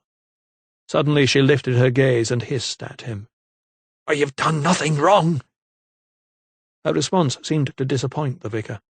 He let out a bemused laugh and said, "Then let God be your judge." Surprised that after all he had tried to teach her she still could not see the error of her ways, he backed away from the bars. "So be it," he told her. He would leave her fate to the Almighty, he told himself. In the meantime he had work to do. There was one other woman who needed to be taught a lesson before the day of judgment dawned. Chapter 43. A small crowd of street urchins and apprentice boys had been milling around the lock-up since the early hours. They were lobbing rotten eggs and dog shit through the grille and shouting taunts. No one stopped them. In fact, now and again a passing woman would add her voice to the jeers and insults. Inside the cell, Susanna Kidd sat with her face to the wall. Her legs were doubled over so that she had lost all feeling in them. She had cried so much in the night that she had spent all her tears too. Now she just waited in the darkness and the stinking filth that had gathered. She waited and she listened. The hours were marked by the tolling of St. Swithin's bell, and shortly after noon a shout rose up from somewhere nearby. "They're here!" called a man's voice. There were more shouts. Doors opened and slammed. Feet clattered on cobbles. Words were exchanged. There was a feeling of anticipation in the fetid air. The prison cart was rolling into Brandwick. 2 constables came from Oxford, rough men in leather jerkins bearing the court's crest. Constable Harker unlocked the cell and hauled Susanna Kidd out. The other 2 men handled her onto the wagon, tethering her to the side, like some animal being taken to market. She kept her head bowed and her eyes downcast as the crowd hurled abuse at her. Harbouring a fugitive was a serious offence. There'd be no escaping the noose, they said, shaking their fists at her. The urchins and apprentice boys followed the wagon through the village as far as the main road to Oxford. The rest of the throng had tired much sooner. Most of them were happy to watch the wagon trundle off into the distance. The people's justice had been done. Thomas spent a restless night at the Black Horse before catching the coach to London in the early morning. The fog had been patchy for much of the journey, sometimes thick, sometimes lifting enough to show a blue sky above it. In London, however, it resumed its grip. It mingled with the smoke from the hundreds of kilns and forges and bakers' ovens and thickened into a soup of smog. The stinking air was dry and hot, too, if anything a degree or so warmer than Oxford. Sounds were strangely muffled. Men shouted not to each other but blindly into the strange void to warn others of their coming. Even the cabs were travelling with their lamps lit. Thomas hailed one from where the coach set him down to take him to Holland Street. Soon he was outside his home, ringing the bell-pull. Mistress Finesilver answered. Her already pinched face tightened with a look of surprise when she saw it was Thomas. She peered beyond him, out onto the foggy street, holding her apron up to her mouth. "You'd best come in quick, Doctor," she muttered. Thomas eagerly obliged. "I came as soon as I could," he panted. The acrid smell of the fog was cleaving to his nostrils and palate. "And why should that be, sir? I wasn't expecting you for another month." She took his top-coat and hat, then cocked her head as if waiting for an explanation. Thomas frowned. "Dr. Carruthers. He is ill?" "'Tis news to me," she replied. obviously bemused by the question. "This fog's a devil, but he's not been out in it. Not like me, I can tell you. 'Tis no easy matter trying to find your way to the butcher's or the baker's in this." She chanted on, but as she spoke, Thomas noticed the study door was half open. "Who's there?" came a familiar voice. Thomas bounded past Mistress Finesilver, who was still in full flow, and found his mentor seated in his usual chair. He appeared to be in good health. "Sir, but you are well," Thomas blurted with relief, and he rushed over to the old doctor and took him by the hand. "Thomas, my dear young fellow," he exclaimed in delight, "what a wonderful surprise!" Kneeling beside him, Thomas looked at his mentor's face. His complexion was slightly ruddy, but in this heat it was only natural, Thomas told himself. Apart from this observation, he looked perfectly well. "I was told you were gravely ill, sir." "Tosh!" the old doctor shot back. "Who blabbed such nonsense?" Thomas withdrew the note from his pocket. "I have a message here. 'Tis from Sir Peregrine Crisp." In his mind's eye, Thomas pictured the tall, imposing figure of the Westminster coroner. Dr. Carruthers turned his bewigged head. "But you know I haven't had dealings with that old codger for at least 10 years. Not since I lanced a boil on his arse." Thomas shook his head. "Then why—" He broke off. A thought occurred to him. Someone wanted him out of the way. Someone had wanted him to leave Bourton. "No matter," he said cheerfully. "I'm just glad to find you in good health." But his mentor detected the falsity of his words. They did not ring true. "What is it now, young fellow?" he asked. "Sir?" Dr. Carruthers shook his head and lifted a finger to his right eye. "I may be blind, but I see with my other senses, remember. I know that something is troubling you." Thomas paused for a moment, not knowing where to begin. "I'll tell you what. Let us eat, then you can fill me in on everything over dinner," suggested the old anatomist. The young doctor smiled. "What an excellent idea." Mistress Finesilver was still most put out by Thomas's unannounced arrival. All that she could offer for dinner was a cold pie and potatoes, which she served with a dash of sullenness. As they finished off a stale loaf with their claret, Thomas told Dr. Carruthers about the severity of the fog at Brandwick that had taken so many souls, and how the recent murders had added to the sense of fear among the population. "The general opinion is that the murderer is a traveller, a knife-grinder by the name of Joshua Pike, but I'm not so certain. It's always easier to find fault with a stranger than with those close to you." The old doctor nodded sagely. "How right you are," he said. "But if I know you, you will have been dispensing your physic and trying to solve the murders at the same time. Am I right, young fellow?" This time Thomas's laugh was genuine. "I try my hardest, sir." "And I'll wager you brought some samples back for testing in the laboratory so you can uncover this killer." "Right again." "I am rarely wrong," the old anatomist chuckled. They withdrew from the dining-room to finish their port in the study, as they always did. Casting his eye over the familiar furniture and objects, the young doctor noted that Mistress Finesilver's usually satisfactory standards seemed to have slipped in his absence. Given the severity of the fog, he accepted that a certain amount of dust on the mantelpiece and sills was inevitable, but it appeared on every surface. There were cobwebs, too, in many a corner. Yet it was Dr. Carruthers's appearance that shocked him most. Normally immaculate, egg-yolk stains were on his waistcoat, nor had his shoes been polished, and their buckles were dull and tarnished. It seemed that Mistress Finesilver had not been taking care of him with proper respect, thought Thomas. Both men settled themselves in their usual chairs. A fire was not necessary, given the heat. Thomas's eyes drifted to a pile of newspapers that teetered precariously in the corner. Remembering their custom, he asked, "Would you like me to read the news sheet to you, sir?" The old doctor let out a short laugh. "Ah, you've spotted the pile. I would not allow Mistress Finesilver to throw them out. I was hoping you would read them to me on your return." Thomas smiled. "I shall make a start this very evening, sir." Walking over to the news sheets, he withdrew a copy from near the bottom.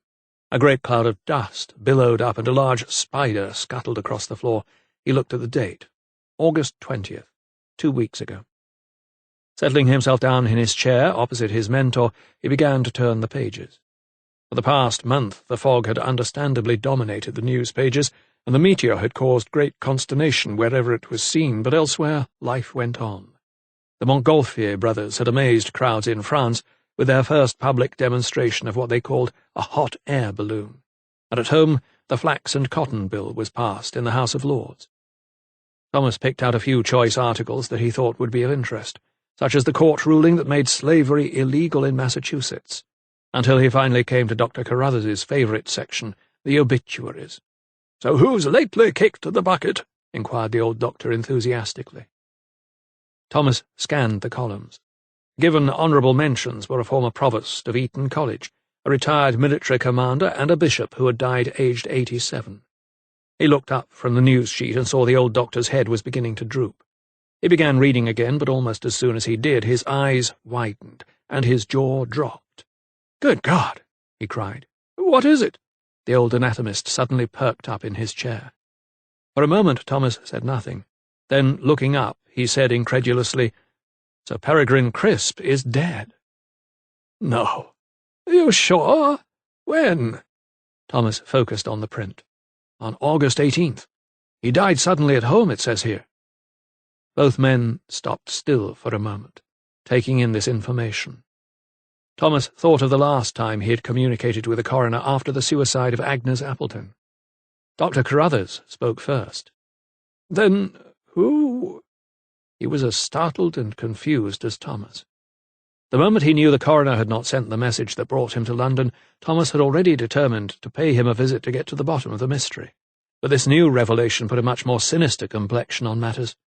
He wondered if it was to do with one of Sir Montague Malthus's schemes. He rose and walked over to the mantelpiece. "My presence was obviously not welcome at Bourton," he said gravely. Dr. Carruthers nodded, stroking his chin. "It seems to me that you should return as soon as you can, young fellow." He knew his mentor was right. "I will," he replied, "just as soon as I have identified the specimens that might reveal the identity of the Brandwick murderer." "Then I best leave you to it," replied Dr. Carruthers, rubbing his stiff legs before rising slowly from his chair. Thomas appreciated the solitude. There were books he needed to consult, experiments to conduct, and, of course, there was Franklin. It had always worried him leaving the care of his rat to Mistress Finesilver. If she had not been diligent in her duties regarding Dr. Carruthers, then poor Franklin would surely be very low on her list of priorities. Walking across the familiar courtyard and down the steps, Thomas arrived at the laboratory. Grasping the door handle, he sniffed the air and frowned. As soon as he walked inside, the stench of sulphur hit him. He gagged and reached in his pocket for a kerchief. Holding it to his mouth, he rushed into the room. The window had been left drawn down, and a shaft of light from a street lamp above illuminated the coils of smog as they drifted in through the open casement. Hurrying over to it, he pushed up the sash, then rushed over to Franklin's cage. It was as he feared. The rat lay on its back, 4 legs in the air, gassed by the poisonous air. Unlatching the door, Thomas put his hand in the cage and reached for him, expecting the rat to be stiff and cold. But no. His body was still warm, and then he saw him twitch. Thomas carried the rodent across the room. Opening the door, he took him out into the fresher air of the corridor. The rodent was struggling now, his legs flailing around, trying to right himself. Thomas helped him, and he sat, stunned for a moment, whiskers twitching. Next, his sides heaved, fast as fury, in and out, in and out. "That's right, boy. Breathe deep," Thomas told him. But the flurry of activity was short-lived, and the rat collapsed after a few seconds. His pink eyes remained open, but his breathing became laboured, and all energy seemed to ebb away.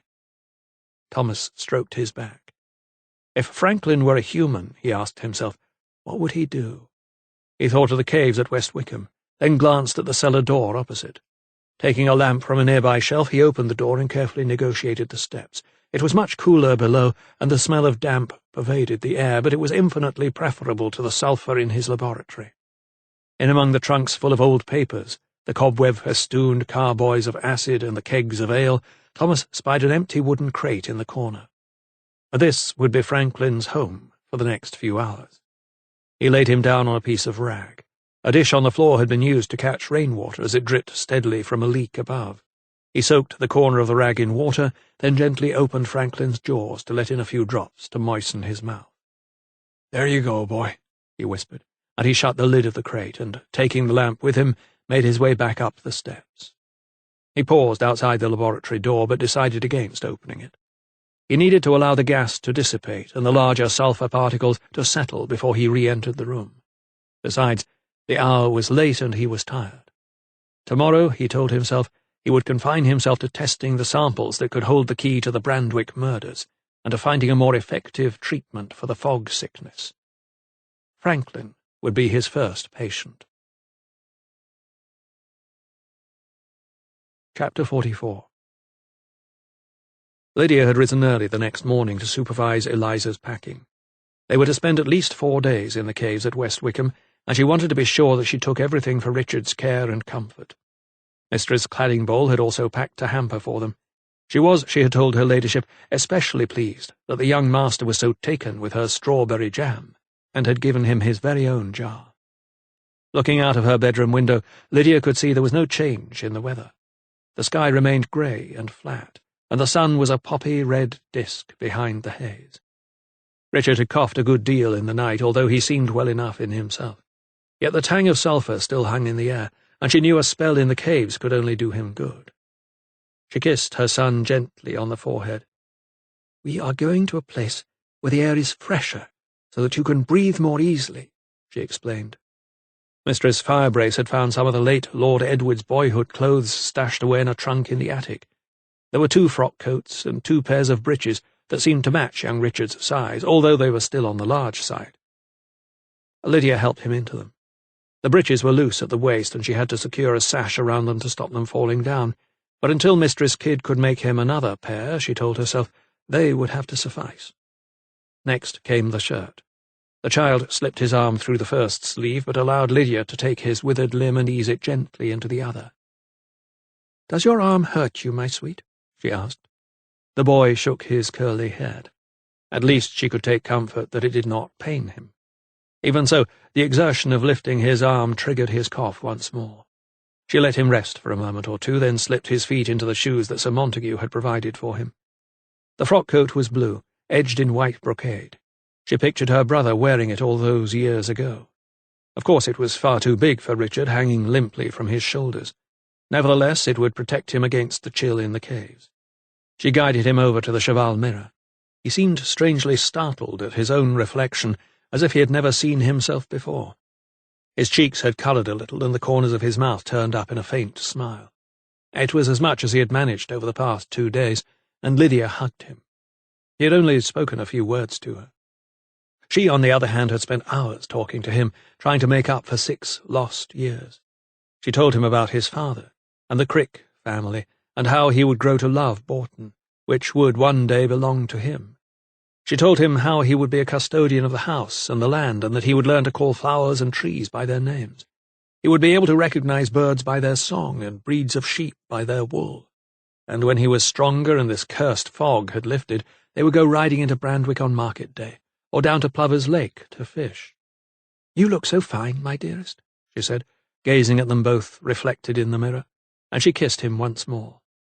Eliza knocked and entered. "The truck is packed, your ladyship," she said. Glancing across at Richard, the maid smiled. "What a handsome young man, your ladyship," she said, almost wistfully. Realizing she had spoken out of turn, she grimaced, but Lydia returned her smile. "Thank you, Eliza," she replied. "Yes, he is very handsome." Jacob Lovelock had the carriage ready for noon, but just as they were coming down the steps of the hall, another vehicle turned up the drive at speed. The horses drawing it were at a trot, and it clattered to a halt right by them. Lydia instantly recognized the crest on the carriage door as the liveryman opened it. "Sir Theodosius," she cried, "what brings you here?" The portly Oxford coroner heaved himself out onto the driveway, but barely managed to return her smile. "My dear, I'm come on urgent business," he told her earnestly. "Where is Dr. Silkstone?" Lydia frowned. "In London, sir," she replied. "He received a message that Dr. Carruthers was gravely ill, and he went to his side." The coroner mopped his ruddy face with his kerchief. "I feared I would be too late," he puffed. "Too late for what, pray?" He shook his head, and his flabby jowls wobbled. Young Silkstone has walked into a trap. Dr. Carruthers is not ill to my knowledge, and this is all an elaborate ruse to— how can I put it? Dispense with the doctor. Dispense with? Ruse? You talk in riddles, sir. Lydia was growing increasingly impatient with the coroner. Please tell me what is going on. Sir Theodosius's broad shoulders heaved in a great sigh. Malthus is behind it, he said. Sir Montague? Behind what? The coroner shook his head. 'Tis clear, my dear, that you and Dr. Silkstone have deep feelings for each other, and 'twould seem that your late brother's guardian is not content to keep Dr. Silkstone out of your marriage bed. He wants him out of your life, too. Lydia's eyes widened. What has he done? Again the coroner balked and shook his head. I am not entirely sure, but Sir Henry Thorndyke called on me this morning. Sir Montague intends to implicate the doctor in murder and have him arrested. Silkstone is in grave danger, and I have to go to London this instant to warn him. Lydia stepped forward and clasped Sir Theodosius by the arm. What will happen to him? The coroner, however, was not forthcoming. I have told you as much as I know. I must be away. Then may God grant you safe passage, sir, she said, realizing it was no use pressing him further. Sir Theodosius's thick lips stretched into a smile, and he patted her hand. He will come back, safe and sound, he told her, even though he knew he could promise nothing. Lydia watched as he turned to haul his corpulent frame back into the carriage with a little help from his liveryman. With a crack of the whip he was off once more, but just as the coach rattled off down the drive, Eliza walked down the steps with Richard, who was holding her hand tightly. Hearing footsteps, Lydia turned toward them. "Who was that big gentleman, Mamma?" asked the little boy, looking up at Lydia. It was only then that she realized. The man whom she had come to regard as a father figure over the past few months had been and gone from Bourton Hall without even meeting her long-lost son. The carriage ride to the caves passed quickly enough. The haze still veiled the rayless sun, but only the very tops of the hills were now obscured. Lydia sat uneasily, remembering Sir Theodosius's words and thinking of Thomas. She feigned an eagerness to point out to her son all the places of interest on the way.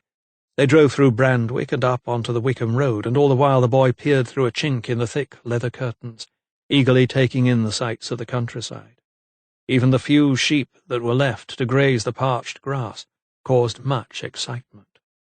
But it was toward the end of the journey that an odd-looking creature that was not quite a donkey and not quite a horse caused young Richard the most wonderment. They came upon it as it grazed on a patch of grass near the entrance to the caves. Wearing a saddle and a bridle, it looked up at the sound of the carriage, pricking its ears and chewing slowly. But its rider was nowhere to be seen. Chapter 45. Thomas was to be joined by Dr. Carruthers in the laboratory early the next morning. The poisonous gas that had almost killed Franklin had dispersed, leaving a light coating of sulphur on all the surfaces. Thomas ran a damp cloth over the tops of sills, ledges, and tables to remove the deposits. He then lit a fire in the grate. From outside he could hear the telltale tapping of the old doctor's stick as he crossed the courtyard. Within a few moments he had negotiated the threshold and was sniffing the air as he walked in. "Someone left the window open." The acrid smell had faded, but Dr. Carruthers's sharp sense of smell could always detect even the slightest whiff of poison in the air. "Yes, sir. Does it trouble you?" He shook his head. "No, besides I have this," he said excitedly. "If the fumes are too much for me, I simply sniff." He was holding up a cane that Thomas had not seen before. It had an ivory top. "Look here," ordered the old doctor, and he flicked open the lid to reveal a sweet-smelling potpourri of herbs and petals. "I was gifted it in the will of an old colleague." Thomas remembered his own father possessing something similar. "A physician's cane," he remarked. "Useful for preventing contagion." "Precisely, or just wafting away these unpleasant fumes," replied Dr. Carruthers, smiling and tapping his way across the floor. "So you are happy to proceed?" asked Thomas. watching the old doctor ease himself onto a stool by him. "Of course I am. We must proceed. This air is killing scores of people, young fellow. Coachmen are dropping like flies in the streets, I'm told. So you need to tell me all you know about the properties of this accursed fog, and then we shall put our heads together. What say you to that?" Although Thomas had wanted to deal with the contents of his files, in relation to the murders first, he could hardly argue with Dr. Carruthers, so he recapped his experiments at Bourton that proved the poisonous air was sulphurous. "It seems that those who have been exposed to it longest suffer most," he told his mentor, adding, "but those who are predisposed to asthma are struck down much quicker." At the word asthma, the old anatomist frowned. "Interesting," he said, stroking his chin. "Have you tried Atropa belladonna?" "Belladonna?" repeated Thomas. He pictured the delicate flower with its purplish-blue petals. The locals called it deadly nightshade. It was a common sight in the Oxfordshire hedgerows, among the cow-parsley and the foxgloves, where he had seen it growing himself. "I know of the plant," he replied, "but I thought it was used to treat gastric ailments." Dr. Carruthers nodded. "Indeed it can be, but given in the right dosage it can also ease breathing in asthmatics. It may help." Thomas knew that the plant's properties were many and various. Cleopatra had used it to make the pupils of her eyes larger and therefore more alluring to men. He also knew that merely ingesting a handful of berries from the plant could easily kill a grown man. Yet he was prepared to bow to his mentor's encyclopedic knowledge. After all, since nothing else was having any real effect, there was very little to lose. "I assume you have some ready prepared," said Thomas, already on his way to the storeroom, lighted candle in hand. "Third shelf on the left, I think you'll find." Sure enough, there it was, a small porcelain jar, marked Ex Bellad.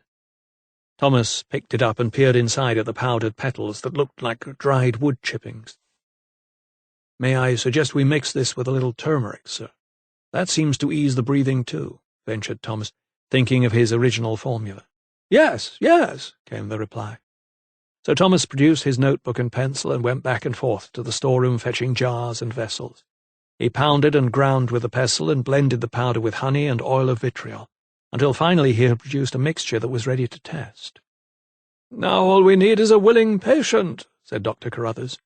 Thomas smiled. "I know of one very close at hand, sir." "You do?" "Franklin." "That wretched rat of yours?" Ignoring the jibe, Thomas went to fetch the rodent from the cellar.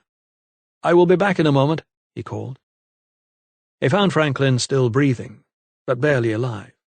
Lifting him gently out of the crate, he brought him back into the laboratory and set him down on the table, still lying on top of the rag. "Now all we need to do is work out the quantity of the formula, appropriate to his weight, and then trial the physic on him," he told the old doctor, who seemed distinctly unimpressed. "I suppose 'tis worth a try," he said with an unconvinced shrug. Thomas weighed the rodent in his scales, then after making calculations on his notepad, he measured out the relative weights of the ingredients. Within a few minutes he had reduced the mixture to the required strength. "Now for the moment of truth," he said, drawing up the liquid into a pipette. The old anatomist nodded his head. "I've heard the ingredient can work very quickly," he ventured. Holding the rat's jaws open with one hand, Thomas emptied the contents of the pipette into its mouth, then closed it shut to make sure he swallowed the physic. The creature barely protested.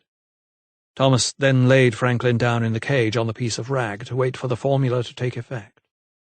"Now, sir," said Thomas, opening up his case, "for our next task." "The samples?" "Yes. I need to identify the contents of these phials." He brought out the glass tubes, each holding small flakes of material, none of them bigger than a grain of mustard. The microscope lay under a small sheet in a nearby cupboard, thankfully protected from the sulphur dust. Thomas handled it with a renewed reverence and set it down gently on the work surface.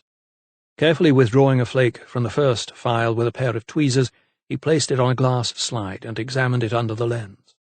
It was the sample taken from Lady Thorndyke's wound. A network of tiny wooden veins appeared before his eyes. "What do you see, young fellow?" asked Dr. Carruthers eagerly. "'Tis as I thought, sir," said Thomas, sitting upright. "A piece of leaf." "And this was found in the hair of the first victim?" "Yes, sir. Lady Thorndyke had been under water for several hours, so its properties may have changed." Then let us look at one that may be easier to identify. Thomas concurred. The samples he retrieved from Gabriel Lawson's wound could have been tainted by the smoke, but those he had taken from the dead children would have remained, to his knowledge, unsullied. Looking at the specimen from the dead girl's head wound, he saw the familiar cells of a leaf structure under the microscope. "Another type of leaf," he told Dr. Carruthers. "Children play among trees and plants all the time," he replied, obviously unimpressed. Thomas nodded. "Yes, sir, but this leaf material appears desiccated." He brought out his second sample, this time from the boy. Again he put it on a glass slide and examined it under the microscope. Once more he discovered a leaf structure similar to the type found in the girl's hair. It was edged with a dark stain of blood. "Another leaf, sir," replied Thomas. "What about its smell?" asked Dr. Carruthers. Thomas lifted the specimen off the slide with his tweezers and sniffed. "I cannot detect any scent," he replied, but knowing how keenly his mentor's sense of smell had developed, he wafted it under his nose. "Can you?" he asked. Carruthers's nostrils twitched. He paused for a moment, frowning, then said, "Yes, there is a faint whiff of rue, if I'm not mistaken." His face broke into a triumphant smile. "Rue?" replied Thomas. "Yes, also known as the herb of grace." Dr. Carruthers was chuckling now. The young doctor did not, however, share his mentor's enthusiasm. He remained silent. "What is it, young fellow? Have we not identified the leaf?" Thomas sighed. "If I'm not very much mistaken, rue is an herb used in exorcisms." He had neglected to tell Dr. Carruthers the full story of the children's unhappy last few hours on earth. The presence of the herb proved nothing. He remembered the Reverend Lightfoot, sprinkling a handful of it over each child to symbolize repentance. "And this?" Thomas offered him a sample from Lawson's head wound. Another sniff. "This is more difficult," said the old doctor, tilting his head to one side, his nose still twitching. "Let me see, now. 'Tis sharp and unpleasant." Thomas watched, holding his breath. "I have it!" exclaimed Dr. Carruthers, clicking his fingers. "Wormwood!" It was an herb that was familiar to Thomas. "I have used it to treat fevers and indigestion," he remarked. "And in England it is sometimes used in beer instead of hops," added the old anatomist. "So we have a variety of herbs," Thomas said, trying to make sense of their findings so far. He recalled sniffing what may have been rosemary in Lawson's hair, too. But there does not seem to be any connection between them. This time he brought out the file containing what appeared to be a shard of silver, no wider than a woman's fingernail. "I found this fragment of what looks like silver in Lady Thorndyke's wound, too. I shall try the magnetic test first," he said, running a magnet over the sample. It was not attracted. "No," he muttered. "So it is silver?" asked Dr. Carruthers. "No doubt," repeated Thomas, "but the fragment is so thin it may well be from a comb or some hair adornment." He leaned forward, pondering until the silence was broken. The old doctor suddenly turned his head. "What's that sound?" he asked. Thomas put down the magnet and listened. A strange scratching was coming from the corner. "Franklin!" he cried. He had been so preoccupied testing the samples that he had quite forgotten about the rat. Hurrying over to the cage, he was delighted to see the creature stirring from the makeshift bed. "He seems much restored," he told Dr. Carruthers, unfastening the lock and bringing out the rat. Placing Franklin on the work surface by Dr. Carruthers, Thomas began to examine him. Straight away it was obvious that his laboured breathing had returned to normal. He sat up on his back legs and sniffed at the air, bringing a smile to his master's face. "If the formula helps Franklin, there is a strong chance 'twill work on humans, too," ventured Thomas. Dr. Carruthers clapped his hands. "Indeed," he agreed enthusiastically. The excitement, however, was short-lived. From somewhere outside came a commotion. Mistress Finesilver was shouting. "No! What do you think you were doing?" Her shrill voice could be heard in the courtyard, mingling with the sound of heavy footsteps and men's grunts. "What's going on?" asked Dr. Carruthers, his head wheeling round, trying to make sense of the hubbub. Thomas hurried toward the door just in time to see it flung open, almost catching him in the face. Two thick-set men stood on the threshold, one of them trying to fend off Mistress Finesilver's thrashing hands. The other glowered at Thomas. He wore the insignia of a court official on his coat. "Tell the woman to stop it, or she'll be coming with us too," he barked. Thomas could see that the men meant business. "Mistress Finesilver," he called. She turned, her face flushed with exertion. "Please," he said, as she stilled her arms and stood aside. "Dr. Thomas Silkstone?" asked the same man. He was shorter and less brutish than the other. "I am he," replied Thomas, squaring up to the Inquisitor. "I have a warrant for your arrest for the murder of Lady Julia Thorndyke," he informed him.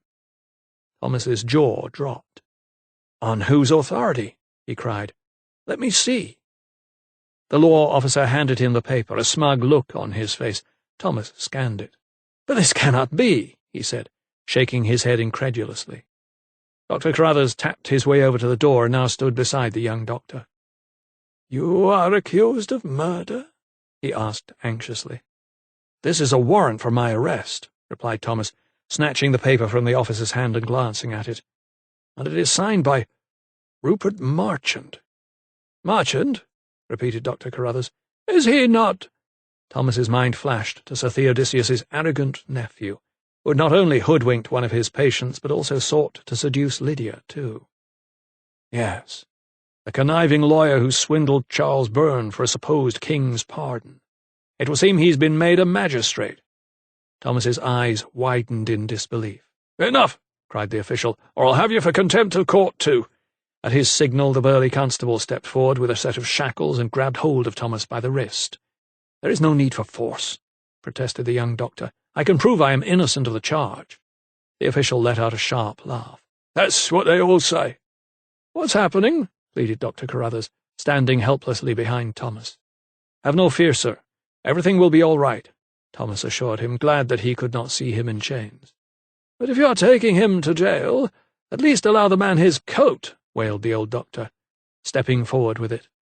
The official looked at him, then at Thomas, and shrugged. "Very well," he conceded.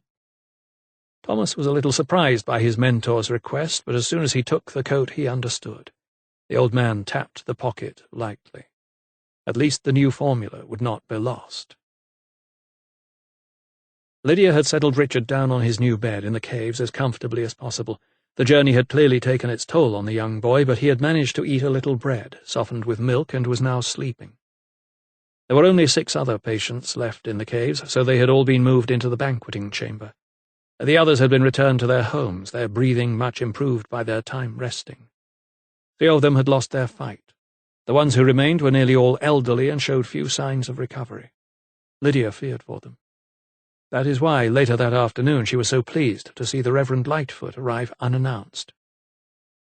It was one of the nurses who notified her of his presence as she sat reading by Richard's side. She looked up to see him standing there, smiling benignly. "Reverend Lightfoot, how kind of you to call," she greeted him. He bowed his silvery head. "It is my duty to offer words of comfort to the sick and old, Lady Lydia, and I am sure many of them here would welcome such solace." He lifted the prayer book that he held in his hand. "I'm sure they would," she agreed. She guided him over to the 3 remaining women who lay limply on their mattresses. At his arrival, 2 of them eased themselves up and were happy to listen to the vicar read prayers to them. Meanwhile, Lydia returned to Richard's bedside. Eliza had been watching him for the past 5 minutes and reported that he had not stirred. "You look tired," Lydia told her. "Why not take your rest?" Eliza nodded, bobbed a curtsy, and holding a lamp went to lie down in the far corner of the chamber. Lydia remained with Richard until, half an hour later, she saw the clergyman close his prayer book and bid the elderly woman farewell. She rose as he approached her. "I'm sure your visit was appreciated, sir," she told him, smiling. "I hope so," he replied. "Widow Buttery does not seem long for this world." Lydia nodded. The old woman was weakening by the day. "And how is this young man faring?" The Reverend switched his attention to Richard as he lay sleeping. He moved closer and stood leaning on his cane.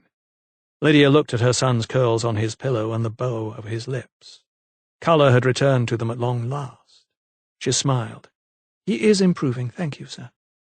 The Reverend Lightfoot smiled too as he studied the sleeping child. "He is so like his mother," he said. The words jolted Lydia. She shot a look of surprise at the vicar. "His mother?" she repeated. The vicar raised his gaze. "Yes, your ladyship. Your son is the image of you." Lydia felt a cold shiver run down her spine. For a second, tension hung in the air, then she spoke. "I am sorry, sir," she conceded. "You have found me out. I would have told you when I felt the time was right." Reverend Lightfoot smiled.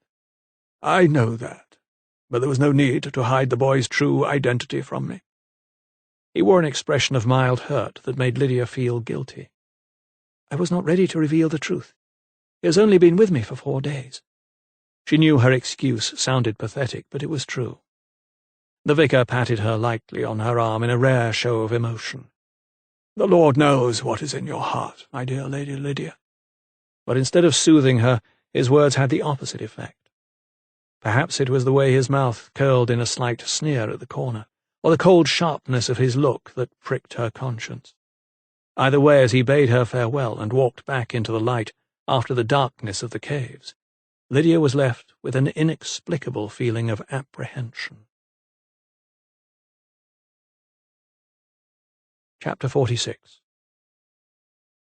The formidable gates of Newgate Prison loomed large. The last time Thomas had been through them was to visit Signor Moreno, the Tuscan castrato, who stood wrongly accused of murder.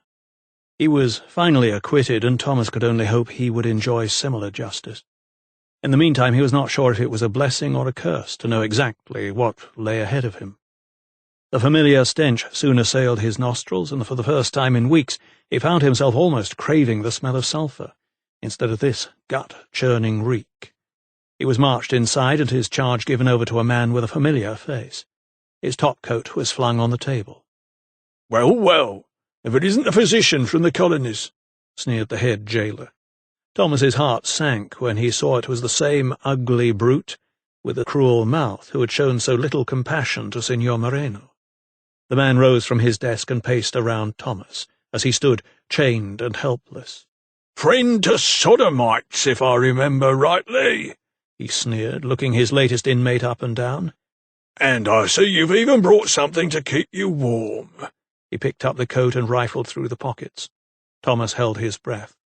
A second later, the jailer brought out the folded sheet of paper that Dr. Carruthers had managed to secrete in his coat. Thomas bit his tongue as the jailer examined it. "What's this scribble?" he asked, a look of disdain on his face. The young doctor thought it best to tell the truth in the hope that it might appeal to the jailer's better nature, if he had one. "Is the formula for physic to help ease the fog sickness," he told him. For a moment the brute appeared quite shocked. He fixed Thomas with a stare. Perhaps there was an ounce of compassion in that pitiless exterior. But no. Suddenly he threw back his head in a gale of mocking laughter. "So you would save all London from the great fog, would you?" he cried, banging the desk with his flattened palm.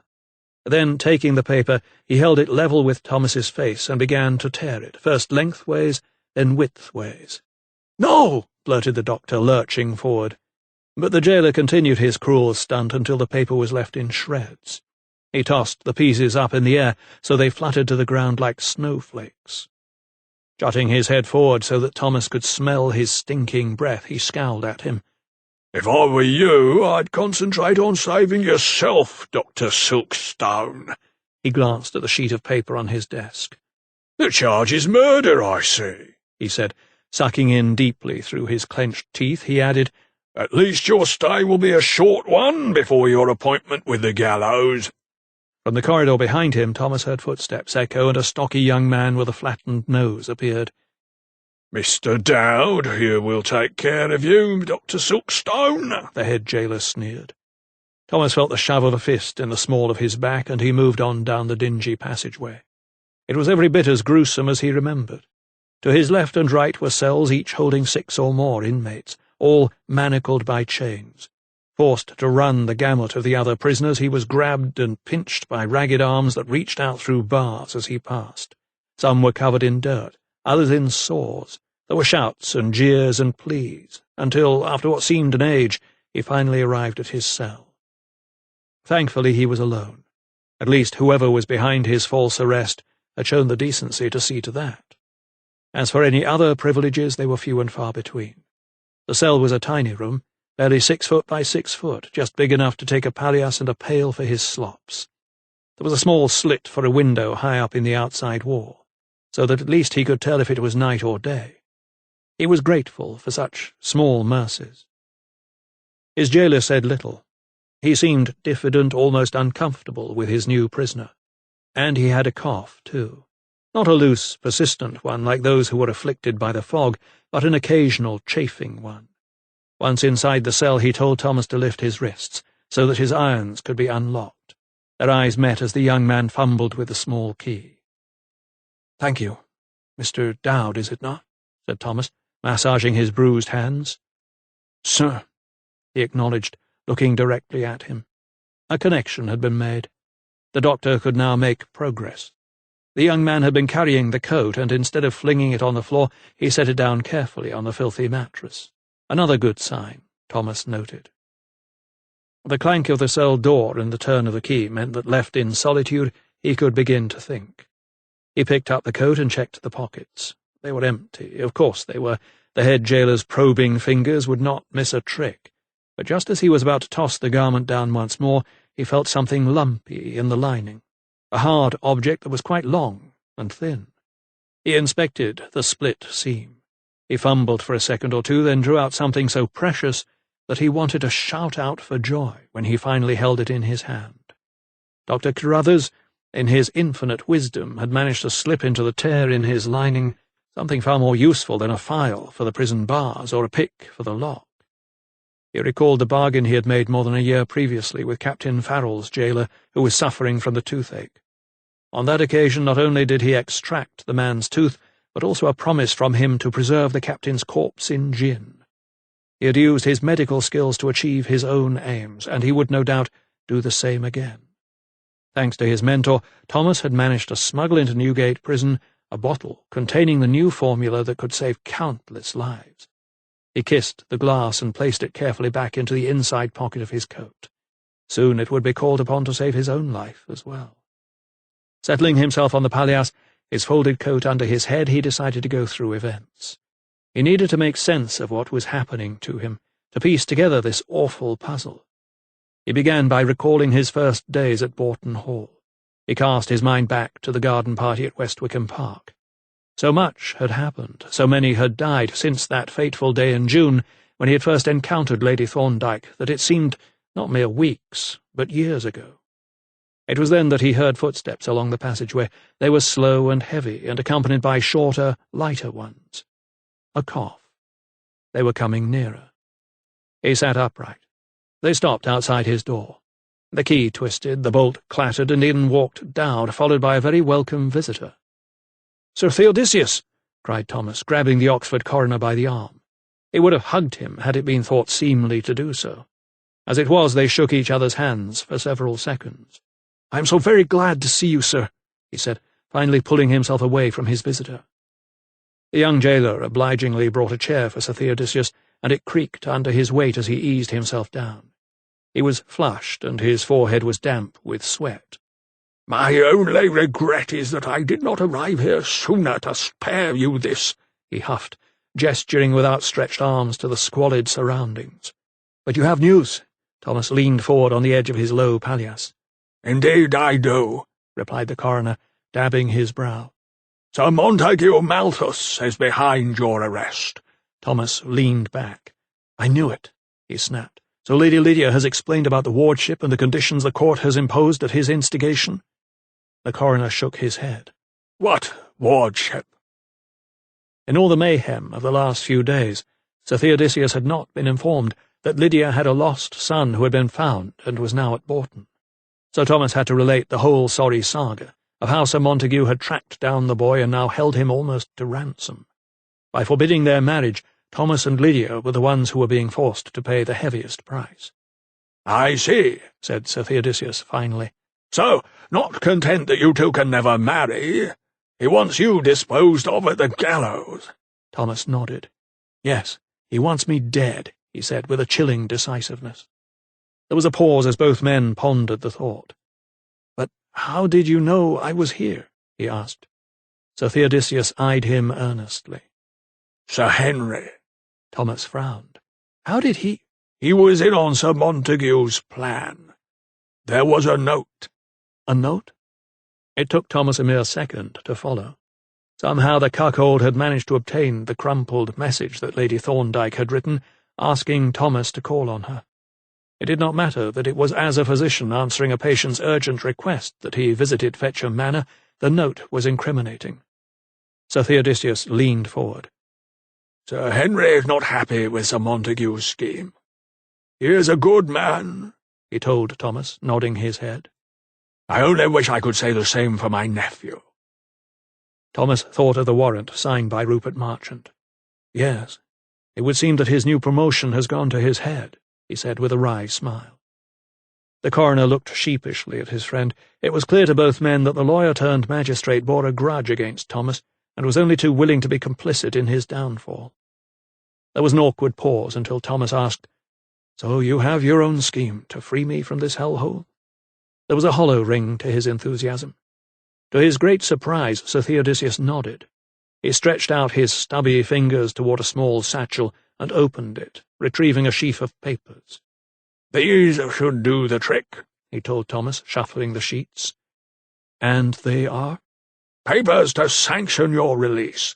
I am hoping the office of coroner carries some sway down here."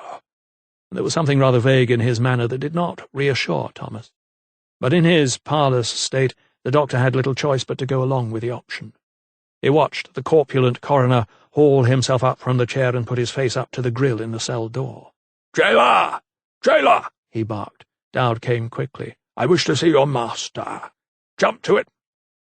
Thomas felt his guts tighten as moments later he heard more footsteps approaching. The cell door opened and in walked the head turnkey. "You wish to see me, sir?" he sneered.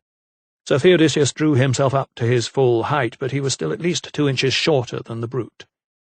"Sir, I have papers sanctioning Dr. Silkstone's release," he said officiously, handing over the sheets.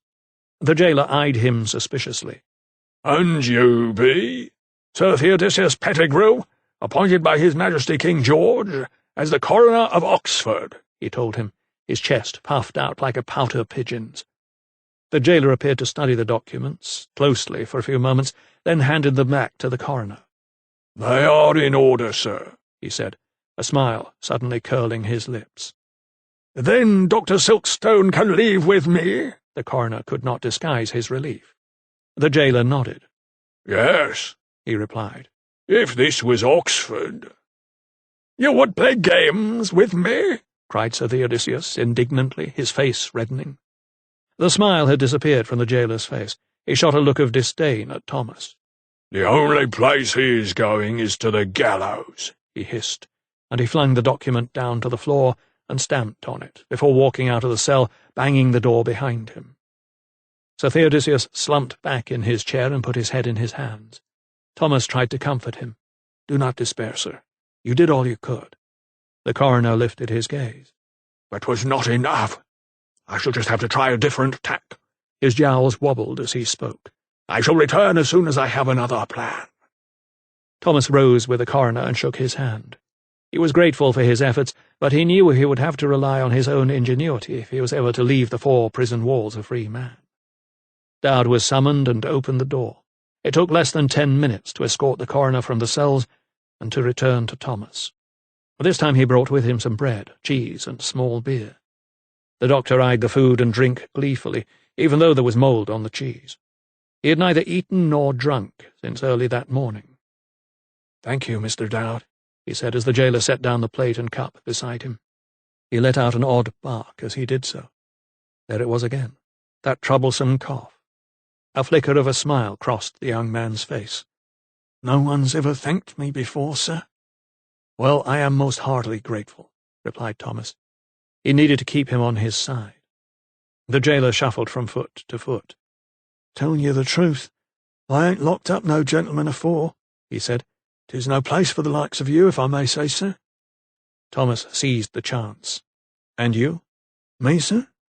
"Yes. A young man like you can't want to spend the rest of your life in a place like this.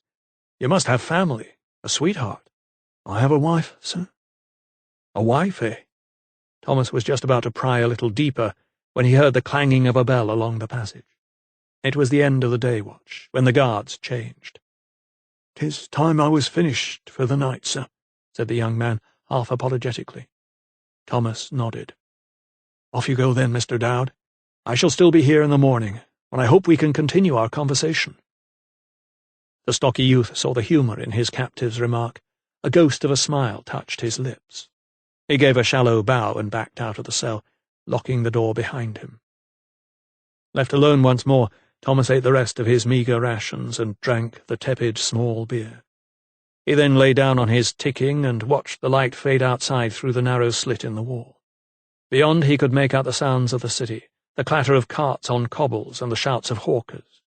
But when the pulse had slowed down and the rhythms of the quotidian were being exchanged for the throb of the night, he heard another voice join the throng.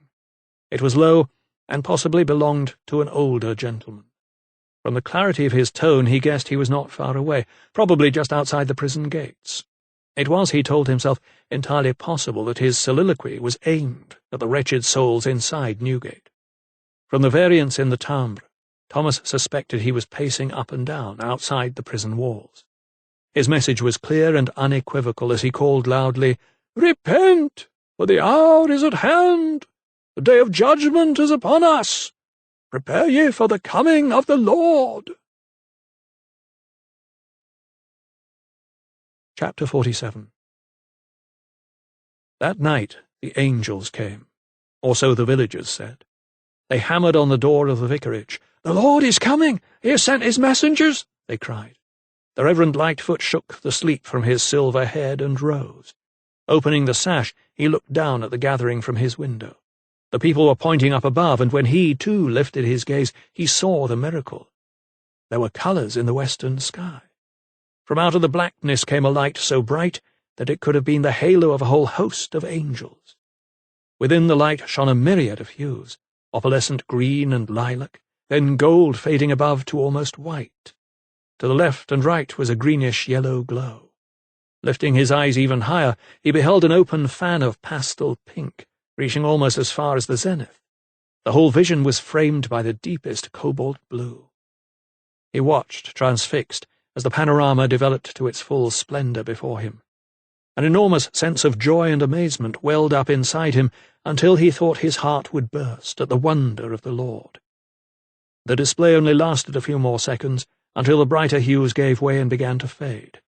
A few seconds more and they were gone, leaving only blackness once more. Below on the vicarage lawn many villagers were on their knees. Others held their arms outstretched as if begging to be taken up by the angels. The Reverend Lightfoot wiped a tear from his cheek. "Brethren," he called down, "tonight we have been truly blessed. Tonight we have seen the wonder of God in all his glory." "Amen," exclaimed Ned Perkins, and the others echoed him. The vicar surveyed his congregation. There were around 36 souls, men and women, some holding babes in their arms. By the light of their flickering torches he could see those same familiar faces who had packed the church to hear him preach last week, and who had crowded round the market square to watch him cast out demons. All were poor. All were wanting a promise of a better life in the next world, if not in this. They were looking to him for guidance. Reaching his hands out toward them, he stilled their murmuring. "Tonight, brothers and sisters, we have been given a sign," he told them. "We must go away and repent our sins, for the hour is at hand." His voice grew in strength with every phrase. "The other week we witnessed the great dragon thrown down from the sky, the ancient serpent who is called the devil and Satan, the deceiver of the whole world, and now, tonight, we have seen God's angels. Remember the words of St. Peter, that there will be those who come in the last days with scoffing, following their own sinful desires. They will say, 'Where is the promise of his coming?' For ever since the fathers fell asleep, all things are continuing as they were from the beginning of creation. But we know, brothers and sisters, "We know, for the angels have told us. Prepare yourselves, for the hour is at hand." "Amen," they shouted as one. Some of them crossed themselves in the Catholic way, and others bowed their heads, or lifted them up to the heavens. There were shouts of "Alleluia! The Lord is great!" as they began to move down the drive and out of the vicarage gates. The Reverend Lightfoot smiled as he watched them go. Despite his exhortations to watchfulness, he had no doubt that they would all go back to their beds and truckles and palliasses and sleep soundly. They would leave there repenting until the morrow. After all, it was easier to atone after a good night's sleep. Before he retired once more to his own bed, he glanced over in the direction of Bourton Hall, hidden amid a cluster of dark trees, and thought of Lady Lydia Farrell. Ensconced in the bowels of the earth at West Wickham, she would not have seen the skies above her head. If she had, that doctor friend of hers would have explained it away with his science, no doubt, just as he had the meteor. He would have offered her his logic and reason, expounding his theories of light and space and magnetic forces. But he, the Reverend George Lightfoot, knew better. He knew it was time for her ladyship to face up to her past, for the hour was at hand. Yes, it was time for Lady Lydia Farrell to repent of her most grievous sin. Thomas slept fitfully that night. The man parading up and down outside the prison walls had not stopped his incessant diatribe much before 10 o'clock, and then the noise of the other prisoners farther down the corridor had become even more evident. All night long they had shouted and moaned. Sometimes there was a scream, sometimes a sob or a wail, a low drone or mumble, but never the silence that he so craved.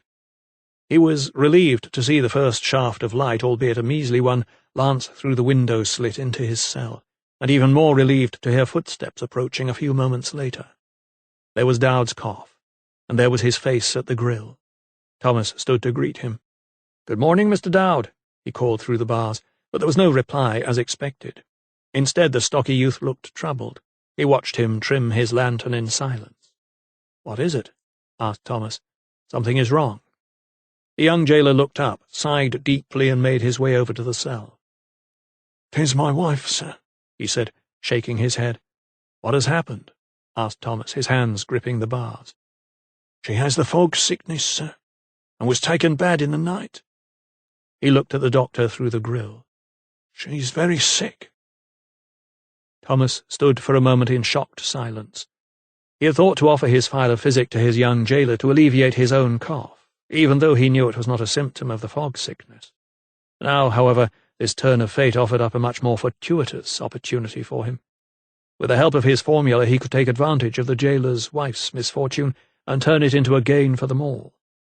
The turnkey unlocked Thomas's cell. "What can I do, sir?" "Is there a cure?" he asked forlornly.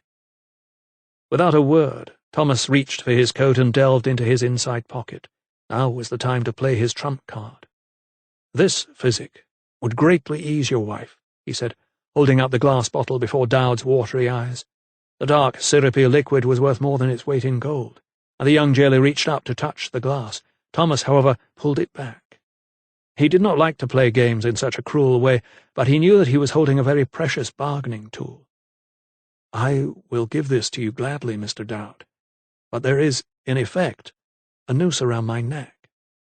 The turnkey's hand dropped, and he took a step back. "But my wife may die, sir." "And so might I," countered Thomas. He knew he was treading on thin ice. One blow to the chin from this stocky young man could easily knock him unconscious, but he had to trust his instincts.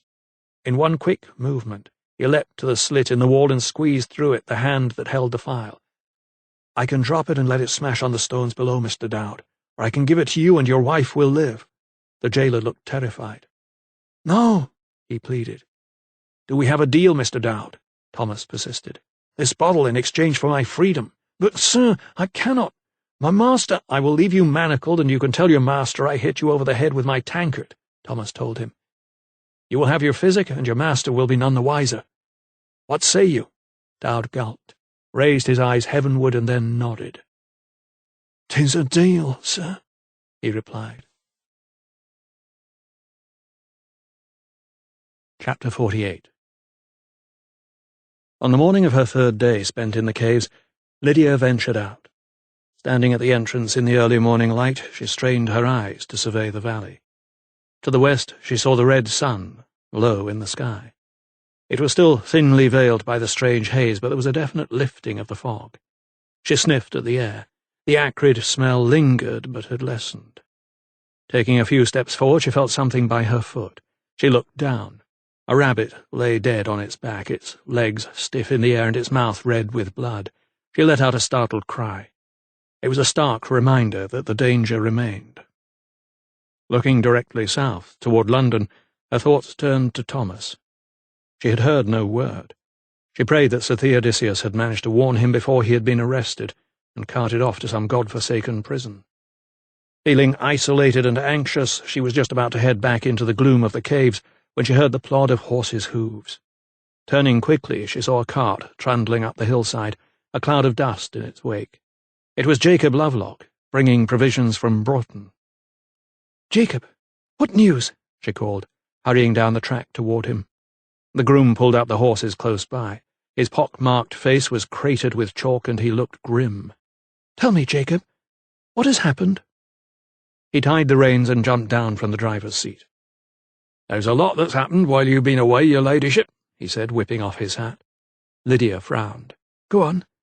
"Susanna Kidd." Lydia felt the breath ebb away from her. "Not dead?" Lovelock shook his head. "In Oxford prison." "Why?" "She was hiding the knife grinder in her cottage, so they went to get them both." "Who? Who went?" she pressed. "Men from the village. Upwards of 60, they say. They shot the knife grinder and took Mistress Kidd." Lydia shook her head in disbelief. "They shot Joshua Pike? But there was no trial, no proof that he was a murderer." Lovelock eyed his mistress with a look of resignation. "These are strange times, your ladyship. Men are acting like wild animals." He lifted his head, and she could tell that there was more to relate. "You are holding something back, Jacob. What is it? Have you heard from Dr. Silkstone?" Lovelock shuffled his feet in the powdery dirt. "There is word from London, your ladyship." Lydia thought of Sir Theodosius and his mission to warn Thomas. She guessed from the look on Lovelock's face he had not been in time to save him. She braced herself for bad news. "Well?" "Dr. Silkstone is in Newgate." "On what charge?" Lovelock had no choice but to tell his mistress bluntly. "For the murder of Lady Thorndyke." What little colour there was in Lydia's cheeks ebbed away. "I do not understand. On what grounds?" she asked, not really expecting a reply. But Lovelock had an answer for her. "They say there was a note from Lady Thorndyke to arrange a meeting." Lydia shook her head, then remembered. A note did indeed exist.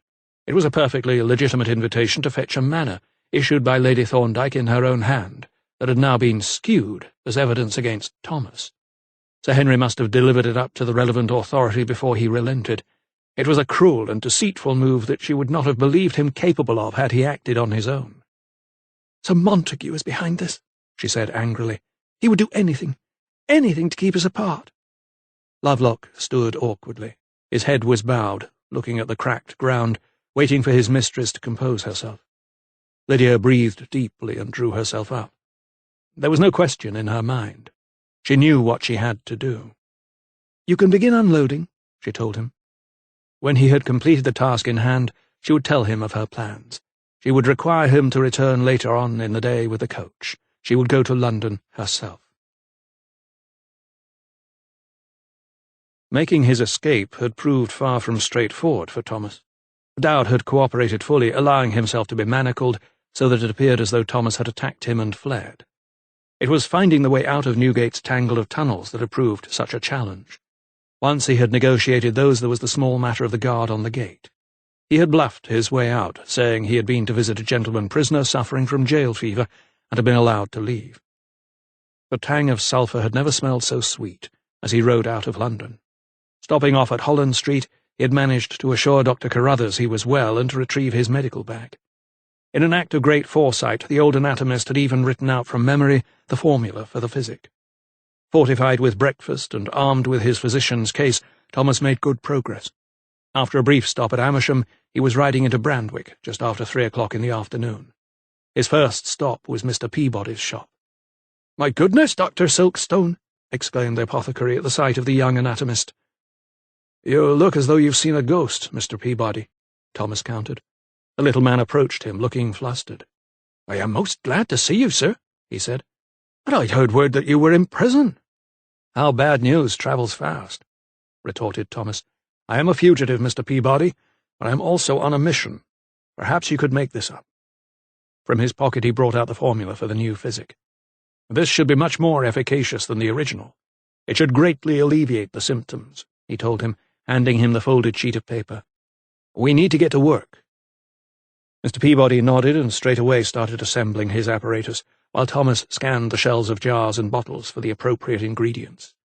There was the belladonna, a goodly amount, although more would be needed shortly, and there was the turmeric. But it was while Thomas was searching for a flagon of oil of vitriol that something caught his eye. It was a blue and white porcelain jar labelled Vinegar of the Four Thieves. He retrieved it from the shelf, lifted the lid, and sniffed at the mixture of dried herbs inside. It smelled very pleasant, refreshingly pleasant. He detected lavender and a hint of rosemary, perhaps, and there was definitely mint. He recalled having heard of the concoction before. There was a story to its origin, a tale of how four thieves in France robbed and stole from the dead during an outbreak of plague, yet were not infected themselves. This vinegar had been their secret weapon against disease. "I see you have this, Mr. Peabody," he said, holding up the jar. The apothecary looked up.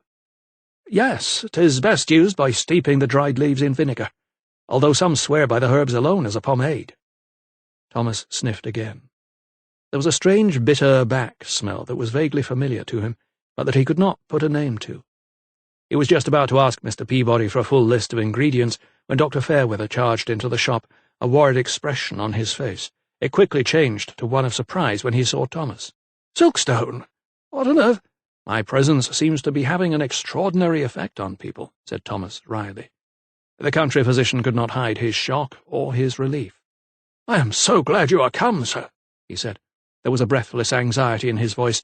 "Sir Henry has suffered a seizure, and I fear he is not long for this world. He has been calling for you." Thomas looked puzzled. Why should the man who was instrumental in putting him behind bars wish to see him? For all the old knight knew, he was still languishing in Newgate, awaiting trial. "I am here for digitalis to ease his chest pain, Mr. Peabody." Fairweather handed the apothecary a prescription. "Do not wait for me, Silkstone. Sir Henry may not have much time." Thomas needed little persuasion. Within a few minutes he had ridden to fetch a manor and was being ushered into Sir Henry Thorndyke's bedchamber. He found him lying in bed, weak but conscious. His leathery lids opened wide when he heard the young doctor's urgent footsteps. His mouth parted and he made an odd sound while one of his hands juddered upward. "You must calm yourself, sir," urged Thomas, seating himself at the bedside. "I understand you wanted to see me." The old man's lips were the strange shade of purplish blue that Thomas had remarked so many times before when the heart was the seat of a patient's dire condition. "I did not want to die, knowing I had sent an innocent man to the gallows," he said, gasping for breath between phrases. Thomas frowned. There were so many questions that needed answers. Sir Montague was behind his false arrest, that much he knew, but how had Sir Henry become embroiled in the plot, and more to the point, why? Looking down on this fragile body as the life ebbed away from it, he doubted he would get any satisfaction. Interrogating the dying man would be futile and morally reprehensible. And yet his eyes were still open, and there was an alertness in his manner that made Thomas believe he actually wanted to talk. "Are you comfortable, sir?" he asked, bending low. "I want you to know why," he licked his dry lips. "I want you to know why I gave Malthus the note."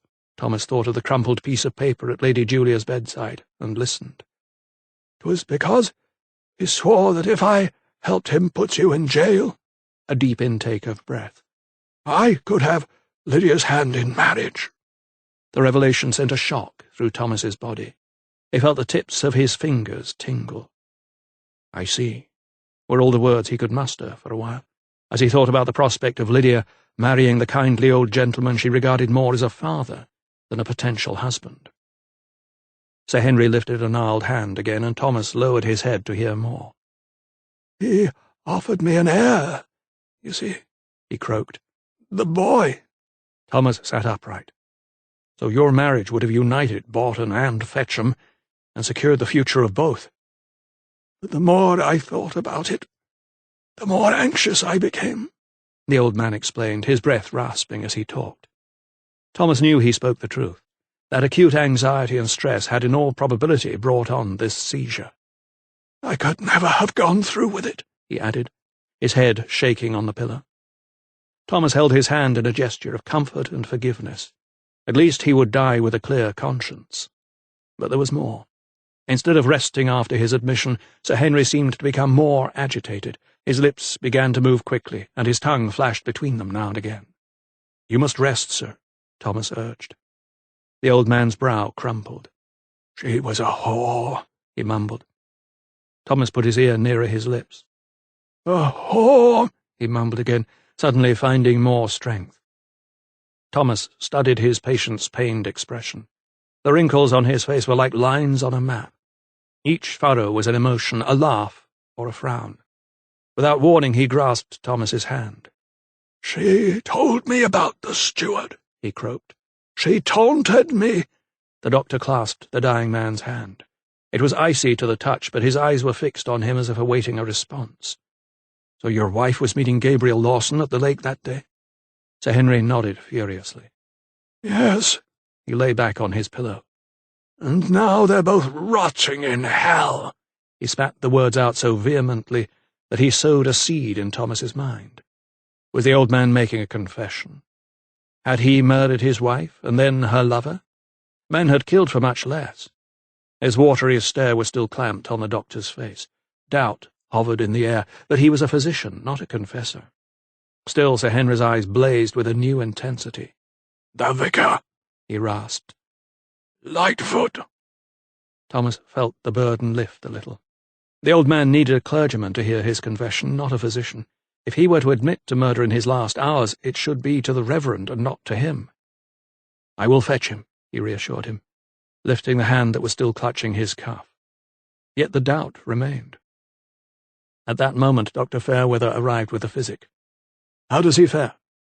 Thomas said nothing at first until he had turned his back to the patient so that he could not hear. "His pulse is weak and his breathing erratic. He has asked to see the Reverend Lightfoot." Fairweather put down his case on a nearby table. "I have just seen him," he replied. "He was heading out on the West Wickham Road. I called to him, but he did not answer. He seemed most preoccupied." Thomas frowned. West Wickham? He must be on his way to the caves. "I'm going there myself. I shall ask him to return here immediately." The older physician nodded, glancing over at the ailing nobleman. "Very good," he replied, adding softly, "I do not think we have too much time." Chapter 49. Lydia was making plans to leave for London. It pained her to think she would be apart from Richard for a few days, but she knew he would be in Eliza's good care. Her son had rallied in the caves, and she believed he would be well enough to return to Bourton in another day or two. He was now up and walking around with her as she tended the few remaining patients. He had even taken to fetching her cups or bowls of anything she needed for their comfort. That is how he came to be with her in a small antechamber when the Reverend Lightfoot suddenly appeared from the shadows. "There is a gentleman staring at us," the young boy told his mother, as she poured away stale water from a jug. Lydia turned to see the vicar standing motionless at the entrance. His eyes were fixed in a glazed stare, and his mouth was set flat.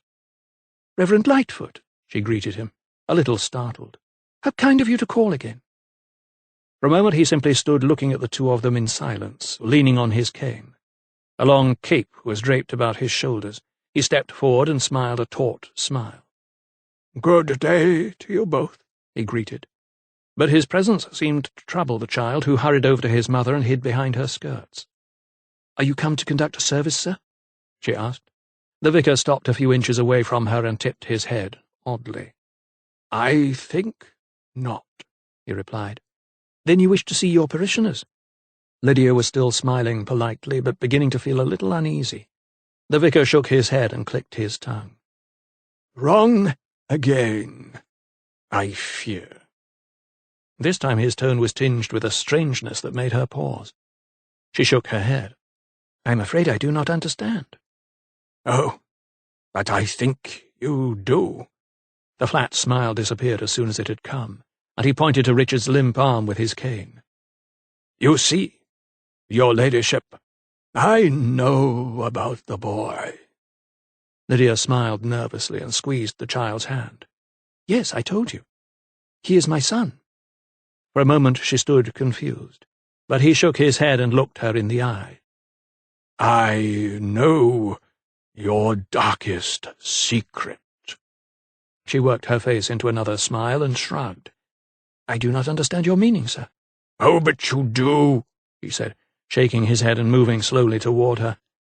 "You see, the hour is at hand, and it is time everything was revealed.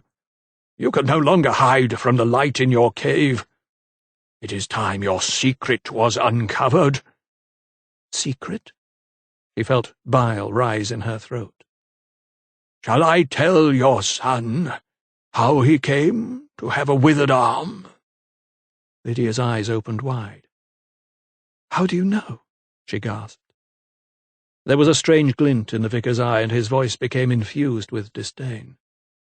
"Your husband told me.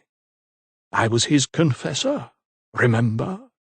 I saw him weeping on his knees in that stinking cell of his, vile sinner that he was." "No, enough," protested Lydia, putting her hands over Richard's ears to shield them from the vicar's vicious taunts. "Oh, but I haven't even started," he said, his lips curled in a sneer as he moved ever closer. "I will not listen to this," she said, raising her voice. "I think it is time you left, vicar." She stood her ground even though she could feel her whole body shaking. Yet still Lightfoot drew closer.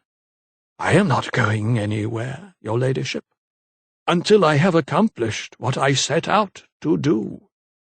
Lydia lifted her head. And what might that be?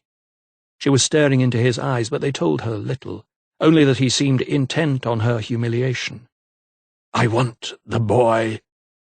Her eyes widened and she grabbed Richard's hand. "What can you mean?" There was a strange smirk on the vicar's face. "Give me the boy," he said, and he lurched forward, reaching out for the child. "No!"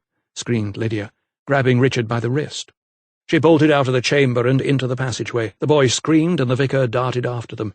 He lunged for the child's limp arm and tried to tug him away from his mother, but Lydia was too quick for him. Together they headed farther into the cave, running down a rocky passage to a junction.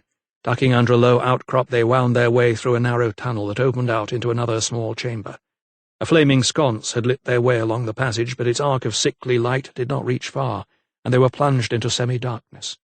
Lydia stopped for a moment, trying to adjust her eyes to the gloom. She could hear the sound of her own heart, thumping wildly in her chest and echoing in her ears.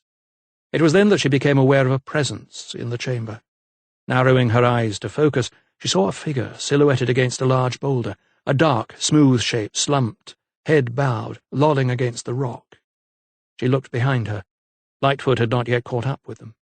The man, for she assumed it was a man, must be one of her patients who had strayed. Approaching him, she saw he wore a red scarf on his head. She called to him softly. "Sir," she whispered, not wishing to alert the vicar. No reply. "Sir," she said again, only a little louder. She stepped forward and sniffed a sickly, sweet smell that wreathed his body. Now she could see more clearly. He was young and muscular. Thinking him asleep, she touched his shoulder. It was enough to move him but not to wake him.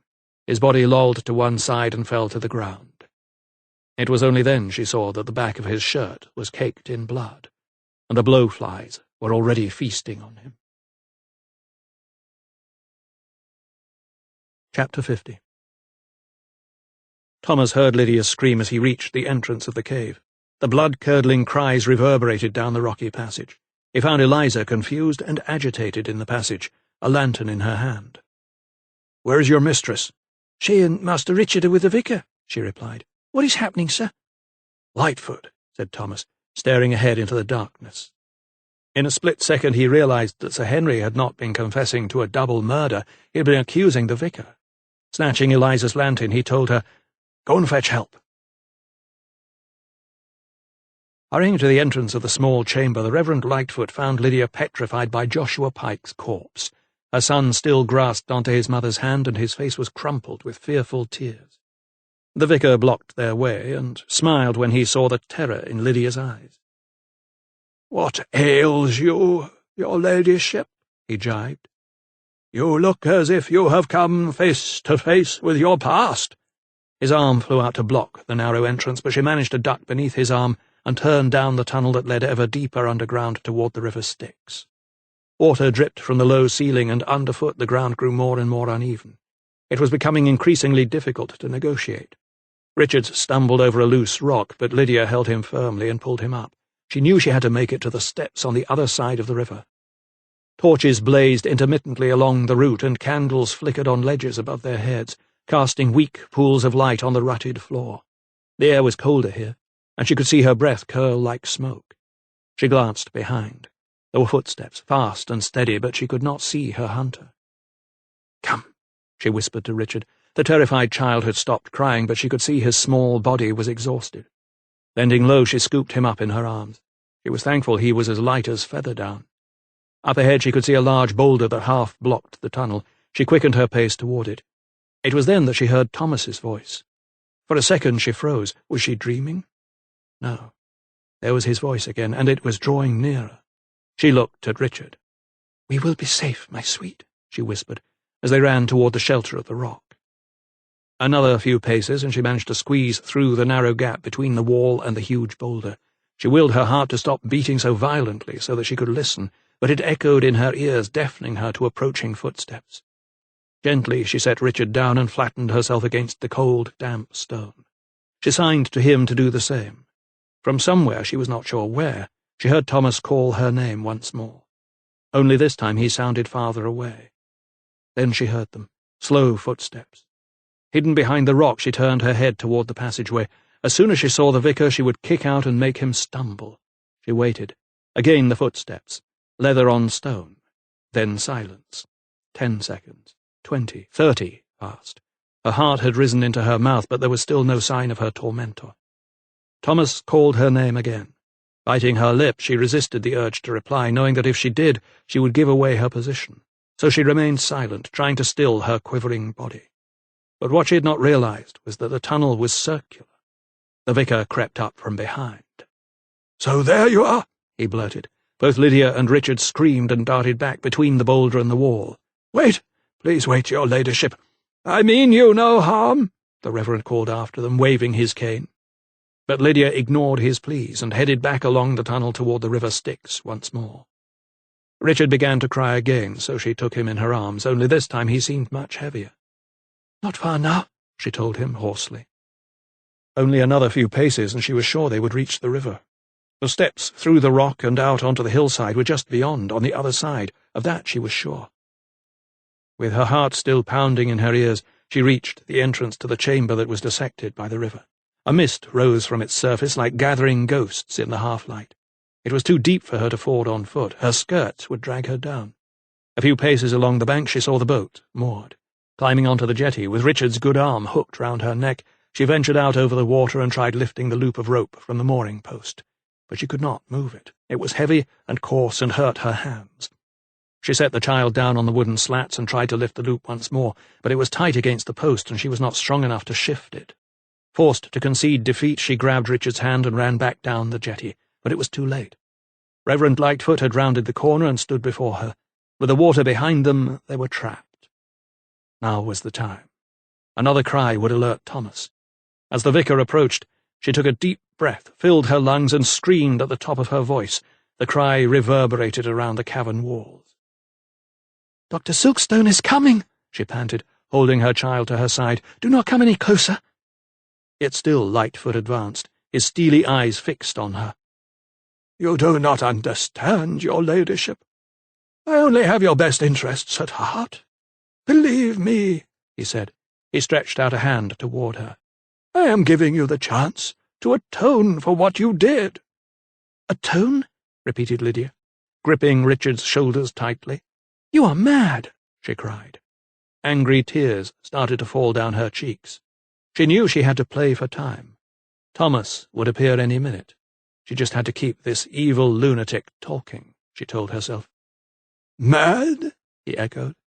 He seemed indignant at the very suggestion. "Not mad, your ladyship. I am here to warn you." "Warn me? About what?" "Warn you that the day of judgment is here.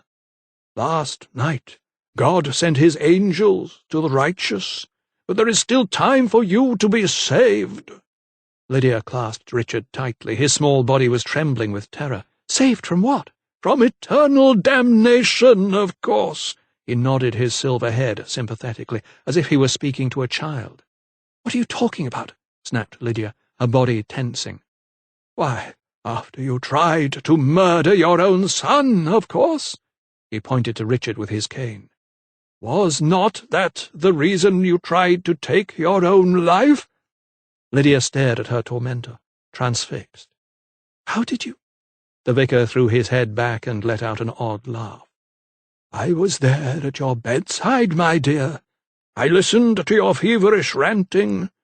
Your late husband had confessed to attempting to dispose of your unborn child, and your suicidal utterances allowed me to complete the puzzle."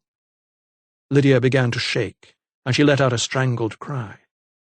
"So take me," she pleaded. "I am the guilty one, but he is innocent." She wrapped her arm across Richard's shoulder, shielding him from their attacker. The vicar suddenly stopped a few feet away. This time his voice was softer when he spoke, his gaze fixed on the boy. "He is the key in all this, don't you see? He is the one who can unlock the mystery of God's plan for us all.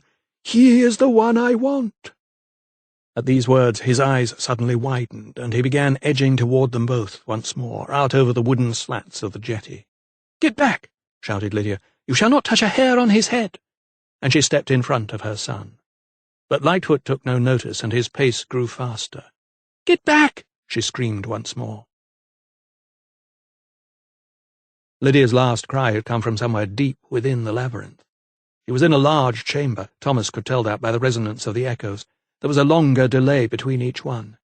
He guessed she was heading for the escape route on the other side of the river, and had probably reached the shore. Holding a lantern aloft, he was able to move quickly down the rocky passages.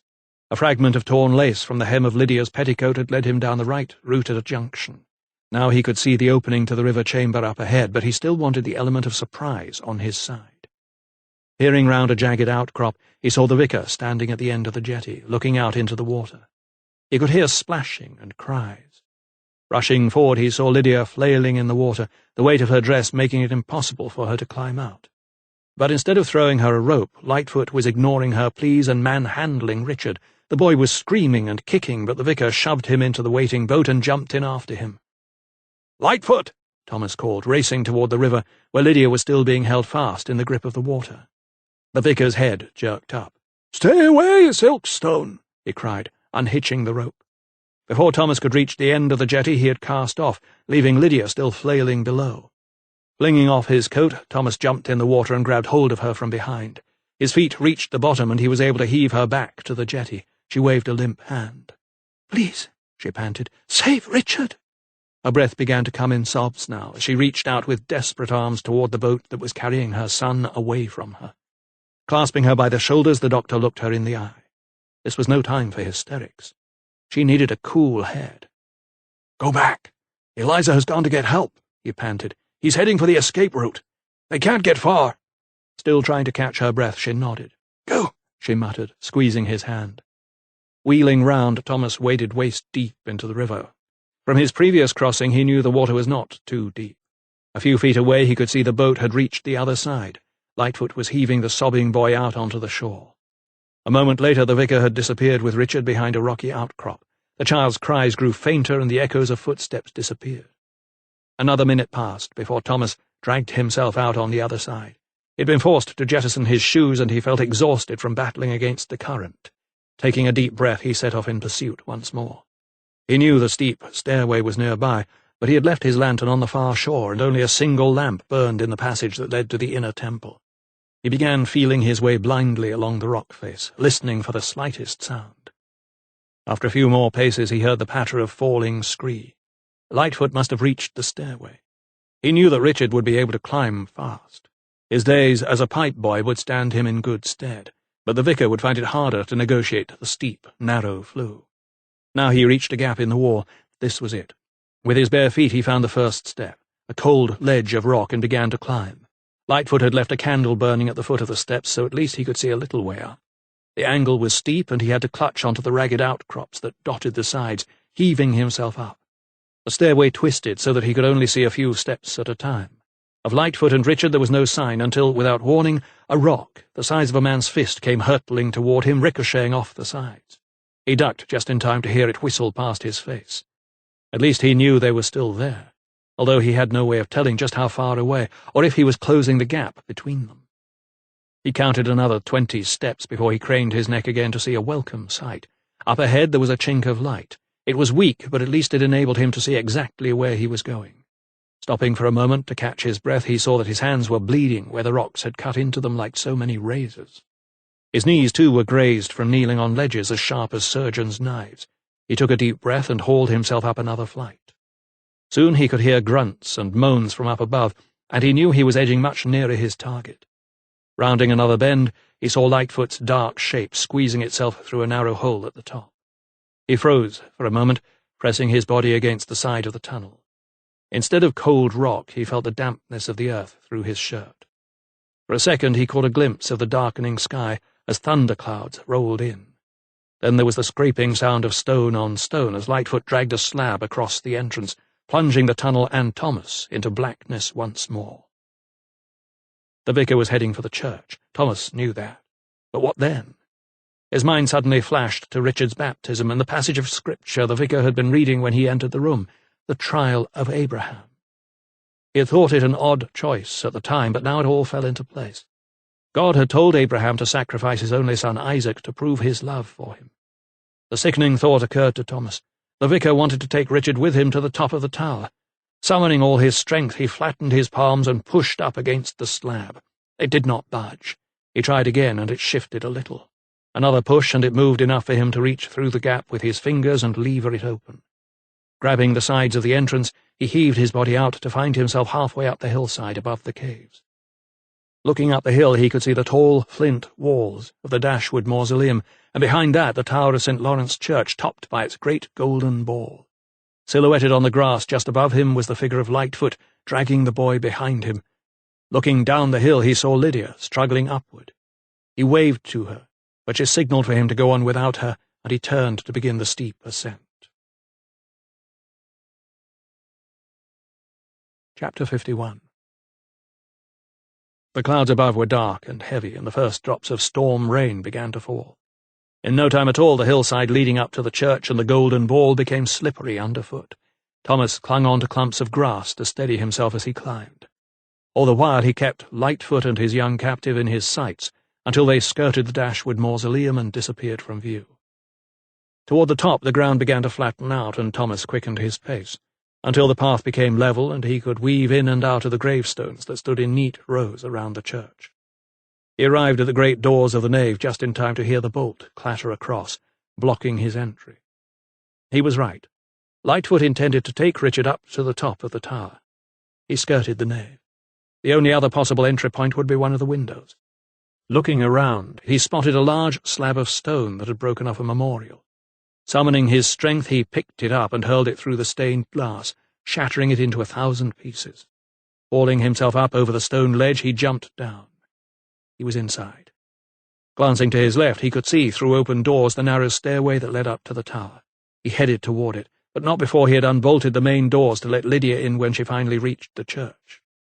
Climbing the first flight of stairs, he reached the ringing chamber where the bell ropes hung from the ceiling. There was no sign of Lightfoot.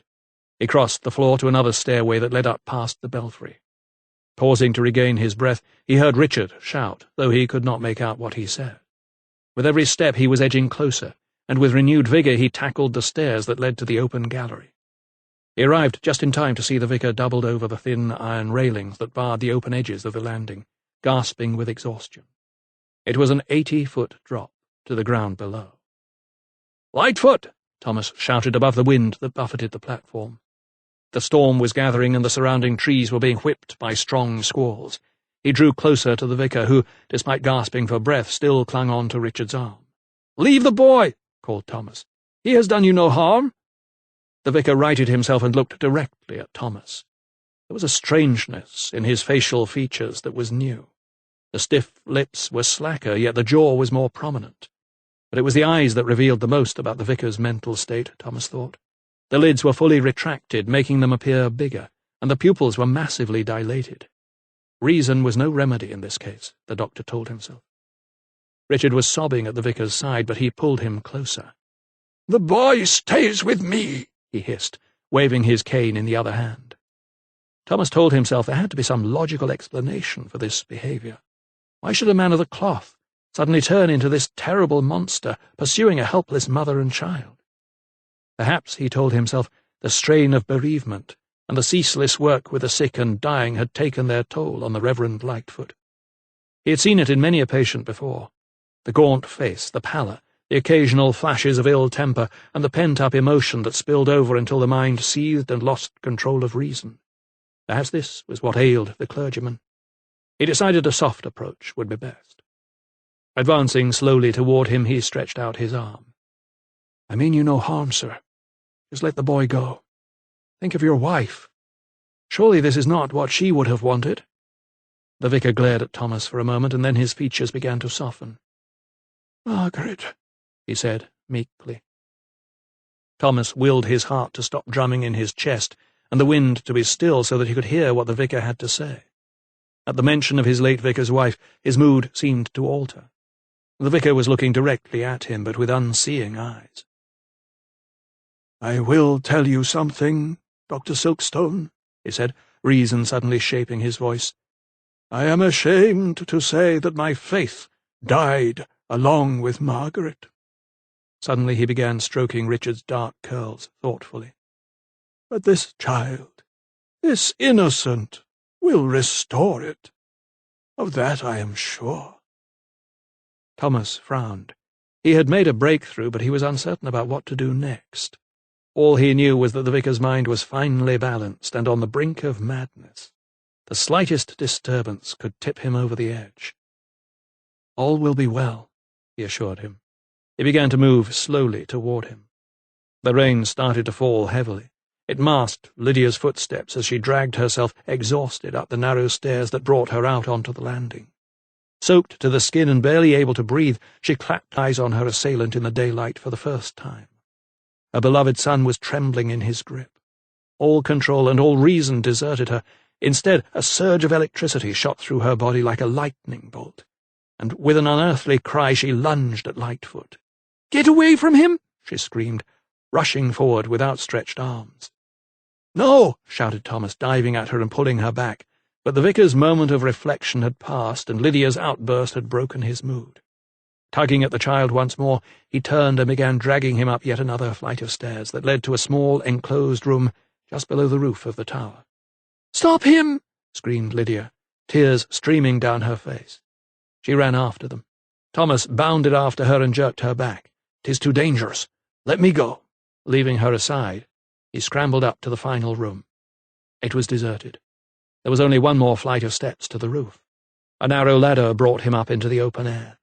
The first rumble of thunder growled low in the distance, and he turned to his left to see the magnificent golden ball. Anchored by 3 metal chains, it loomed resplendent against the brooding purple sky. Lightfoot stood breathless before him. His wiry frame heaved up and down, but still he held the child in a vice-like grip. "Do not come any closer, Silkstone," he warned. He raised his cane. "Sir, I am interested only in the boy's safety. I beg you," Thomas pleaded as he took a step toward them from the top of the stairway. "Stay back, Silkstone! Stay back!" he roared, but Thomas saw his chance and made a dash toward the child. Lightfoot swiped at him with his cane, and Thomas darted to one side. The stick struck one of the chains, unhinging its silver top. Suddenly strange particles whirled and flew in the air. They fluttered for a moment, caught by the wind before swirling to the ground. Thomas watched them fall, small flakes on the lead roof. Soaked by the rain, they remained stuck to the tiles. Thomas peered at them. Lavender and mint, sage and rosemary, wormwood and rue. This was the pomade used for the vinegar of the 4 thieves. These were the leaves that he had found in all the victims' bloody wounds. These were the leaves that had fallen from a silver-topped physician's cane. He shot a look of horror at Lightfoot. The vicar tensed, and his mouth began to tremble. "Oh, God, forgive me!" he cried. His face crumpled into a grotesque grimace. Tears welled up in his eyes. "I could not see how he could take my Margaret and leave so many wicked people on this earth?" Thomas edged closer. "People like Lady Thorndyke?" Another clap of thunder sounded, only this time closer. Lightfoot nodded his head. "She killed my Margaret." "And what of Gabriel Lawson?" "He saw me by the lake. Afterward." "So you killed him too?" Another nod, only this time it was accompanied by a sneer. "He cuckolded Sir Henry. He deserved to die too." "But what of the children? Why did you have to kill them?" The vicar shook his head. "The children?" he asked, appearing bemused. "The innocents you bludgeoned to death." Thomas lunged forward, making a grab for the cane. Perhaps he had been mistaken. Perhaps this was the murder weapon and not the shovel. But the vicar sidestepped and, dragging Richard by the hair, turned and headed toward the ladder that led up to the door in the ball. Thomas ran after them, but slipped on the wet tiles. Scrambling to his feet again, he saw Lydia emerge from the narrow stairway. She started running toward him just as the sky was torn apart by the first fork of lightning. Looking up, she saw Lightfoot at the foot of the ladder leading to the golden orb. Richard was standing on its first rung. "The ball!" she screamed, pointing to the pair of them as they began the steep ascent. Thomas dashed toward them and tugged at Lightfoot's cloak, but the vicar turned and hit him back with his cane. A blow glanced against Thomas's head and he fell to the floor, momentarily stunned. Richard, meanwhile, had reached the drop-down door in the ball and opened it. "Get in! Get in!" called the vicar from below as he began to climb the ladder. Thomas wondered at Lightfoot's stupidity. A churchman of all people should recognize the risk of a lightning strike. So often did they occur in storms, toppling towers and spires across the country. He recalled that Mr. Franklin had urged Sir Francis to fit a conductor to the great orb, but had not been taken seriously. "You fool!" shouted the doctor, steadying himself against the railings. "You'll get both of you killed in this storm." Lightfoot ignored his pleas. There was another crack of thunder, this time directly overhead. Richard was inside the great ball now, his head and shoulders sticking out from the door, calling to Lydia below. The black figure of the vicar, his cloak billowing about him in the wind, was halfway up the ladder when the lightning struck. A massive fork pitched itself across the sky and hurled itself at one of the chains that secured the great orb. The shock sent the clergyman off balance. He let out a scream and his body juddered, causing him to lose his footing on the rungs. He fell backward and his body crashed onto the platform below. Thomas rushed to his side while Lydia ran to the bottom of the ladder toward Richard. He knew he must act quickly. He felt for the vicar's pulse as he lay face down on the floor. Nothing. He checked again.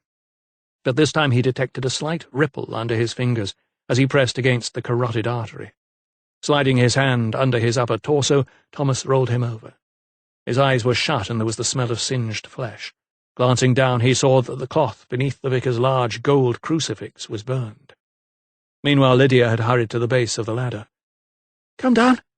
'Tis safe now," she called up to her terrified son. The child was hanging out of the door like a rag poppet. His convulsive sobs had given way to dry fear as he watched events unfold below. Gingerly he turned his body and began climbing down the ladder. His mother was standing at the bottom and hugging him as he jumped into her arms. "You're safe now," she told him, kissing his head.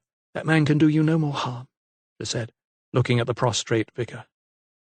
Thomas was still kneeling beside him, wondering at the sheer power of the lightning strike that had surged from the ladder to the cross and chain on Lightfoot's chest. That the vicar still lived was a miracle in itself. Somehow he would need to carry him down the tower. He was contemplating how to maneuver him toward the steps when suddenly he heard a noise coming from the stairwell. He turned to see Ned Perkins emerge. "Dr. Silkstone!" he called. "Perkins, thank God," replied Thomas. The foreman approached, a troubled expression on his weathered face. "I were driving here with supplies when I saw Eliza," he explained. "I heard—" He broke off when he saw the vicar splayed out beneath him and looked at Thomas for an explanation. "He is not dead, but stunned," said the young doctor. "Here, help me lift him." Perkins bent low and put his hands under the vicar's arms. Then, throwing his head back, began to heave. It was then that Thomas saw them. 4 deep nail marks on the foreman's neck. They were identical to the scratches he had sustained on his own face when he had tried to calm Joseph Makepeace's daughter. Both men's eyes locked. The instantaneous look of horror on Thomas's face betrayed his realization. In a split second, Ned Perkins knew that his wickedness was uncovered. He dropped the vicar like a sack of corn and shuffled backward. "You!" cried Thomas, glowering over the foreman as he retreated toward the stairs. "She asked for it," bleated the foreman, "the way she looked at me. A witch she were. She put a spell on me." Thomas shook his head. "She refused you, didn't she? And when her brother tried to protect her, you killed him too." Backing toward the stairs, Perkins nodded his head. "The devil was still in them both," he protested, as he reached the top of the flight. Just as he was about to turn tail, he lost his footing and slipped. Dropping down half a dozen steps, he smacked his face against the treads. The momentum catapulted him head over heels down the remainder of the stairs until he hit the landing. Thomas rushed to see. Looking down, he witnessed the foreman desperately struggling to raise himself, but it was obvious to the doctor from the acute angle of one of his lower legs that it was broken. Ned Perkins could go nowhere for the time being. Just as he was about to join the suspect below, Thomas heard Lydia's sudden scream. Jerking his head up, he could see that the vicar was regaining consciousness. He ran over to where he lay. Lightfoot's eyes were now opened wide. Without warning, he sat bolt upright, sending the doctor off balance. Richard called out, and in one swift move the vicar was on his feet again. Towering over Thomas, his expression was one of unbridled glee. "I am alive, Silkstone, and the child was spared." His face was glistening with rain, and his hair was whipping around in the wind, and yet he was wearing a broad smile. "Do you not see what this means?" Thomas dragged himself up from the floor. "Why do you not tell me?" Lightfoot gloated. "It means that God has spoken. I offered him the boy as a sacrifice, as Abraham did Isaac. I took him up the mountain, and I would have killed him, but the Lord stayed my hand." He lifted an arm up and pointed to the golden ball. "Do you not see? I am saved." Thomas tensed, wondering what might be the madman's next move. Perhaps now he would come to his senses. He held out his hand, willing him to take it. "Then you will come with me?" Lightfoot paused, as if contemplating the gesture. "Come," repeated Thomas, extending his arm. But a strange laugh suddenly escaped from the vicar's mouth, and he darted toward the railings, climbing onto a rung. "You put your faith in science, Dr. Silkstone. I put mine in the Lord. Let us see who is right," he cried. His cloak was billowing behind him in the wind, buffeting him like a black sail. The sky was lit up by another flash of lightning, yet as he teetered on the railings more than 100 feet from the ground below, Reverend Lightfoot showed no fear.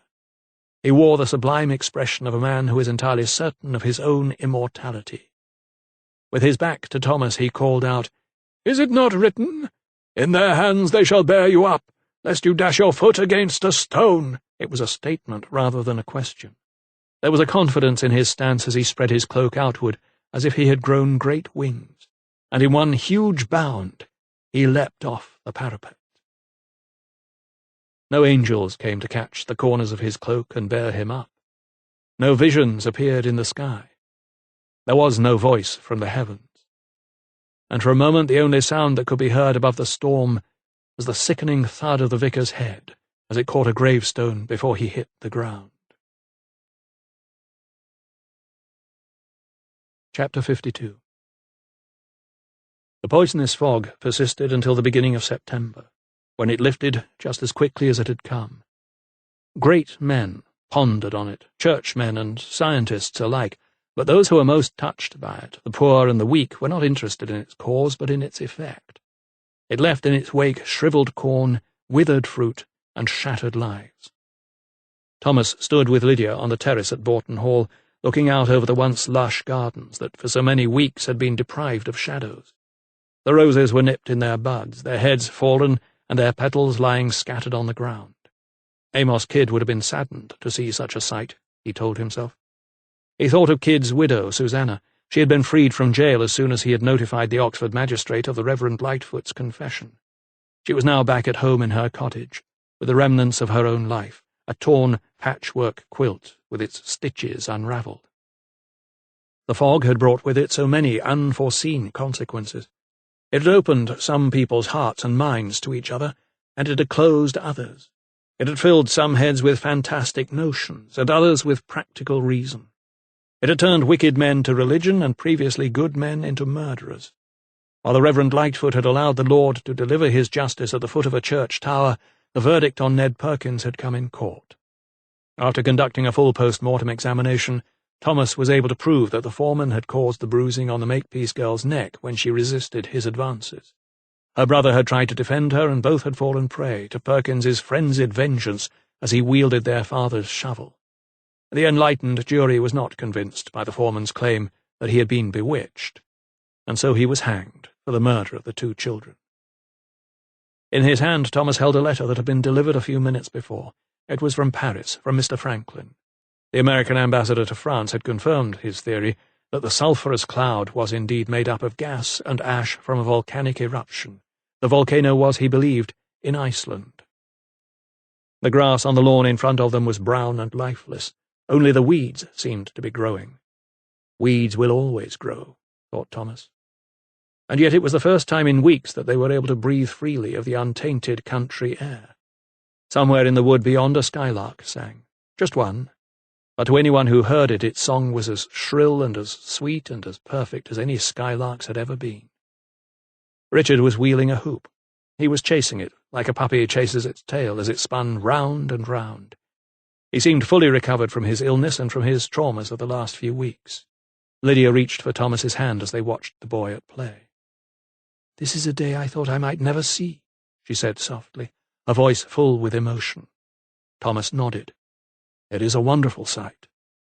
"And you think he might have the use of his arm one day?" "The exercises I showed him will strengthen it."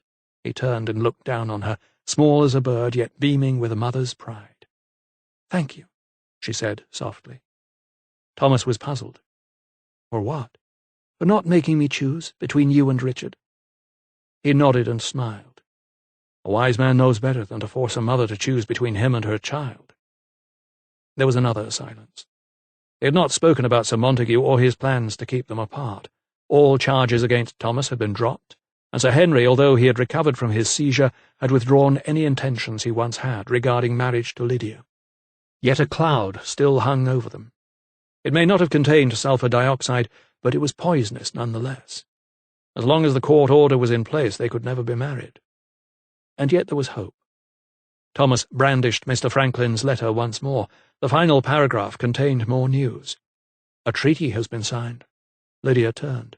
"Between our two countries?" The young doctor nodded, his face breaking into a smile.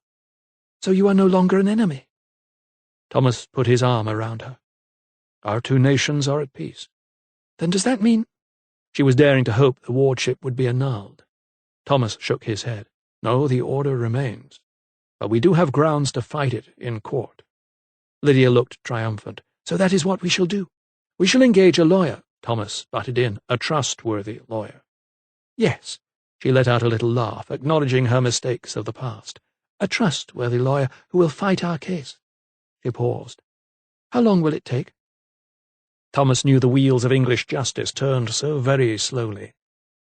6 months? A year? He thought in all probability it could well be 2 or 3. Lydia stared ahead. "What shall we do in the meantime?" she asked gently. Thomas sighed. "I shall return to my work." "So you will go back to London?" "Yes." The doctor took a deep breath. "Sir Joseph Banks has asked me to catalogue specimens, medicinal plants, that sort of thing, from an expedition to the West Indies." She gazed out over the gardens once more and nodded. Richard was bobbing up and down behind the low hedge in the rose garden. "It is a great honour for you." Thomas drew her closer. "'Twill keep me busy," he told her. "And it will give you more time to spend with Richard, on your own." She nodded and clasped one of his hands. "'Tis true I have to make up for 6 long years without him." His heart fluttered when he heard she could accept his temporary absence in such a positive light. "And then I shall return, and we will be together again," he told her. "Even though we cannot be man and wife?" "Maybe not as man and wife for now," he said, glancing over at Richard, who was running toward them, "but perhaps as a family." Panting, but smiling, the child pulled himself out just short of his mother and held out a rose. It was in bud. Lydia took it and thanked her son. Holding it up to her nose, she sniffed its perfume. The little boy turned tail and ran once more to his hoop. It was only after he was back on the lawn again that Thomas realized. Richard had given his mother the bloom with his left hand. Postscript.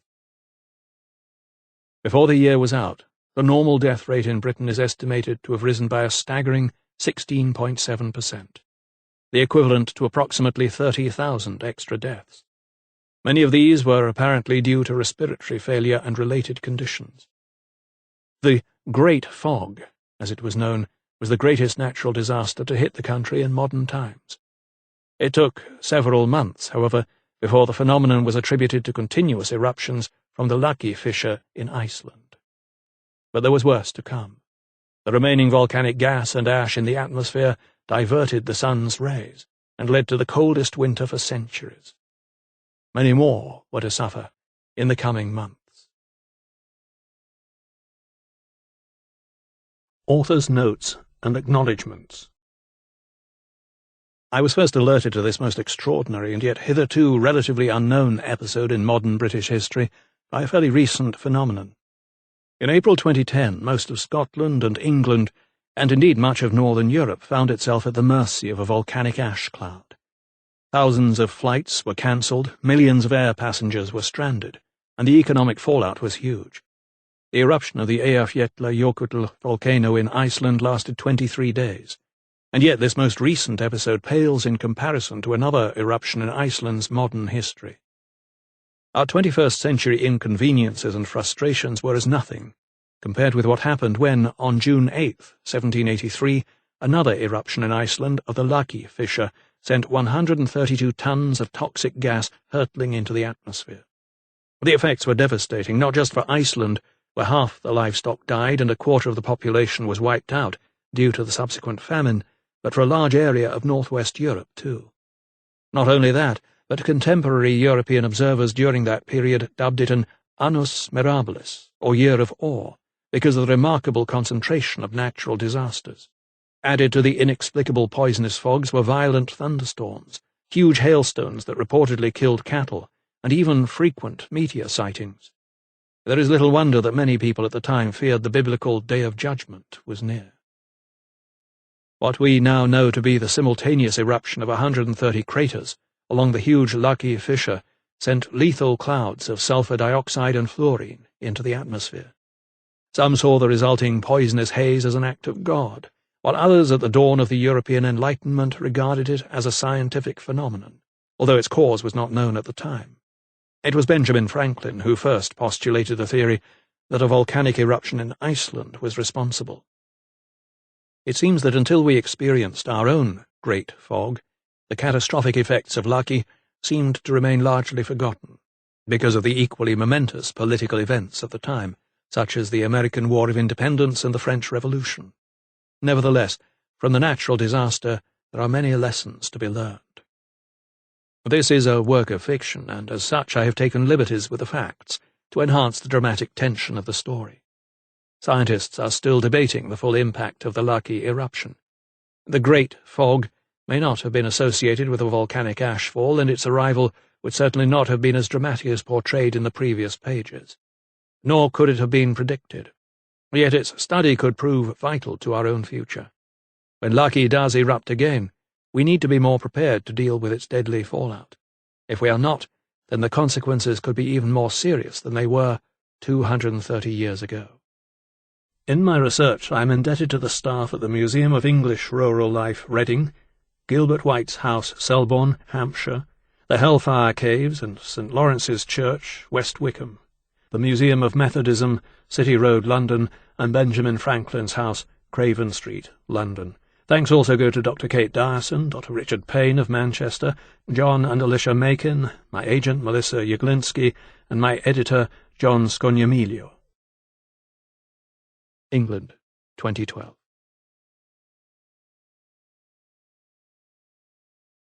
This concludes the reading of The Devil's Breath, a Dr. Thomas Silkstone mystery, by Tessa Harris. Copyright 2014 by Tessa Harris. This book was read by Simon Vance. This unabridged recording was published by arrangement with Kensington Publishing Corporation and was produced in 2013 by Blackstone Audio Inc., which holds the copyright. Neither this recording nor any portion of it may be reproduced or used for any purpose without prior written authorization from Blackstone Audio Inc. If you would like to obtain a monthly update telling you about new releases, call 1-800-SAY-BOOK.